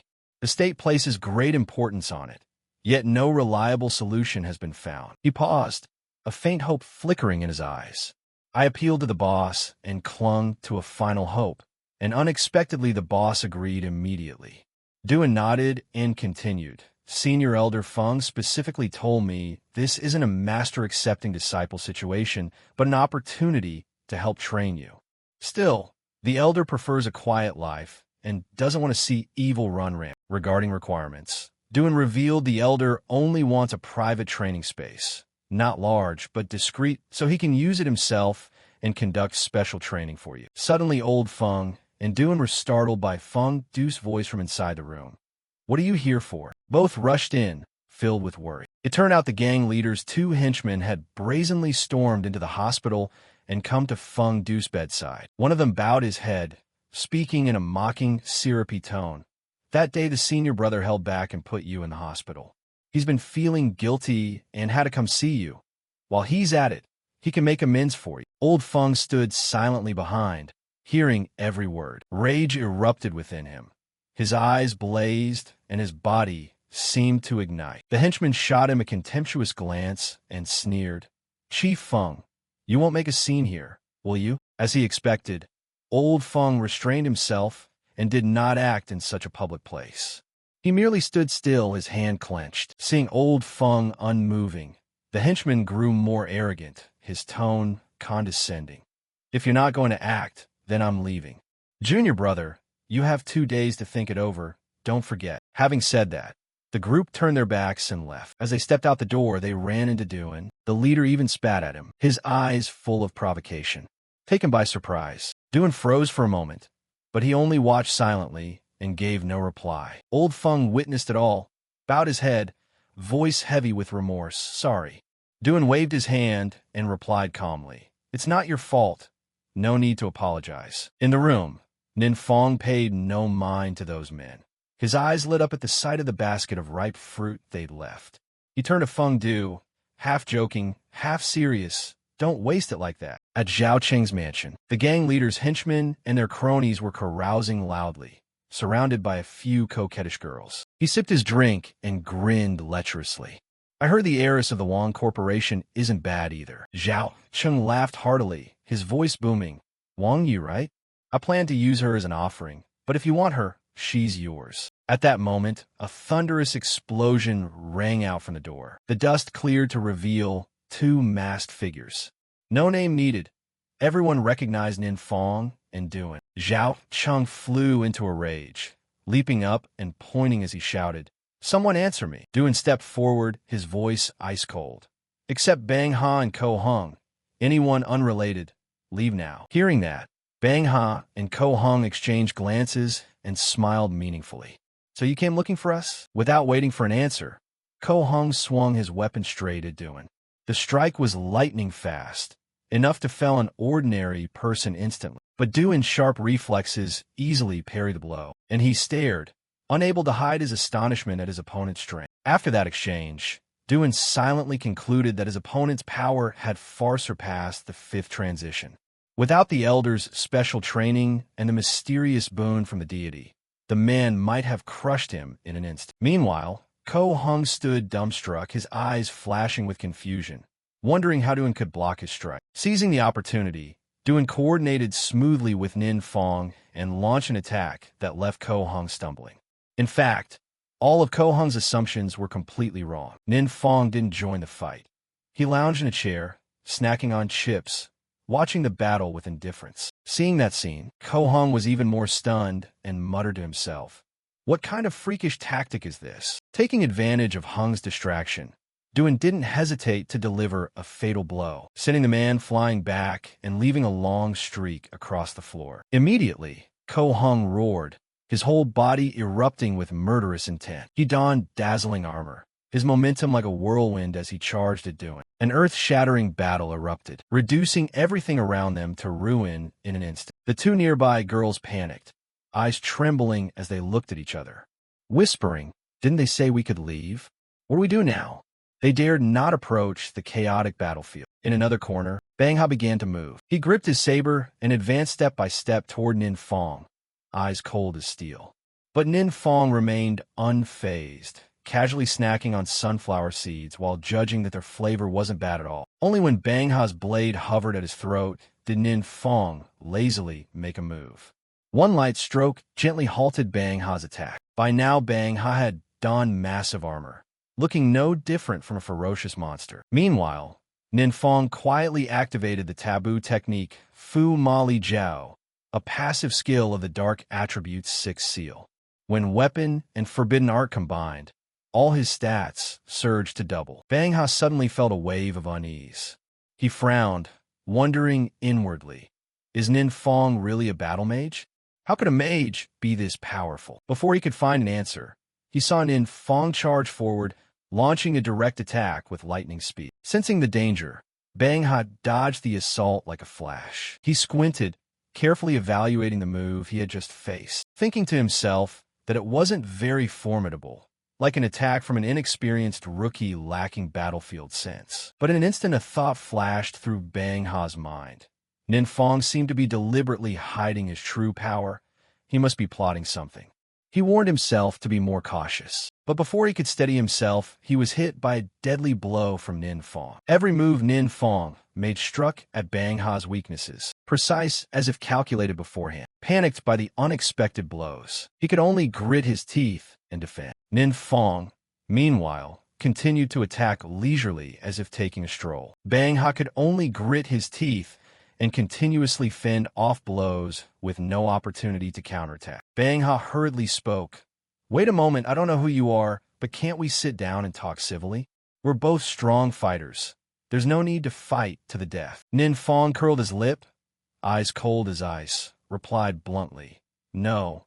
My goal is your death and my survival. Hearing this, Bang Ha roared, don't be arrogant. In my master's eyes, you're nothing but a bug. Pausing briefly, he continued with a mocking tone. Is your master that secret realm demon lord? At the mention of his master, Bang Ha immediately puffed out his chest, voice full of pride. My master possesses a power no one in this world can imagine. Not to mention human explorers. The demon lords in the secret realm have fallen countless times to my master. What my master enjoys most is turning the bones of powerful foes into exquisite jewelry. Nin Fong raised an eyebrow, curiosity flashing in his eyes. Your master killed demon lords? And collects their bones as trophies. Bang Ha laughed loudly, certain his boasting would intimidate Nin Fong into retreat. Unexpectedly, Nin Fong not only didn't back down, but grew more interested, even asking, where's your master now? Elsewhere, Feng Gak had gathered some information about Nin Fong's battle. They were standing at the foot of the building where the earth-shaking fight occurred on the top floor of Zhao's real estate company. A passerby had witnessed it and provided images, suggesting the combatants might be Bang Ha and Ko Hong. Feng Gak immediately activated a probing technique, capturing the entire scene of the fight into a magic orb. Thanks to that, he clearly identified that the one fighting was Bang Ha. Observing closely, Feng Gak realized the man's condition was far from good. There was also a masked figure emitting strange magical fluctuations, apparently using a kind of illusionary technique. Feng Gak silently assessed the masked figure's prowess. The moves were simple yet natural, with light and ice attributes strong enough to suppress an opponent. He wondered curiously who this masked person really was. On Nin Fong's side, he kept unleashing strikes at Bang Ha. Each blow grew sharper, the damage increasing with every beat. Suddenly Bang Ha transformed into a giant, his body swelling, mouth gaping wide like a massive whale, ready to swallow Nin Fong whole in an instant. He laughed loudly, his triumphant voice echoing. Who told you to force me to use this move? Such a nuisance. Meanwhile, on the other battlefield, Dun was still locked in fierce combat, with Ko Hong seeing Nin Fong being swallowed. Dun froze for a moment, eyes flashing with concern. Smug in the chaos, Ko Hong sneered, a mocking glint in his eye as he looked at Dun. Aren't you worried your comrade is being swallowed? Worried for the elder? Am I not qualified for that? No sooner had the words left his mouth than Dun, without hesitation, launched a critical strike. The blade flashed, tearing through the air, leaving Ko Hong stunned as blood gushed out like a red torrent. Seeing his comrade's crushing defeat, Bang Ha roared, rage blazing fiercely in his eyes. Since he'd already transformed, he might as well swallow a few more. He quickly spotted Feng Gak's probing orb hovering in the air and moved to destroy it. But before he could act, his belly suddenly exploded. A figure stepped out of the smoke. It was Nin Fong, calm as if he'd never been swallowed. Bang Ha, of course, had turned to dust. Reviewing the scene, Nin Fong frowned slightly, judging himself slow and lacking combat polish. Meanwhile, Ko Hung, witnessing Bang Ha's brutal defeat, became agitated and disoriented, no longer paying attention to Duan. Seizing the chance, Duan swung his blade, delivering a deadly slash to Hung's chest. He collapsed, following Bang Ha in astonishment. The battle ended there. The two girls finally recovered and fled in a hurry, not daring to look back. But Ko Hung, though dying, still gasped. Nin Fong stepped forward coldly, his voice low. "Don't die yet. I have questions to ask." At the Blood Marshal Valley secret realm, where the demon god resides, an alert sounded announcing an intruder at the realm's entrance. The demon god ordered his subordinates to fall back, his eyes icy as he suspected the enemy had come for him. He knew clearly that the soul essences of Bang Ha and Ko Hung had been shattered.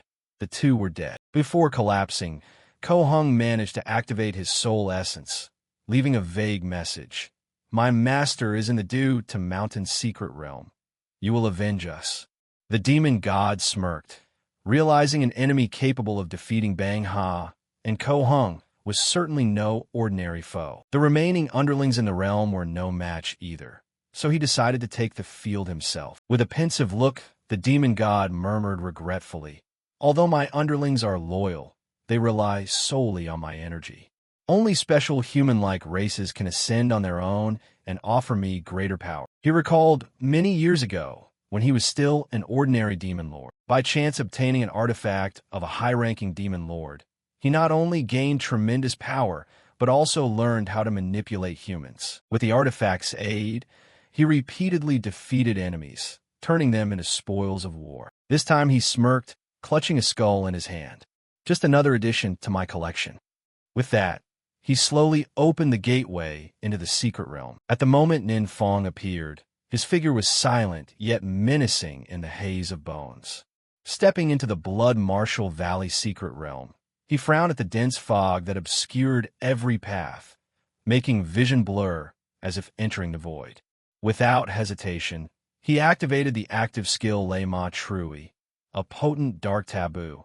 A colossal thunderstorm rose, its power like a celestial calamity descending, tearing the bone mist apart with brilliant bolts of light. But when the storm cleared, Nin Fong frowned slightly, briefly disappointed at not seeing any sign of the monster. At that moment, a reminder sound rang in his head, detecting the central relic mass. Following the trail guided by the aura, Nin Fong tracked the trace, and the figure that appeared before him was the Demon King. But the man was now nothing more than a charred statue, ragged after the thunderstorm, his hand still clutching the relic mask that Nin Fong sought. Without a word to spare, Nin Fong swung his hand. Magic erupted, turning the Demon King to dust and easily seizing the relic mask. Looking at the spoil in his hand, he curled his lips. The Hai-Long effect boosted all his attributes by 100 points. Now, even without using any skills, Nin Fong could overpower most explorers. His rank broke through to Tier 4, opening the opportunity to learn new skills. At first he immediately thought of the summoning taboo, but the idea made him hesitate. If he learned it and accidentally summoned a great Demon King or something, wouldn't he be labeled an evil god? Nin Fong muttered, a flicker of doubt in his eyes. But with his reckless nature, he decided to learn it first and worry later. Not stopping there, Nin Fong continued studying the tome True Han Water Element, mastering the active dark skill. Chi Gate, a dark taboo that opens a gateway of shadow, allowing continuous summoning of dark creatures for 12 hours, or to call forth a high-ranked demon army at any time with no time limit. He raised an intrigued brow and murmured, "This looks interesting. When I get the chance, I have to try it." Thanks to the efforts of Nin Fong and Du En, the notorious criminals Bang Ha and Ko Hung were removed from the government's list of dangerous fugitives. Feng Gak stood before Du En, unable to hide his gratitude, and spoke sincerely. You and the elders saved our lives, and we don't know how to repay you. Talam stood beside him, feeling quietly fortunate. Officials trusted the master's judgment and eagerly showed goodwill to the mysterious elder. Though a few doubts lingered, they were quickly dispelled. Without Nin Fong and Duan, no one dared imagine how much more damage Bang Ha and Ko Hong could have caused. Hearing that the elders sought a training site, Feng Gak immediately acted, preparing a thick dossier containing information on top training facilities. These places were all national installations built meticulously with modern facilities, ideal environments, guaranteed absolute privacy, and free from any interference by outside personnel. Duan took the dossier, his eyes scanning the pages, yet he remained cautious. He thought the training the elder mentioned was probably a pretext. Surely he wanted to conceal special methods. So he decided to bring all the documents back for Nin Fong to personally review and choose. When they set foot at the proposed training base, Nin Fong couldn't help gaping in amazement at the magnificent scale. Located at the foot of the mountain, the facility was vast like a modern fortress. The nation's new exploration base, codenamed 51, never before put into use. Feng Gak, smiling broadly, said, "If the elder likes it, we can hand the entire building over to you. It has 10 floors. The interior spaces include training areas, offices, recreational zones, living quarters, and so on. It can accommodate 2,000 people." He pointed toward the rest area and added, "The infrastructure here is extremely complete, integrated with an intelligent management and control system. There's even a garden on the rooftop, enough for you to live comfortably for 1 to 2 years." Nin Fong nodded, a satisfied gleam in his eyes. This place was truly perfect, just when he wanted a secluded site to cultivate and strengthen himself. Just the thought of using this base set his heart ablaze. Without further hesitation, Nin Fong immediately chose Base 051 as his training site. Feng Gak laughed heartily, triumphant. "Huh. As predicted, the elder chose Base 051. I also thought it was an excellent place. You saved Chengdu City twice, and moreover eliminated 2 major threats, Bang Ha and Ko Hong. The government has officially declared the state will strongly support heroes like you. So this base will incur no fees. Just sign the confirmation document." Hearing that, Nin Fong felt quietly pleased. He hadn't expected the government to be so generous, willing to hand over such a large base on a single request. Regarding management, Duan quickly spoke up calmly. "The elder doesn't like handling mundane affairs, so management of the base will be handled by me and Nin Fong." Feng Gak nodded, then suddenly offered, "If the elder intends to establish a guild, I can assist as well." Duan raised an eyebrow, seizing the moment to ask, "Senior Feng, is there a way to get timely information without forming a guild? You know, the elder isn't much for the internet or similar things." In response to Duan's question, Feng Gak stroked his silver beard, smiling broadly. "That's easy. For national-level powerhouses like the elder, our government can arrange a special information channel. It's not highly confidential. All information can be shared concurrently with the authorities." Hearing the term national-level powerhouse, Nin Fong slightly raised an eyebrow, thinking to himself, is the government labeling the mysterious elder with that title? Compared to the hard work he and Do and put into gathering intelligence, the Bureau's information source was clearly much more effective, but he didn't intend to rely solely on it and planned to develop a few private channels in the future. Nin Fong murmured, a calculating light in his eyes. On the matter of forming a guild, Nin Fong frowned, feeling the management burden would be too great. With such abundant high-end resources, he thought it might be more sensible to turn Base 051 into a different model. Regarding the special training Duan mentioned, he turned to Feng Gak calmly. "The training will begin next week.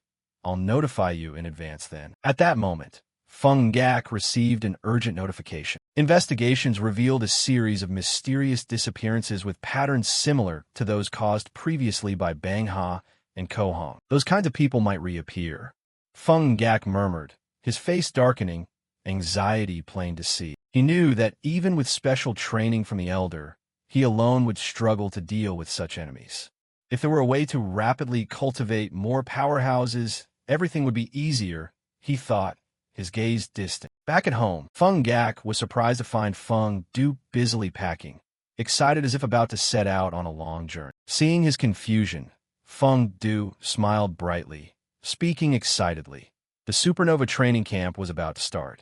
Brother Feng helped arrange a special training session for us, and just called to say he'll arrive at the training facility the day after tomorrow, so I've packed some supplies. Feng Gak widened his eyes and curiously asked, "Is little Feng's special training only for a few of you?" Feng Du nodded, beaming, "No, with you added it'll be 5 people." Hearing that, Feng Gak was so thrilled his head felt like it was on fire. He hadn't expected the elder to be so willing to nurture others. Seeing Feng Du look at him worriedly, he quickly waved his hand, jovial. "Don't worry. I took the medicine Mr. Du brought, and my condition has clearly improved. It's just that I still can't fully control the dark qi." Old Feng's eyes glittered with curiosity as he turned to Feng Du. "Tell me, who did little Feng invite? Probably a few close friends, right?" Feng Du nodded, beaming. "Aside from me, they're all people Brother Feng has known for a long time." Hearing that, old Feng was overjoyed, thinking to himself that this meant the elder was willing to look after the newcomers. His excitement made him restless. He immediately rolled up his sleeves to help Feng Du pack. He even gave careful instructions, his voice full of earnestness. "Remember to obey little Feng. This opportunity is rare. Seize it with both hands. Balance work and rest. If you can only do 3 parts, then only do 3 parts. And don't forget to call me." At Training Base 051, the Wang Du group had just arrived and were immediately overwhelmed by the sheer scale of the place. They were greeted by Nin Feng and Feng Du. Tu Din leaned close to Wang Du's ear and whispered. Luckily, it seems Nin Feng didn't invite Thuong Mong Thursday. Stepping inside, everyone looked up at Trancho at the vast space before them. This place was magnificent. Even the main bases of the 7 great guilds couldn't compare. Wang Du exclaimed, her curious gaze turning to Nin Feng. "How did you find a place like this?" Nin Feng smirked and replied lightly, "The owner of this place is an elder in my family, so he lent it to me." Wang Du was stunned. An elder in Nin Feng's family. She had never heard him mention that. Since his awakening, Nin Feng had become increasingly mysterious to her. That day, Nin Feng introduced Du to the group in a calm voice. He will be the main person in charge of this special training period. The Wang Du group looked at Du and greeted in unison, "Hello, Mr. Du." Meanwhile, Feng Du flinched slightly, his eyes showing surprise. Chu Zhang noticed something off and asked curiously, "Feng Du, do you know this scene you're doing? Why do you look so worried?" Feng Du lowered his voice, astonished. "You don't know? The strange phenomenon before was actually due to Senior Du's trial by divine Qi. His power is far greater than Chief Lu of the Oinin Guild." Hearing Feng Du's revelation, the whole Wang Du group went wide-eyed, mouths agape in shock. They hadn't expected Du standing before them to be such a renowned high-level powerhouse. At Training Base 051, everyone was ready to begin, their wills burning like fire. Seeing their fervent spirit, Du couldn't help but be surprised, wondering to himself, why has this group's morale suddenly skyrocketed? From above, Nin Feng observed, the corner of his mouth twitching. He thought to himself that this place was ideal for performing taboos. With the training room's camouflage effects, there was no worry of exposure. He had no intention of founding a guild, but the idea of cultivating a band of powerhouses unbound by restrictions intrigued him. With resources, strength, and reliable members, I can form an alliance, Nin Feng murmured, a decisive glint in his eyes. Entering the first training session, Wang Du was immediately struck. A terrifying wave of pressure slammed into her arm, so lifelike it sent shivers down her spine. She thought to herself that if this weren't training but a real attack, anyone's would likely collapse. Wang Du guessed that Nin Feng's overwhelming strength must have come from overcoming brutal trials like this. Meanwhile, Chu Zhang and Tu Din were also full of determination.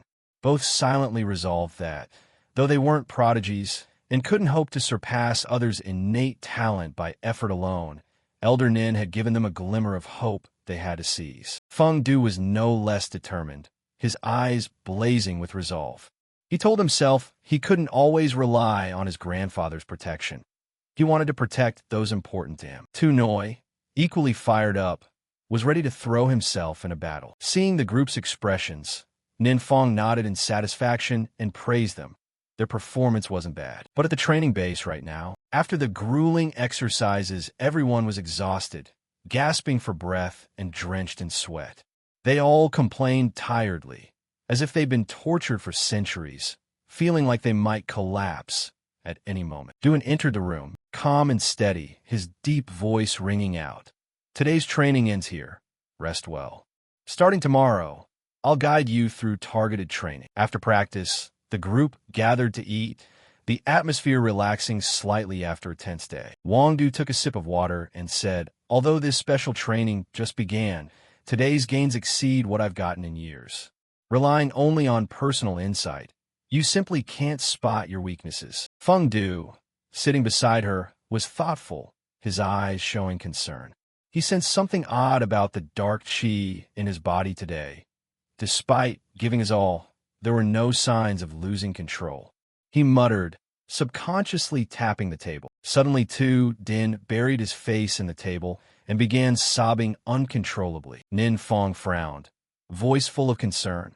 What's the reason? Wang Du sighed and explained, lately Tu Din and Dai Thursday have been under a lot of pressure. Because our school has many spots in the Supernova training camp, there's been a lot of online discussion about it. Hearing that, Ninfong immediately opened his phone and scrolled through the online comments. Sure enough, negative remarks flooded the screen. High school number 7 in Chengdu City. What kind of school is that? I've never heard of it. Could a powerful figure have suddenly appeared? Another wrote. There's a supernova, seems ranked top 5. Someone replied. Not one, but 2 supernovas. Wang Du at 5th, the other is Zhao Cheng at 14th. Subsequent comments grew harsher, saying they'd never seen this Zhao Cheng guy. Yet there were 3 unnamed guys on the list. Have they already been exposed through the window? Someone sneered. Although other schools also sent 4-star candidates, I checked Tu Din, and that Thursday, their results are average, not worthy of this camp. Saying there's no shady business here is laughable. Another mocked. Is the camp turning into a dumping ground? Anything goes. The 2 you mentioned should at least be 4th star. The other name Ninfong is the real mystery. No info at all. Damn, this is even more suspicious. Some hidden figure? Thinking it's all connections? Just wait for the camp to teach them manners. Another account chimed in agreement. Teach those bastards how to be decent. Amid the barrage of insults, an account with a pink avatar unexpectedly spoke up in defense.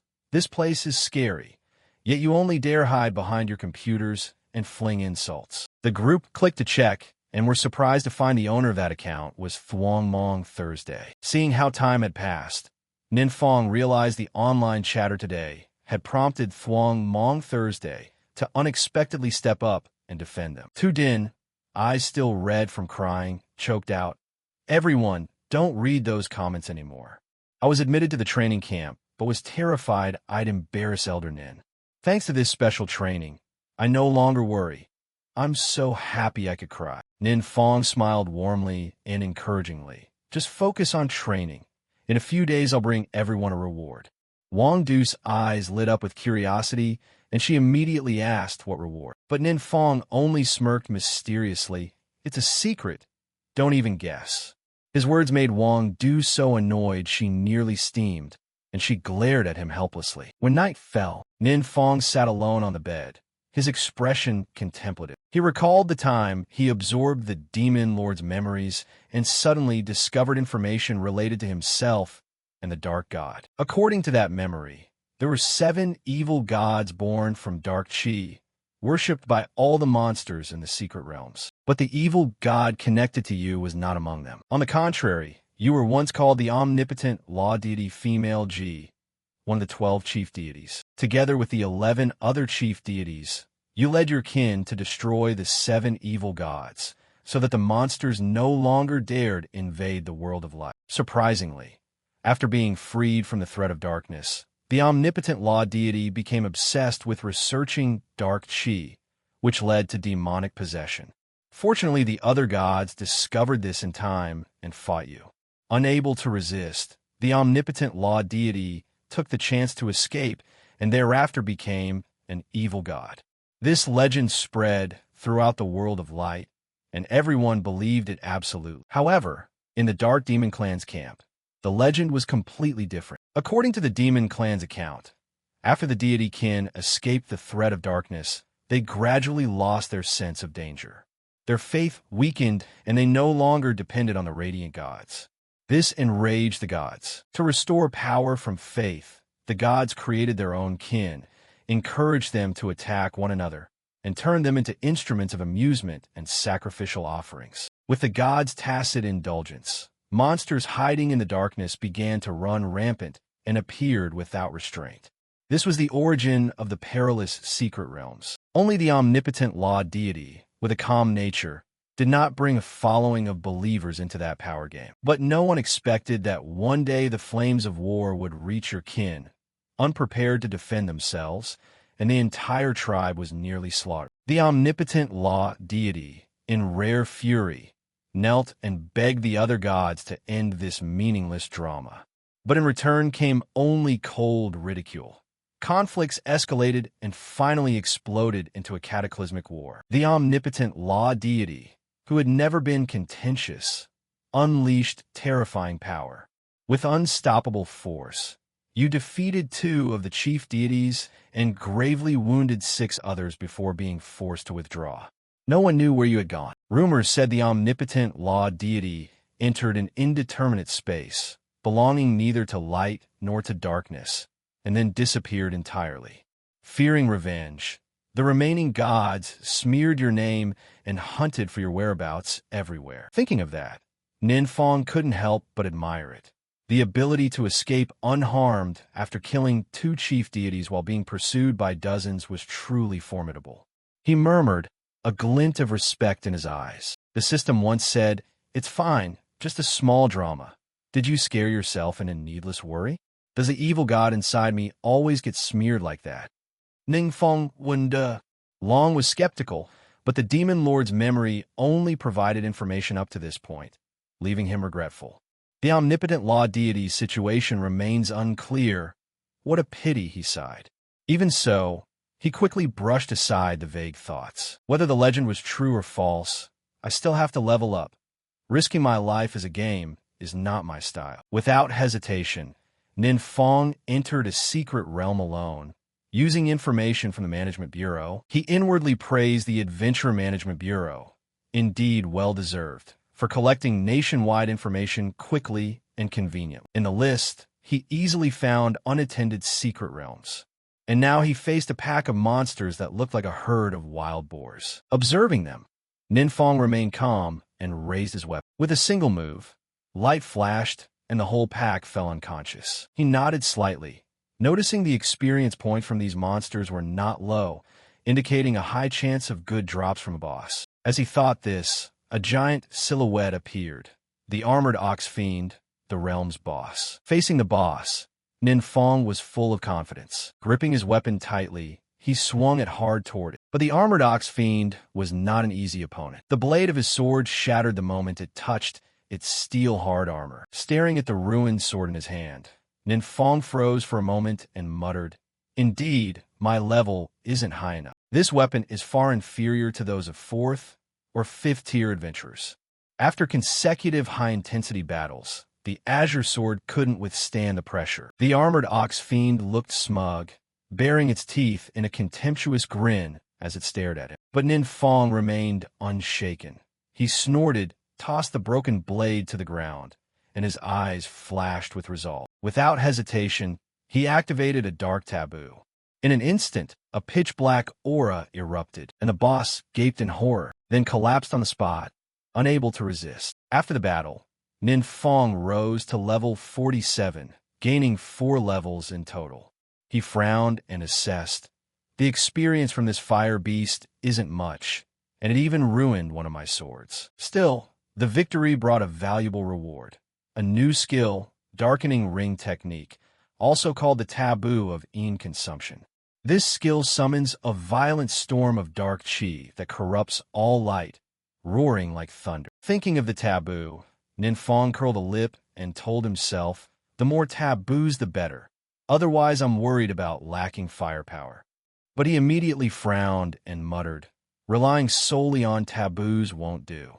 Without proper weapons or gear, even a boss is hard to defeat, let alone facing a deity. Resolved, Ninfong planned to visit the nearest city to buy some new weapons. Before long, he arrived at a famous weapons shop. At his request, the brisk saleswoman brought out all the orange greatswords for him to inspect. Ninfong scanned them, a hint of disappointment in his eyes and a nonchalant tone.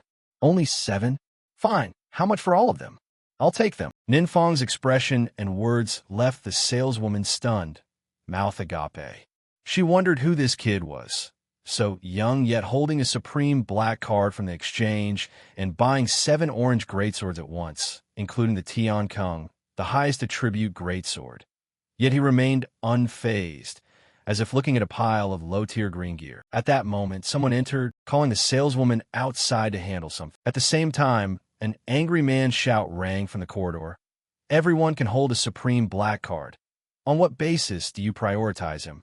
Do you think the eldest son of the Guo family isn't worthy of this Tian Kung? The owner of that voice was none other than Gui Yunshu, once ranked among the supernovas but stripped of his gear by Ninfong in the last secret realm. He stormed into the room, brimming with arrogance. The saleswoman went pale and inwardly fretted. Oh no, this is the eldest son of the Guo clan, a major family here. If a conflict breaks out, I'll be the one held responsible. But her worry proved unnecessary. At the sight of Ninfong, Guo Yunshu immediately changed tone and respectfully called him Elder Nin.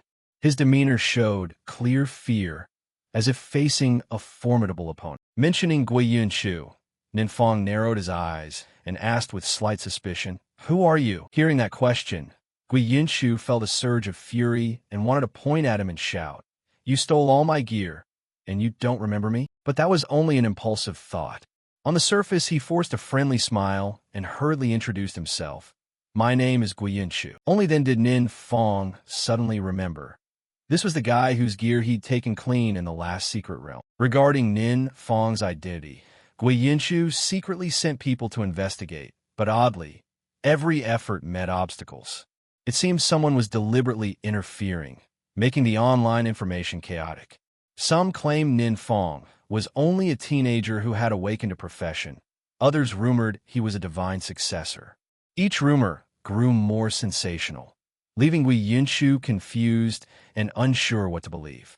A person who could make the entire Guo clan helpless. His identity was definitely not simple. He inwardly vowed, a flash of vigilance in his eyes. Just then, Ninfong spoke in a casual tone. "Any sword in here catch your eye?" Gui Yunshu forced a smile and waved his hand. "I'm just looking." "Elder, whatever you use is fine. Pick whatever you like." Gui Yunshu's deferential behavior left everyone in the shop stunned. No one expected the second-ranked eldest son of the Guo family on the national supernova leaderboard to act like this. After saying that, he hurriedly bowed to Ninfong and left. But as soon as he stepped into the restroom, Gui Yunshu lost his composure.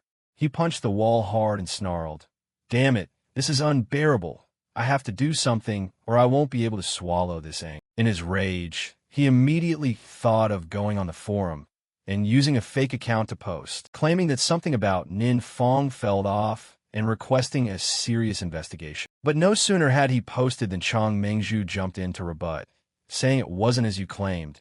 Don't speak recklessly if you don't understand. Reading the rebuttal, Gui Yunshu ground his teeth with fury, unable to believe Chang Mengzhu would dare side with Ninfong against him. He yelled in anger, "I'll definitely enter the trial's secret realm and find Ninfong to settle this." Hearing Gui Yunshu's enraged roar, "Ninfong, you wait and see." Ninfong only faintly curled his lips, not caring.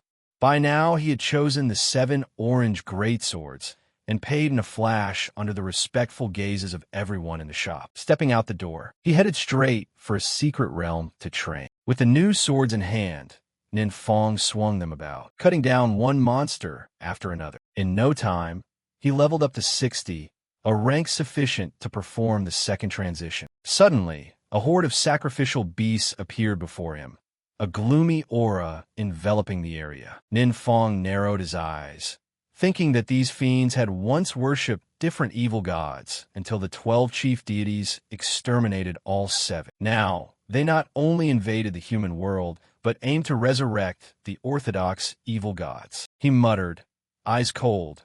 Some powerful fiends harbored ambitions of becoming evil gods themselves. But those chief deities did not protect humanity. On the contrary, they regarded false evil gods like me as mortal enemies. The more he pondered, the more Nin Fong believed the fiend's legend about the omnipotent law deity might be true. In the eyes of most gods, humans and other races were mere entertainments. Fiends or gods, none were benevolent. He snorted, a flash of resentment rising. Just then his phone buzzed. A message from Tu Noi urging him to return to the training base. Seizing the opportunity, Nin Fong decided to go back to receive the second transition assignment. At the training headquarters, Tu Noi was brimming with energy in a newly seized laboratory. He was busy crafting something, sweat beading on his forehead. Tu Ding curiously picked up a rosy pink bottle and exclaimed that it looked delicious. Tu Noi snatched it back and shouted, "This is forgetfulness medicine. It will make you forget a skill. I just recently brewed it. Don't take it if you don't want to become an idiot." Hearing this, the group couldn't help but be alarmed. Wang Du turned to Nin Fong curiously. "Is this really the medicine you mentioned?" Nin Fong curled a lip and shook his head. "It's related to that medicine, but it's actually something else." Saying that, he casually produced a pile of orange skill books and placed them before everyone. Everyone was stunned, eyes wide in bewilderment. Among the stack were rare items: Silent Wind Geomancy for archers, Healing Link for priests, the Colossus Blade for berserk warriors, and Heavy Shield Accumulation for shield-bearing fighters. There was something for everyone. No one was left out. These skills on the market could only be found at purple rarity, leaving the group amazed at Nin Fong's generosity. Seeing the brilliant orange skill books for the first time, Chu Zhang and Tu Ding gaped in astonishment. Nin Fong explained calmly that they dropped from a very high-tier secret realm. "Wait until you all level up. You'll be able to go and farm them yourselves." Feng Du, sweat beading on his brow and still shaken, stammered, "What's the drop rate for orange gear in those secret realms?" Fong Xia's power has already far surpassed us. Nin Fong only curled his lip, voice steady. "Don't be dazed. Once you leave the training grounds, you have exactly 1 week. Train hard and master the new skills." Just as the group prepared to begin training, old Feng suddenly appeared. Seeing him, the whole group, including Wang Du, gaped. Are you Senior Feng?" Old Feng returned a kind smile and greeted everyone. But the group remained in awe, thinking that after only a few days with Feng Du, to now witness such a prominent figure as Senior Feng in person was beyond their dreams. Old Feng observed the youngsters and thought to himself that these were likely friends of Nin Fong whom the eldest had guided from youth. Their futures were boundless. It was the start of the week, an ideal time for Senior Feng to conduct special training. Nin Fong nodded, thinking himself lucky the base had many training rooms so everyone could practice simultaneously. Senior Feng turned and cheerfully said that Little Deuce's recent performance hadn't been bad. Had he caused any trouble for anyone? Nin Fong smiled and shook his head. "Of course not. You arrived at the right time. Might as well observe their training results while you're here." In the training room, the group faced monsters designed as trials. Wang Du unleashed Silent Wind Geomancy. Each arrow struck true, slicing through the air toward the target. Feng Du activated Heavy Shield Accumulation, forming a solid, impregnable shield that protected his teammates. Chu Zhang swung the Colossus Blade. The gargantuan blade descended with such force, it seemed to cleave the very space. Watching Chu Zhang wield the Colossus Blade, each strike carried majestic momentum, as if he had become a war god. Tu Ding at the rear matched him, continuously casting support spells for the team. Each member unleashed their new skills, burning with fierce spirit like an unquenchable flame. Observing from start to finish, old Feng nodded, eyes sparkling with admiration. The youngster's skills were formidable, but he suddenly frowned, voice contemplative. "Why do I still feel they aren't truly proficient?" Duan, standing beside him, smiled and explained, "They've just learned the orange skills. loot from very high-tier secret realms. Hearing this, Old Feng grew so excited his face flushed as if on fire. He exclaimed, "The army has long planned assaults on high-tier secret realms but never succeeded. People only speculated about the loot inside. This is the first time I've seen orange skills with my own eyes." Enthused, Old Feng turned to Duan expectantly. "May I report this to the military?" Duan shrugged calmly. "It's nothing secret. Sooner or later, everyone will know anyway." Hearing the answer, Old Feng was overjoyed. He appraised the youngsters. Their current ranks weren't high, but time would make up for it. With the eldest support, they would soon surpass us old-timers. One step faster, every step quicker. These kids would shoulder the main force of the future. In the promotion hall, Nin Fong strode in, a radiant smile on his face. He waved at Lam, which made her exclaim in surprise. "Weren't you the one who hadn't finished speaking?" Lam only saw Nin Fong grin sheepishly, then stride straight inside. Watching his back, Lam shook her head, thinking he was certainly here for the second transition assignment. She couldn't help but marvel at what others spent years achieving. Nin Fong completed in just 2 months. Entering the promotion area, Nin Fong accepted the second transition mission for the entire law deity system. The mission required 3 conditions. 1. Enter the Frozen Blossom Prime secret realm and collect the elemental emblem item. 2. Gather 20 transmutation stones. 3. Collect 100 spirit essences. The deadline was 7 days, and the mission rank was S. Nin Fong frowned slightly and murmured, 200 transmutation stones. Ordinary second transition missions only need 1 stone. This is really excessive. He pondered, realizing these weren't drops from monsters, but crystals mined from veins, and the yield was pitifully low. First, he decided to stop by the exchange to inquire. If they could be bought, everything would be much easier. At the exchange in Far City, when Nin Fong listed the number of transmutation stones needed, Master Fong wiped sweat from his brow and said apologetically, "Sorry, the number of promotions has surged recently, and demand for transmutation stones has far outstripped supply. Give us 3 days, and we'll definitely gather enough for you." 3 days isn't too long for me. He nodded and planned to do the emblem mission first to save time. As for the spirit essences, he intended to buy them directly from the exchange for speed. Meanwhile, Nin Fong remembered he still had a pile of unclassified spoils, so he asked Master Fong to help process them. The pile of spoils Nin Fong called miscellaneous was actually so large it made others dizzy. Seeing the treasures stacked high, Master Fong was jubilant, eyes shining. More than a dozen purple skill books for various professions, plus a slew of brilliant orange equipment. In an age when the whole world raced to level up, these valuables wouldn't be hard to sell. Master Fong thought to himself that his performance report this year would surely outshine all rivals. Now he understood why Mayor Tai had instructed him to serve Nin Fong carefully. Thanks to that, he was about to get rich. At the Frozen Blossom Prime secret realm, when Nin Fong appeared alone, the gatekeeper immediately blocked him. Suspiciously, "We've never seen your situation before. I need to get instructions from my superiors first." With that, he hurried off to report to the captain. Hearing a young man wanted to enter the secret realm alone, the captain raised an incredulous eyebrow and snorted. "What joke is this? The Management Bureau just issued a rule. To enter a secret realm, you must have a formal guild lead a team of at least 5 people.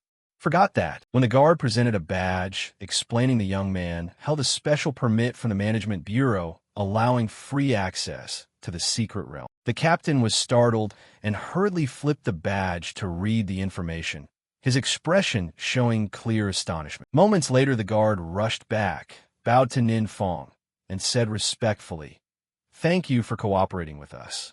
We've checked your credentials. You may enter." Watching Nin Fong stroll into the secret realm, the captain couldn't help but be curious about the young man's mysterious background. He noticed the special permit's issuance timing was almost exactly when the new regulation was announced, as if it had been prepared specifically for Nin Fong. The guard whispered that perhaps the young man was a special envoy sent by superiors to inspect them. Hearing that, the captain straightened himself and barked, "Snap to it. Act as if a special envoy is inspecting right now. Check for anything unfinished and completed immediately. At this point, Nin Fong had officially entered the secret realm. He felt fortunate he'd reminded Senior Feng earlier, which earned him the special permit and the right to enter alone. Before him stood a staircase leading upward, and beneath it a bottomless chasm. But instead of climbing the stairs, Nin Fong leapt straight into the abyss without hesitation. At that moment, he activated his protective taboo. He fell in free fall for a long while, wind whistling past his ears, before landing on the ground with a neat, controlled impact. No sooner had he hit the ground than an armed monster appeared and charged at him ferociously. Facing the opponent, Nin Fong showed no fear. On the contrary, he was excited, eyes blazing. Is this a hidden boss? How cool. He gripped his two swords tightly, ready to meet it. But unexpectedly, the boss halted as it approached, bowed respectfully, and said, "Lord of the gods, have you descended in person?" The scene stunned Nin Fong. His mind went blank. He couldn't understand what was happening. The monster continued in a respectful tone. "Although I could not see, I have always sensed that you are the Lord of the gods. Perhaps you no longer recognize me. I am your loyal kin, the great mage Han Am." Those words completely bewildered Nin Fong. He guessed it was mistaken about something. He never expected a hidden boss to call him Lord. After a moment's thought, he cautiously asked, "Why has it become like this?" "I'm sorry." The boss replied immediately, voice low and sorrowful. "I cannot explain clearly. We were attacked by other clans and suffered heavy casualties. I was slain by the enemy in battle, yet somehow I appeared here." Strange whispers constantly echoed in my head, like an evil mental torture that inflamed uncontrollable killing intent. "Until you appeared, I suddenly seemed to awaken." Hearing this, Nin Fong recalled how the kin of the omnipotent law deity had once been brutally ambushed. He silently guessed that the title Lord of the Gods must belong to the omnipotent law deity. The boss looked at him anxiously, voice trembling.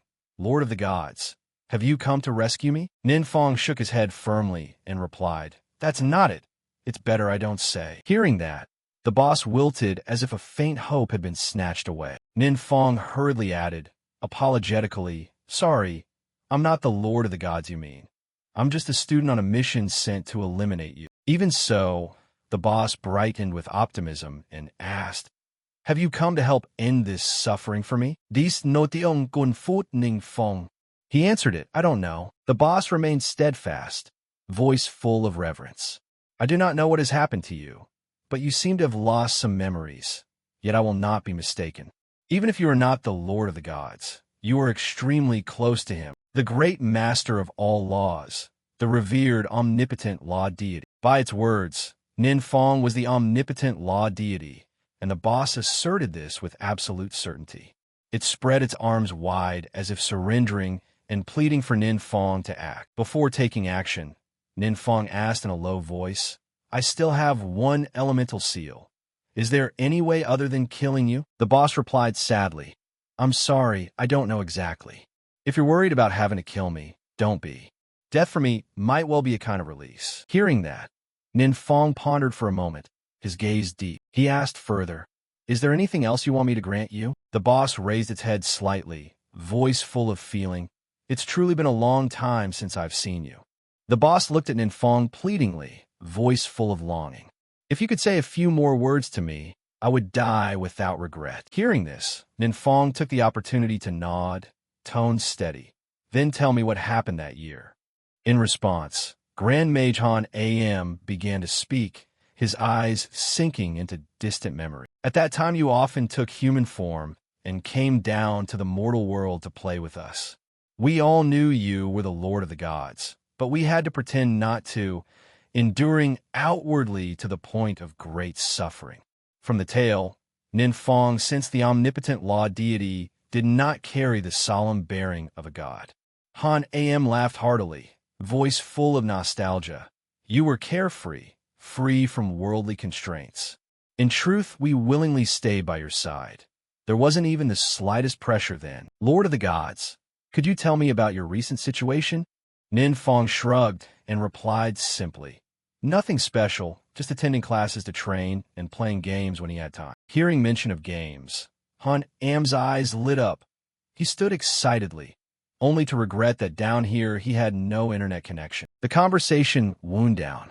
Nin Fong rose, looking at Han AM with a serious expression. Han AM, if there's a chance in the future, I'll play games with you, a promise made. Han AM smiled, voice full of feeling, as if saying, you used to come to the mortal world to find us. As soon as the words finished, Nin Fong swung his sword in a clean stroke to release Han AM from that place. After Han AM disappeared, Nin Fong collected countless valuable spoils left on the ground, most of which were rare treasures. At the meeting of the 7 great guilds, a guild master spoke up anxiously. The anomaly in the secret realm is indeed of a higher rank than our skills, but with our current strength there's no way to attack. Guildmaster Lu Anshan pondered and proposed, if so, invite the great mysterious elder to lead a team to assault the secret realm. In reply, Old Feng shook his head, voice resigned. I've asked. The great elder doesn't want to cooperate like that. At this time, the great elder should be standing with everyone, acting entirely on personal whim, with no restraint. Do you really think that's acceptable? As soon as Lu Anshan finished speaking, Old Feng replied gravely, I'll resign in a moment. I'll hand this director position over to you. Manage it however you like. At this, Old Feng suddenly flared up, jumping to his feet and slamming his hand on the table, eyes blazing. When Manhwa and Koang appeared to threaten my family, you all said there was nothing that could be done. I was ready to die. Yet in the end, the great elder and Mr. Du stepped in to save us. Now, when interests are at stake, some of you grow restless. I hope you remember that. The great elder owes none of us anything. Lu Anshan knew Old Feng's character well and understood he would never scheme for personal gain. He smiled and asked, Old Feng, I hear in a few days you're preparing to chair the high-ranking auxiliary force. Save me a spot on the team, will you? Hearing the suggestion, everyone in the guild raised their hands at once, scrambling to request a position. Old Feng suddenly exploded, fury blazing. Damn it, the special training with the great elder is truly diabolical. That old crone of mine lay incapacitated for 2 days before recovering, yet her improvement is obvious. Compared to my former self, it's a world of difference. At the promotion chamber, Nin Fong had arrived to submit his promotion mission. He had officially completed activating the passive skill Demonic Barrier Secret, rendering him immune to all interrogation skills. From the memories in the relic mask, Nin Fong realized the omnipotent law deity was not an evil god at all. He was like him, just wanted to live in the way he liked best. Han AM had said his feelings were identical to the omnipotent law deities. Nin Fong guessed the system might be the cause, but what exact link existed between the system and the omnipotent law deity, he still couldn't explain. Han AM had died long ago. So why had he become a hidden boss in the secret realm? Holding the item in his hand after defeating Han AM, he fell into deep thought. At that moment, a notification popped up. Han AM's orange quality gear could be upgraded. Plus 12 spirit, plus 15 spellcasting speed, 5% magic crit, and a secondary skill. Erect a solid ice wall. Han AM's soul had been sheltered by divine power, not dispersed but stored within this soul gem. At the Rookie Supernova training camp, the event was split into 2 tracks, high school and university, gathering the country's best young adventurers. The high school track had 180 people, 32 from the Supernova rankings and 148 from notable 4-star specialties. This event not only gathered 3 principals from key universities, but also representatives from the 7 great guilds and the Adventure Management Bureau, truly unprecedented in scale. Rumor had it that outstanding performers might get contracts signed directly by the great elders. They would receive generous resources from the signers and, upon graduation, could join an elders team, at least as a captain. Seeing the powerful dignitaries, everyone longed to greet them and leave an impression. Otherwise, among the sea of faces the elders would hardly remember individuals. While people buzzed, a standout figure appeared to greet the dignitaries. Ha Su Hung, the top supernova on the rankings this time. His elder brother Ha Su Vu was the head of the Thuong Du Guild. Ha Su Hung's arrival immediately drew all eyes and whispers. They'd heard that after awakening, he didn't level with peers, but trained only with Thuong Du Guild's elite. The more they spoke, the more envious the crowd grew, lamenting how stark the gap between people could be. They also mentioned the secret realm divine trial recently conquered. The Conqueror was a specialty powerhouse using R-rank combat. Coincidentally, like Ha Su-hung, rumor had it that Ha Su-hung had been mentored by that powerhouse, boosting his strength tremendously. Moreover, Thuong Du Guild exclusively supplied high-level experience elixirs, so his power might far exceed everyone's expectations. Just then, the delegate bus from Tandu No. 1 High School arrived. The crowd's attention immediately shifted, whispering to one another, "Are these the people the internet has been speculating about?" The Tandu No. 1 delegation emerged, led by Nin Fong. Phun Lao Bi Ung Duayet, Phung Du, Tuong Mong Tu, Tu Jing, and finally Zhu Jiang Tu. Their presence astonished people, like a well-drilled team, strong and sharp. However, some whispered that Nin Fong's team was just putting on a show, all for appearances. Despite the chatter, everyone's gaze remained fixed on the Tandu No. 1 delegation, making the principal tense, as if he had become the crowd's enemy. At that moment, Nin Fong received a flurry of system notifications, stating that the demonic barrier secret skill had become immune to one instance of probing and monitoring. Clearly, many people were paying attention and trying to probe him. Elsewhere, some curious about Nin Fong wondered what his true strength was, since repeated probing yielded no clues. They guessed he must be at least beyond the second transition. Even the guild masters of the 7 great guilds couldn't see through him, and assumed he possessed a special artifact, shielding him from all scrutiny. Ha Su-hung also watched Nin Fong intently.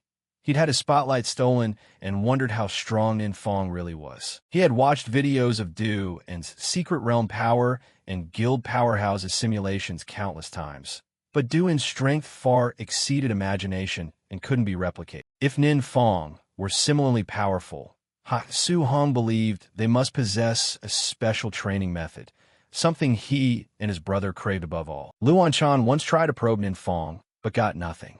Old Feng snorted at this and teasingly asked him, "Not going to examine him at all?" Luan Chan sighed, voice weary, "Forget it," very impolite. Unexpectedly, Old Feng proactively waved to greet Nin Fong first, leaving everyone there stunned. No one expected Mr. Feng to be so friendly toward Nin Fong's team. At the check-in area, organizers asked team leaders to register their members in order. After Nin Fong's team completed the procedures, everyone was guided to the main venue where someone would explain the training camp arrangements for all contestants. Once seated, the contestants listened attentively as the instructor introduced the special training session. In recent years, the secret realms have undergone unprecedented changes. To adapt quickly and find new paths for humanity's development, training and selecting elites is essential. This training camp therefore drew attention from all sides. In the lower rows, Principal Truong leaned in curiously and asked Principal Thuong in a low voice whether the school's secret weapon was Nin Fong. Why so secretive, not letting others assess his level? Principal Thuong only smiled lightly and replied, "Humble, just humble." Principal Thuong fully understood that since Thuong Mong Thursday transferred from their school to Truong's, Truong had been trying to dig up information. Thanks to Thuong's careful security, Principal Truong couldn't uncover anything. Hearing this, Principal Truong laughed loudly, joking, "Today all of you principals want to witness Tandu No. 1's teaching quality with your own eyes. After all, it's a prestigious school that even attracts supernovas." Those words drew every eye to Principal Thuong, accompanied by jests of "Don't disappoint us." The situation made Principal Thuong visibly tense. He knew Wang Diet, Feng Du, and Thuong Mong Thursday were participating in the special training, but he wasn't sure of their results. In truth, for such outstanding supernova top students, he had little cause for worry. What concerned him were Nin Fong and the remaining members. Would they be strong enough to endure this harsh challenge? The host continued, speaking clearly. This training camp uses a free team model, with standard teams of 5 members each. Final results will be judged on accumulated individual scores and combined team scores. The top 10 of the high school track will train alongside the university track. Before formal training begins, everyone will go through a secret realm for familiarization. This secret realm limits entrance to third transition and below. Next, a special team was invited to perform, and their profiles astonished everyone. The team even included Ha Soo-hung. All were elites who had topped the supernova rankings in recent years, truly the cream of the crop. At the secret realm entrance, the performing team strode in with pride. Some members confidently chatted. One said, "Should we hold back a bit later? Don't put too much pressure on the juniors." Immediately, a teammate objected in a sharp tone. "What nonsense are you talking? How many big names are at this training camp? This is a once-in-a-lifetime chance to show off. Even if it's a temporary team, whoever blocks us shouldn't blame me for turning my back on them." With that, the whole team moved in at once. The moment they set foot in the secret realm, a horde of monsters was already waiting, eyes blazing with killing intent. The performing team quickly took positions and charged with roaring momentum. Their speed was terrifying, especially Ha Soo-hung, matching anyone. Hard to believe they were only high school students. Old Feng watched from the sidelines, thinking to himself that these 5Us had been training together recently. With proper nurturing, they might soon conquer high-level secret realms. The performing team kept defeating elite monsters nonstop and pushed deeper inside. Finally, they faced the main boss. The team surrounded it from all sides and unleashed a barrage of attacks. In the blink of an eye, the boss stand collapsed where it stood. From Ninfong's side, a girl suddenly approached, smiling and greeting. "Are you Ninfong? I'm Tai Wu-jian. Mayor Tai Dong-min is my third uncle." Upon hearing her name, Wang Diet and Tu Din were startled. They knew she was one of the 5 leaders of the Apex team, a name not to be underestimated. Today, Tai Wu-tran sought out Ninfong because she'd heard her uncle, Mayor Tai Dong-min, mention him before.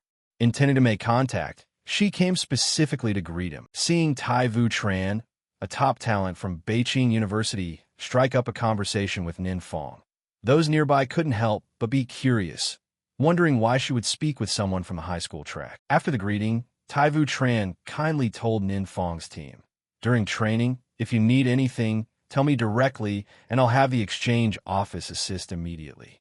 Ninfong only smiled and replied that she was too courteous. At that moment, Tu Din interjected, half joking, half serious.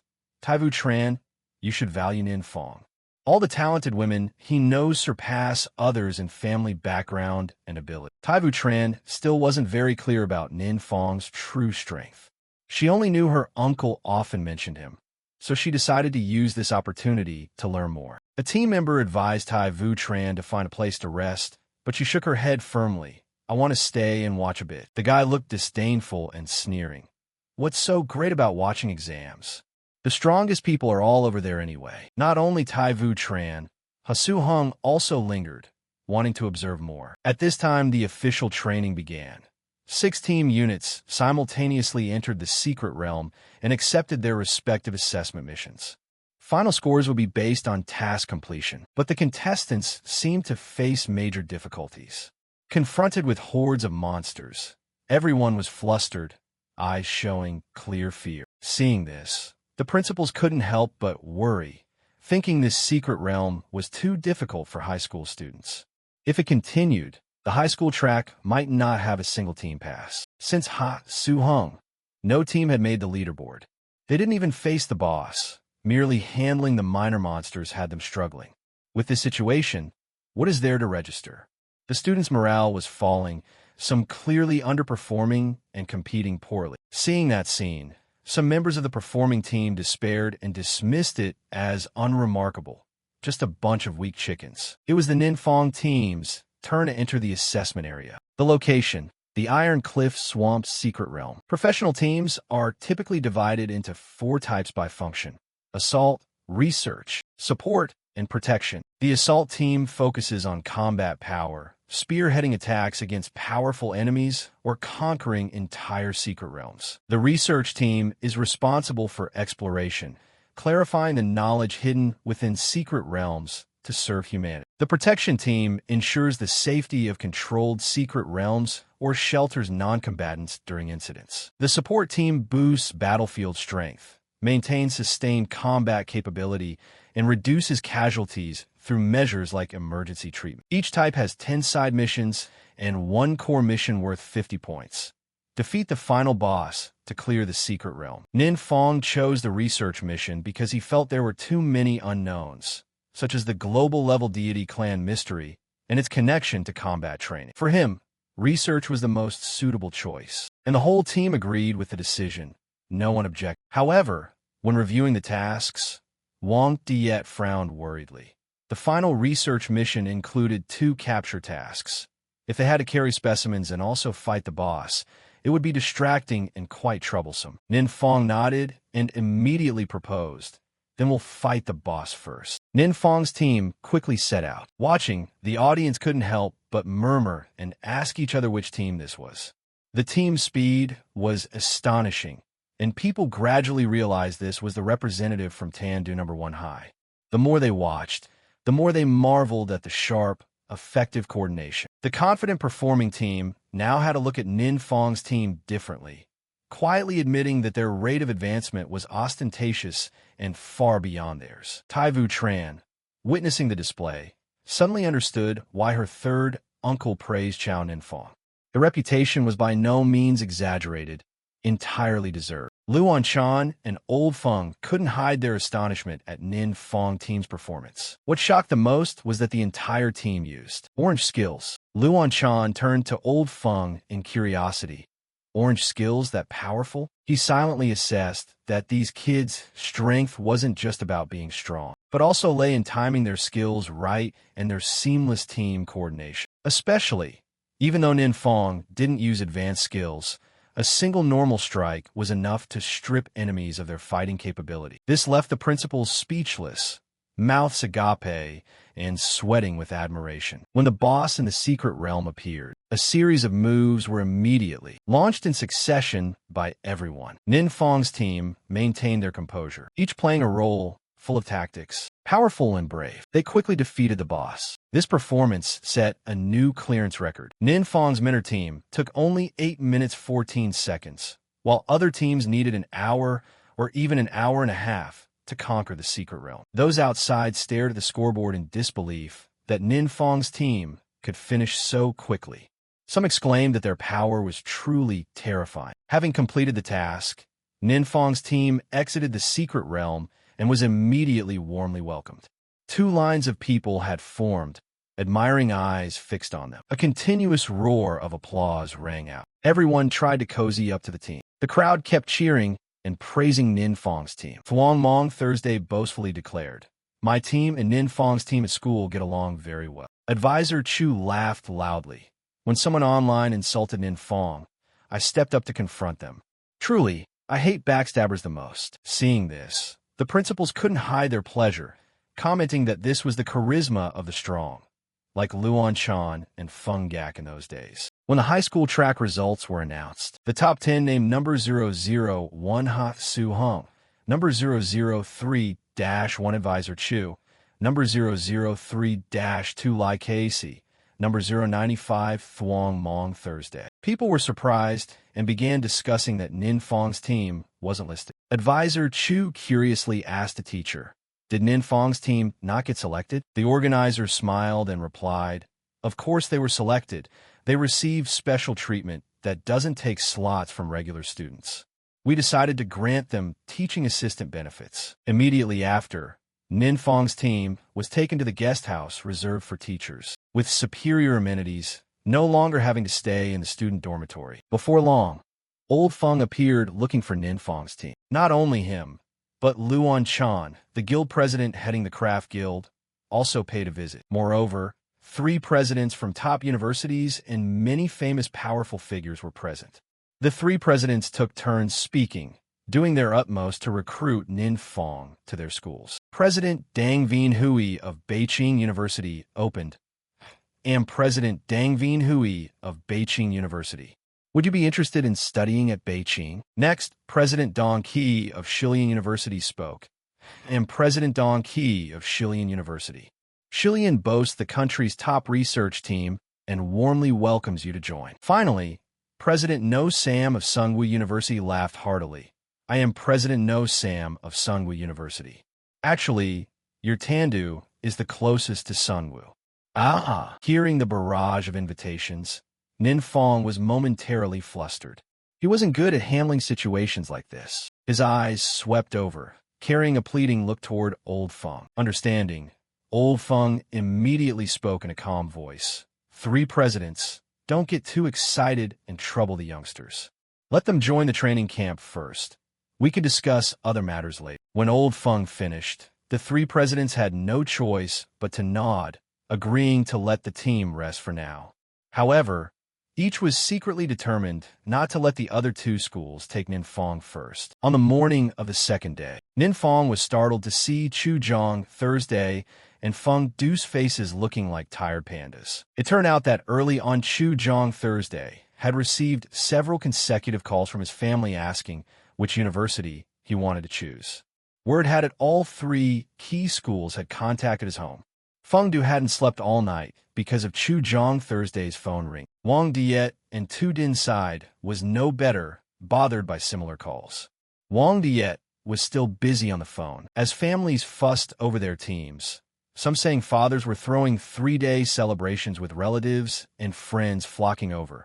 Others mentioning grandfathers stepping in to support them. Ninfeng couldn't help feeling a little hurt. Just then his phone rang. It was Miss Kai calling, her voice gentle as she asked how he was doing at the training camp and whether he was adapted. She mentioned that the three key universities had contacted her to ask about his college plans. She knew he liked to oversleep, so she was only calling now. Hearing her voice, Ninfeng felt warmed and replied, "You still know me best. I also want to hear your opinion." Today, everyone regrouped to prepare for the training session. The crowd buzzed, saying the high school division this time was vicious enough to defeat 5 teacher-ranked individuals. Stranger still, 3 of those 5 weren't even on the supernova list. From today, the first special training phase officially begins. The Secret Realm trainer sternly reminded, "The secret realms we've explored may contain various dangers. Therefore, I hope everyone follows instructions and acts within their capabilities. Before departure, please confirm group assignments with your teacher. 10 students from the high school division will be distributed into university teams." This time, Thuong Mong Thursday was placed on Ninfeng's team. Hearing that Thuong Mong Thursday was grouped with Ninfeng, she waved happily to her. In an unnamed secret realm, Ninfeng's team faced a new classification of monsters, salamander-like beings over 2 meters tall. While Ninfeng was still busy studying their characteristics, the whole team launched into a battle to eliminate the monsters. Even while concentrating on analysis, whenever any monster approached, Ninfeng would act immediately, defeating them in the blink of an eye. Ninfeng continued diligently with his research. He noted the salamander-like creatures weighed between 800 and 1,000 kilograms, their scales solid, providing formidable defensive capability. During the battle so far, Thuong Mong Thursday noticed Ninfeng's team had pushed deep into the secret realm, moving even faster than the strongest assault team. Their experience gains surged like a storm, as if the whole team were helping her level up. Compared to their first meeting, she clearly felt Wang Diet and the others had made remarkable progress, truly transformed. Mong Thursday wondered quietly whether, if accepted by them, she could become that strong. At that moment, Ninfeng shared with the team about choosing a university. He said Ms. Kai mentioned Shilin University's research team was indeed very strong but strictly managed, which he feared he might not adapt to. In contrast, Beijing University's research group offered more freedom and might suit him better. Wang Diet patted his shoulder and laughed loudly. "No wonder you're Miss Kai's favorite student. She even thinks about this for you." Suddenly, Tu Din's expression turned serious and urgent. "Everyone, check the class group for news immediately." Ninfeng opened the message and froze when he learned Miss Kai was still trapped in the secret realm and unable to get out. The entrance to the secret realm had undergone an anomaly and was currently calling for rescue. The situation at the entrance was extremely chaotic, and no one dared approach. An outside gatekeeper reported, "The leveling secret realm suddenly spawned mutated monsters. Their level skyrocketed. Nearly 100 people are trapped inside, and the magical fluctuations at the entrance are chaotic, making entry nearly impossible." Miss Kai's students were extremely worried and hurried off to seek help. Halfway there, they ran into the team captain. He frowned irritatedly and barked, "You kids don't run around here." A student panicked and begged, Our teacher is still trapped in the secret realm. Please hurry and rescue her. The captain sighed helplessly. How can we rescue her? Don't you see what the secret realm has become? The students shouted angrily. We already reported it and are waiting for the guild to send support. But can't you at least do something? Earlier you said auxiliary roles weren't enough, so Miss Kai entered to rescue them. Now you abandon her inside. Hearing this, the captain grew angrier and snapped. You're really a nuisance. It's my business if I can get out. If she can't escape, it's her own bad luck. No one forced her to join the rescue. She volunteered. These words left the students stunned and silent, with nothing left to say to him. Just then, Ninfong appeared, his steady voice asking, "Where is Miss Kai?" Seeing him, the students seized a ray of hope and, crying, recounted how Miss Kai was trapped in the secret realm.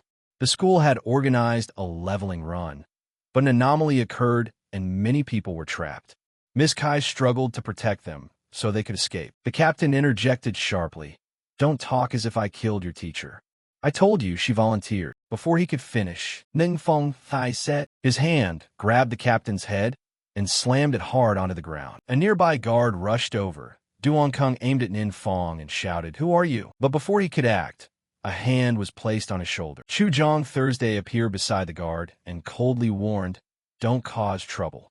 The guard immediately fell silent, not daring to move. Ninfong dragged the captain across the courtyard, just as several imposing figures arrived. Among them was Luke Bin, vice president of the Kaingwin Craft Guild. The guards rejoiced, thinking he had come to stop Ninfong. But Luke Bin had no intention of confronting them. He smiled lightly and explained, "I just finished arranging things for the students. That's why I only just ran over." Ninfong, Netman Pao. Ninfong notet de C7 definitan. Luke Bin laughed loudly. "Then I'll go with you."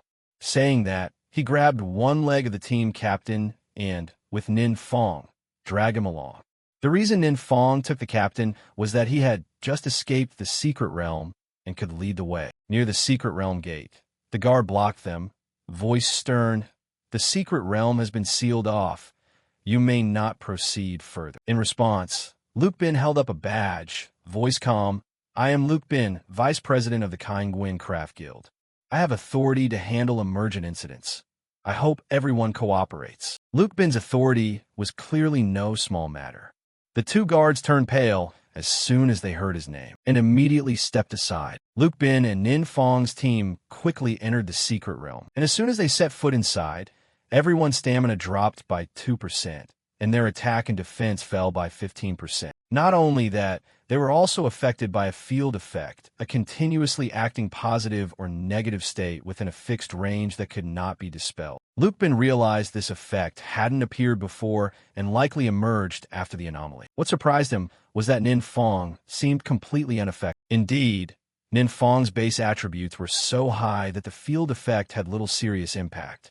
He only worried the teammates couldn't hold out long, silently praying that Miss Kai would not suffer any misfortune. Luke Bin woke the team captain and asked coldly, "Where to next?" Waking up to find himself back in the secret realm, the captain panicked, saying those lost were far from the entrance and the paths were full of ferocious monsters. "You won't get through. I don't want to die here. Please let me go." Ninfong narrowed his eyes, voice threatening. "You're unlucky to run into me. Either lead me to the teachers, or I'll leave you deep inside the ranks." Monsters were prowling everywhere. Fortunately, they had not detected their group. Meanwhile, Miss Kai was desperately tending to the wounded. Someone worriedly, voice hoarse, said, "Miss Kai, you're exhausted. Please rest a bit." But she shook her head determinedly. "I'm fine. I can rest in a little while." The man's wound couldn't wait. A young female, student beside her, tears welling, said thank you to the teacher for risking herself for them. Seeing this, a few bystanders grumbled, whispering that Miss Kai wasted effort rescuing level 1 to level 3 adventurers. What benefit was there?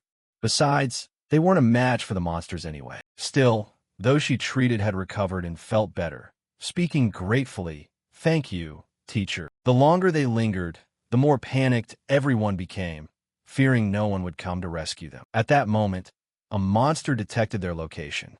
It smashed the cave entrance madly. Miss Kai's group panicked at the sight, everyone sweating profusely with fear. The monster lunged in, jaws full of fangs and claws, ready to swallow the whole group. The person Miss Kai had just healed, without hesitation, used their body to block the blow, sacrificing themselves to protect the others. But monsters had gathered in packs, their feral eyes locked onto Miss Kai and the students. Given the situation, they had no choice but to flee, escaping as many as they could. Even so, the monster's speed far outstripped humans. A single leap closed tens of meters of distance. Just as the monster was about to swallow a little girl, an ice shield suddenly appeared, protecting her safely. The caster of that technique was Nin Fong. A shimmering frost energy still sparkled on his hands. Tu Ding and those accompanying Luke Bin immediately began treating the victims. The one who had sacrificed himself to block the blow could not be saved. Luke Bin observed and sighed.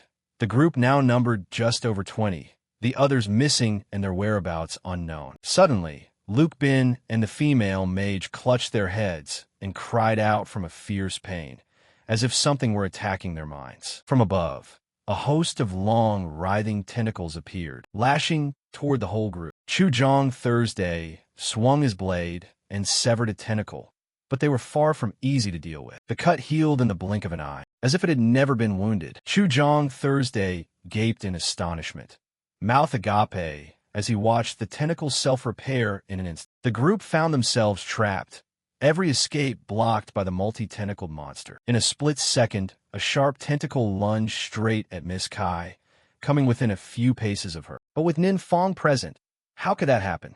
Before anyone noticed, he had swung his blade and sliced the tentacle clean off. He turned back, voice decisive, "Everyone follow me." Leading the procession, wherever Nin Fong went, the severed tentacles followed, meeting no resistance. Luke Bin watched, unable to hide his amazement, as the tentacles Nin Fong cut could not regenerate and had completely lost their healing ability. After running some distance, the group rejoiced at a beam of light ahead. Thinking it was the exit, they rushed toward it. But when they arrived, the master of the tentacles revealed itself as a giant octopus, its size rivaling the entire cavern. Seeing such a massive monster for the first time, everyone was stunned, unable to believe their eyes. Only Nin Fong remained calm and immediately charged to confront it. He even called back, "Don't cause chaos here. I suspect this beast is the mastermind behind the anomaly in the secret realm, and the fastest way is to destroy it." At that moment, a colossal tentacle lunged forward. Nin Fong raised his sword to block, but the blade shattered instantly. The sight sent the group into further panic, worried that his weapon had broken from a single blow. But for Nin Fong, that was no problem. In the blink of an eye, the sword in his hand restored itself, the steel flashing with even greater force. Gripping the sword, Nin Fong swung a razor-sharp strike and cleanly severed the giant tentacle. The blow made the monster roar in pain.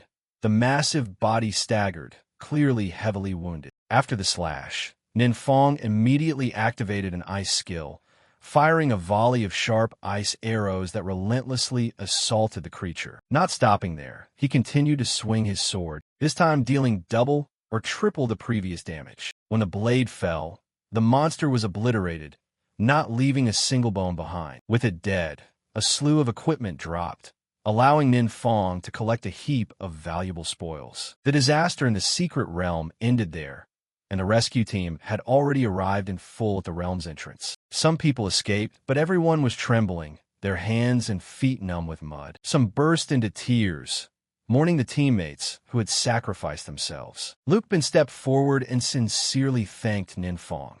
Thanks to his intervention, the secret realm was brought under control, otherwise the accident would have been far worse. Miss Kai now looked despondent, her spirit low. Seeing this, Nin Fong took out a spoil he had just obtained and handed it to her. It was a divine bestowal badge, an orange-grade item that heals wounds, permanently increases 5 stamina points and 5 spirit points, and permanently boosts healing effects by 50%. Seeing the item, Miss Kai and Luke Bin couldn't hide their astonishment and exclaimed, "This is the legendary divine bestowal badge."